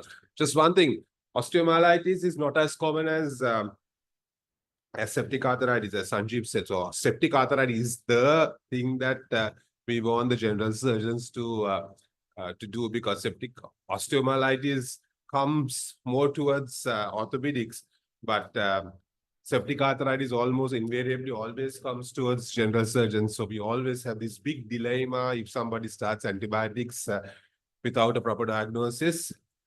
Things can turn really, really nasty. So always think about that. So very important what Sanjeev said. So let's get on to my topic. Right. So unfortunately, we do Western medicine. So everything that we learn is either Greek or Latin. So it comes from a Greek word. Don't worry about it. Just to make it, just to get a. So it's Greek. Osteomyelitis is Greek. Okay. Right. So basically, in English, if it comes, acute osteomyelitis is the infection of the bone. And so acute osteomyelitis is an acute condition, and it is characterized by what we call suppuration, but there is nothing called a biofilm. We'll talk about biofilm later. It's essentially an orthopedic topic, but you all should know what a biofilm is, because biofilms usually happen on implants.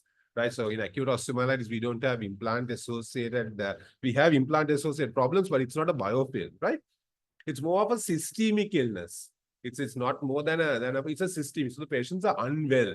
Fever, patient is looking ill, patient cannot eat, patient is not passing urine, and it's essentially a systemic problem rather than a specific problem. But that is acute osteomyelitis, right?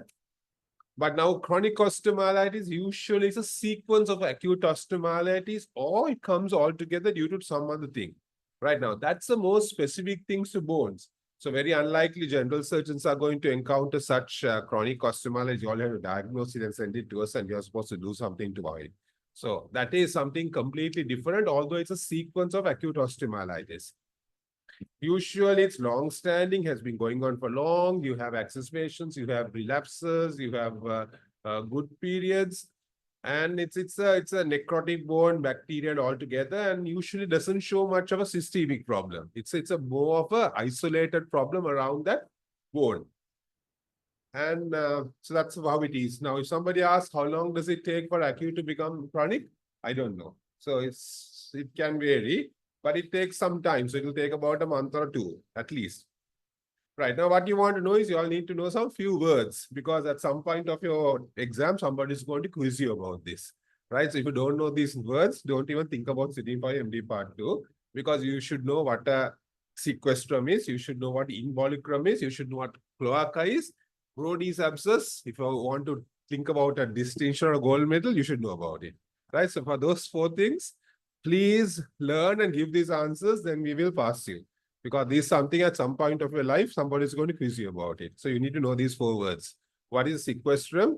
What is, don't talk about these things if you don't know what you're talking about, right? So these are essentially chronic and radiographic signs, but these are what it is. So it's all there. I'm not going to read it. Right. Now, what is etiology-wise? Etiology-wise, most of the time, not most of the time, it can be hematogenous. Hematogenous can be after respiratory tract infection, after a viral infection or a bacterial infection, you can have this. Usually happens in kids. It can be contagious. Contagious it can happen due to, it could be happen, for example, tuberculosis septic arthritis, septic osteomyelitis. If it happens in a nearby infection, then that can sort of spread across it. Then, of course, it can be prosthetic joint infection, which is something that we're going to encounter a lot. I mean, especially if you have plates and screws and implants underneath there, and the biofilm happens around those implants, the bone starts becoming necrotic, and you're going to have a lot of sequestrum. You're going to have all these sorts of involucrum happening around it, and then that can be due to that. So that's an etiology. For example, internal fixation is a common cause of chronic or acute osteomyelitis and chronic osteomyelitis. Similarly, it can happen due to diabetes, due to vascular insufficiency. We all know that bone is probably the body's largest living organisms. If you don't get a good blood supply, None of these things are going to heal. So similarly, when you have diabetes, we know the blood vessels get clogged, and what happens is the soft tissue becomes avascular. Similarly, the bone also becomes avascular. So any small cut or any so broken bone is never going to heal. And we all know about diabetics. We have seen Charcot's foods. All those things are due to vascular insufficiency. So that is also a common cause of chronic osteomyelitis. So three different causes. We have the hematogenous cause, more commonly among kids. Then we have these contagious causes, which are due to the fact that there's an infection, either due to a prosthetic implant or due to the fact that it has happened somewhere else and close by you can have this thing. And then, of course, it can happen due to the fact that the blood supply to that area is compromised, like in a diabetic foot or a Charcot's foot, and then the bone becomes osteomyelitic. So very little we can do about it. So if the bone is not getting a good blood supply, we can, unless you're God Almighty, orthopedic surgeons can't do anything about it. Only thing we can do is we can chop the leg off and ask the person to put on a prosthetic leg. Or you can do a few things, try to put him on a walking frame or something like a walking boot or something like that. But without a blood supply, we are really helpless. Good. Right. So about epidemiology, we have to know that it's increasing due to the fact that more and more people want to get their joints inserted. More and more people are falling into having open reduction and fixation. So when people come, I play that dan okay, I say play that dan puluam, but okay, we know that if everything goes well, it's fantastic. If something falters, then it's like having a cancer. It's like having a cancer. So it's so bad as that. I have had sleepless nights, or like if some person comes after an infection after an implant, I have sleepless nights because you don't know what to do. You can't take it off. You don't know what to do. So it's a real hassle for it. So really, that's an important thing of thinking about, especially when you're putting implants into legs and or joints. But of course, when you get the hematogenous thing, the vein that is spreading, those, of course, getting stable or in fact even decreasing due to the fact that we know the medical pathology and we probably treat them, pediatricians at least treat them early, and then we know that and we treat them, we catch them early. So we find the hematogenous thing is decreasing, but we find that the acute, the ORIF inclined fixation are increasing. Good. So common question at some point, you all don't have MCQ. So part 2, if you are doing orthopedics, of course, in fact, tomorrow's question paper, we have inserted one paper like question like this as well. So staph aureus is probably 45 to 50%. And then, of course, is staph epidermidis and other kinds of streptococcus. But of course, diabetes is very polybacterial because there are so many organisms, we don't know really what it is. So cultures from diabetic foods are not going to be much helpful. Right, so physical examination, these, of course, medical student stuff. I don't think I want to bore you with that, but basically it is got sort of, you have to, because the patient is, if it's acute, it's ill, there'll be warmth, there'll be redness, of course, fever. Of course, if the soft tissue is involved, then there can be open wounds, sinus tracts, and you need to do all these evaluations. Now, in the kids, what I want you to understand is about this entity. Never diagnose anything called cellulitis. I can remember Professor Sherifdeen telling me when I was his registrar, that there is no cellulitis in kids. Kids almost never get cellulitis. So if someone says and say, I make a cellulitis, that means either the person doesn't know what he's talking about, because there's some degree of osteomyelitis if a kid has to develop cellulitis. So always think about it so. Think about whether the patient has got or the kid has got osteomyelitis underlying. Very, very rarely, if there's a penetrative wound, then of course it can be cellulitic. But if the patient has a spontaneous thing, always think about, am I missing osteomyelitis? Similarly, as Sanjeev said very correctly, we don't want septic arthritis happening in kids. And we all know, if you can get back to anatomy days, or if you have studied your anatomy a couple of years ago, for part 1, we know that infections traverse the articular cartilage. So if you have osteomyelitis, always a chance that you can develop septic arthritis. And the problem with septic arthritis is that if you have an infection that's not treated properly, the child is going to have so many different sequelae, like the leg is going to get sort of going to varus and valgus, that means this side and that side, shortening, the patient is going to have so many problems. So always think about that in kids. And it's almost always due to a hematogenous spread, so either after an infection. Okay, so that's very important to understand. So what I want you all to learn is never treat cellulitis in kids. right? Cellulitis happens in elderly, in our age group or in elderly people, but doesn't happen in kids unless there's a penetrative injury, unless you're absolutely certain there's another source of infection. Otherwise, almost always there's underlying septic arthritis. So it's basically general management. So get your bloods, cultures, treat them empirically. We know what the organism is, and then after get your culture and then treat it properly. Then of course it's long term. So we're looking at about 14 to 21 days of IV antibiotics. Do your baseline inflammatory markers. Always good to have baseline inflammatory markers. CRP, ESR, it doesn't matter. Always get your baselines and repeat it every 6-7 days. Don't do it very regularly so that you know the trend of which way it is falling. Of course, debridement can be needed. So we'll talk about those things later. In kids, of course, what we debride is, if you want to debride it, do a IND, which is very common. But important thing is you have to drill the bone, because we know that the bone sometimes, acute osteomyelitis, it's in the cortex, and the cortex, there is no way for it to come. So if you're not really sure, and if you look at that bone, you do IND and the bone doesn't look very healthy, nobody will find fault for you to go and just drilling the bone 1 or 2 places, and you'll see pus gushing out of that place, right? So always think about that. If you really think about acute osteomyelitis, do IND, come up to the bone. If the bone doesn't look good and healthy, and if you really feel that it's a bit looking nasty colored, drill it, and then you'll see pus coming out. Even if you don't get pus gushing out, nobody's going to find fault, because you rather err on the side of safety rather than try to say, make a nikan samanen cellulitis, because almost invariably it is acute osteomyelitis. Right, so X-rays good to do, but as I said, X-rays in the first couple of weeks are going to be completely normal.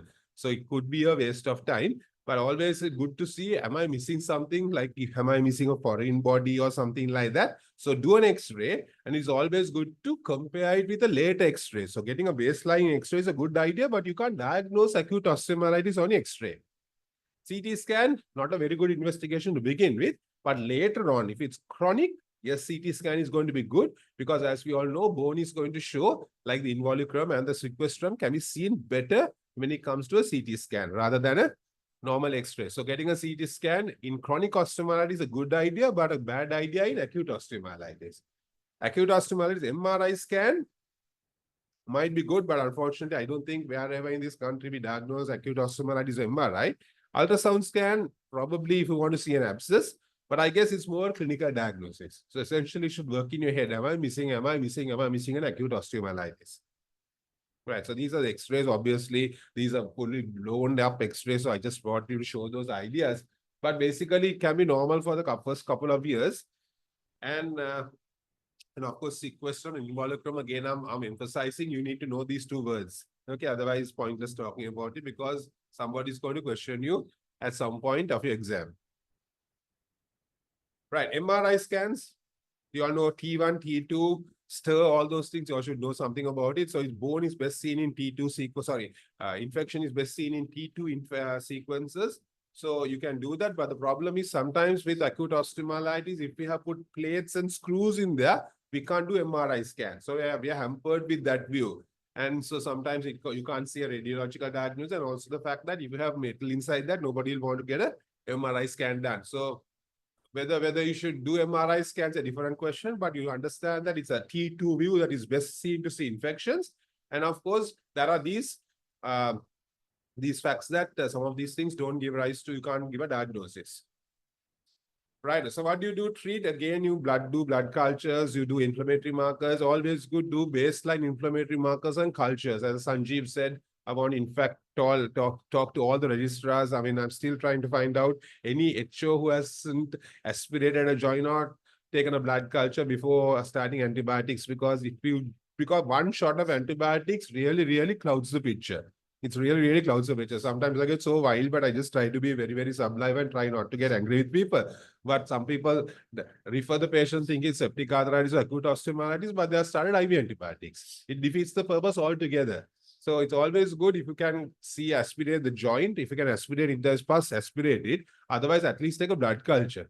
So otherwise, we are lost, because we know that if you give 1 shot of IV antibiotics, none of the cultures are going to be positive. We all know that, no? So if you give 1 shot of antibiotics and somebody starts taking cultures after that, it's an absolutely stupid thing to do. So you're not going to grow anything. So don't do that. Always take antibiotics, do a culture before antibiotics. Good. So always also manage a general condition because the patient is feverish, patient has caused other issues. So do these things, but do a good debridement. Now, treatment of chronic osteomyelitis, this is what is necessary. So essentially chronic osteomyelitis is an orthopedic problem. I don't think we should defer it to the general surgeons, but if anybody is interested, what I'm trying to say is that when it comes to chronic osteomyelitis, we need to see whether the bone is involved, whether there's hardware, whether the hardware can come out or not. I will just put one slide on that. But more importantly, what general surgeons need to know is that when it comes to diabetic chronic osteomyelitis, which is probably you're going to encounter at some point, it's essentially wound management. Essentially wound management. So you should know about total contact plasters. Have I heard about total contact plasters? Yeah, so total contact plasters, about off-weight bearing shoes. So those are the things that you should know about. What are you going to offer the patient? So we need to see whether how the wound is going to heal. So total contact plasters, off-weight bearing shoes, then treatment of it. If you can see dead bone, we can take it out, we can debride it, but antibiotics are going to be of no use because we are looking at places where there is no blood supply. So we're giving antibiotics, we are not giving any blood antibiotic to that area. So we are going to clean that area. So do a good sort of wound cover, just look after the wound well.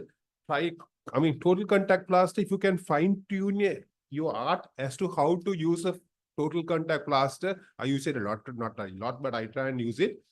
So how to put a total contact plaster, that can be helpful a lot, right? And the second thing is off-weight bearing shoes are a very good idea, especially if you have ulcers on your foot and stuff like that. So you can either a 4-foot off-weight bearing or a back foot off-weight bearing. At Kaluboil, we have tried to ask the workshop people to do that. So not very many people have seen that, but that's a good idea. So that helps out to get the wound healed. Because what we are trying to do is to cover the wound, because we are never going to get the bone healed, right? But of course, if there's hardware, taking it off, that becomes an orthopedic surgeon's problem. So don't bother about it right now. I'll just put one slide about that. But of course, treatment is a lot of people involved. So you have the orthopedic surgeon, the radiologist, because they're going to find out and see what are the wounds that are necrotic, whether we should take it off. Plastic surgeons, they might be able to sort of do some miracles about it and put a flap in there. Wound care nurse is very, very important. And of course, the family member, because we need to have a chat and see sometimes it could even end up with an amputation. So debridement means you have to see these, you have to take all the non-viable soft tissue out. So systemic removal of all bones and necrotic bones. And of course, you should see this bleeding sign, which is also called the paprika. Paprika is, of course, another term for red chilies. So that's a sign that they're looking for, to see nice bleeding surfaces. So this is, of course, normal for any IND or any debridement that you can do. Right, so that's another picture of how to do the debridement. What I'm going to do about the dead space? A good idea to do is that if you really don't know, you put some systemic antibiotics. One of the good things is all of you will probably do an orthopedic appointment at some point. We use a lot of bone cement, and the bone cement is impregnated with so many different kinds of antibiotics. So we poke it into that dead space so that there is some local antibiotic to that area. So we assume that the local antibiotic spreads around that area and the wound gets, at least the bone gets healed. Might work, might not work, but the important thing is that you should be able to put it along a nylon and count the number of otherwise, when you're taking it off, we might be even leaving out a few more balls inside there, right? So always keep that in mind. So that's a good thing to do, right? So we do it a lot really for chronic osteomyelitis, because we know IV antibiotics are going to be of no use. So we put sort of antibiotic impregnated cement made into these beads and put it into the bone. Right. So this is a picture of what we have done. And then, of course, the plastic surgeons, we all know they might be able to cover that area using a gastroc flap. Good idea to learn how to do that. So how that is, especially in the upper part of the tibia, can be used for so many other different things, but it can also be used in chronic osteomyelitis. At least we can cover the wound, we can debride all that area of and use like a gastrocnemius flap. Now these the slide that are telling you about it. You all should know that if you have implants in there, whether it's stable, either the fracture is healed. Because if the fracture is, there are three scenarios: either it is stable, the hardware is not loose, right, and the fracture is healed. Then that's the safest thing, because the hardware is stable and the fracture is healed. Then you can worry about just taking it out. Just take the hardware off and you don't worry about it. Then you can get the patient to walk and hopefully the wound is going to heal. Second thing is a stable hardware. The fracture has not healed. Now that's a worrisome thing because we can take the hardware off to get the wound to heal, but the fracture has not healed. Then we need to do something separate, different. So we might have to put something like external fixate or something like that. Now the important thing is unstable hardware, fracture has not healed. So unstable hardware is that the wobbling, even the hardware is now wobbling inside there. So then of course we have nothing else, we have to take it off. And that has to be done. Unless that is taken off, this patient is going to end up dead. So we have to take that plate and screws off. We don't want these loose plates and screws causing infection in there. And then of course, then again, we have to put a external fixator or do something like that. So those are orthopedic things, decisions, what you need to know, but you need to know this slide. So if you have stable hardware and fracture healed, that's the best scenario. When you have stable hardware, the fracture is not healed, then we can buy time, we can plan things and organize things. If you have unstable hardware and the fracture is not healed, then of course we have to take the plate off. We have no options about it, but we have to do something about it as well. Right, so that's what I'm going to teach you or talk to you about. So what we need to do is acute osteomyelitis, how the trauma is increasing, right? That's important to know. Biofilm, I all should know what a biofilm is. Biofilm is like antibiotics which are impregnated around metal, which is a problem for orthopedic surgeons. One thing that if you don't want to do orthopedics, think about biofilms. That's one thing that is probably going to cause it because unlike general surgery, you can't give antibiotics and get away. Because once the biofilm forms, you have to do something about it. And then of course, that becomes your own nightmare. My theory made a classification because I thought I'll be the last person. I won't get much time to talk about. So I didn't want to put all those things. And then of course, basically what you do is debridement. Right, thanks. If you have any questions, you can quickly ask me.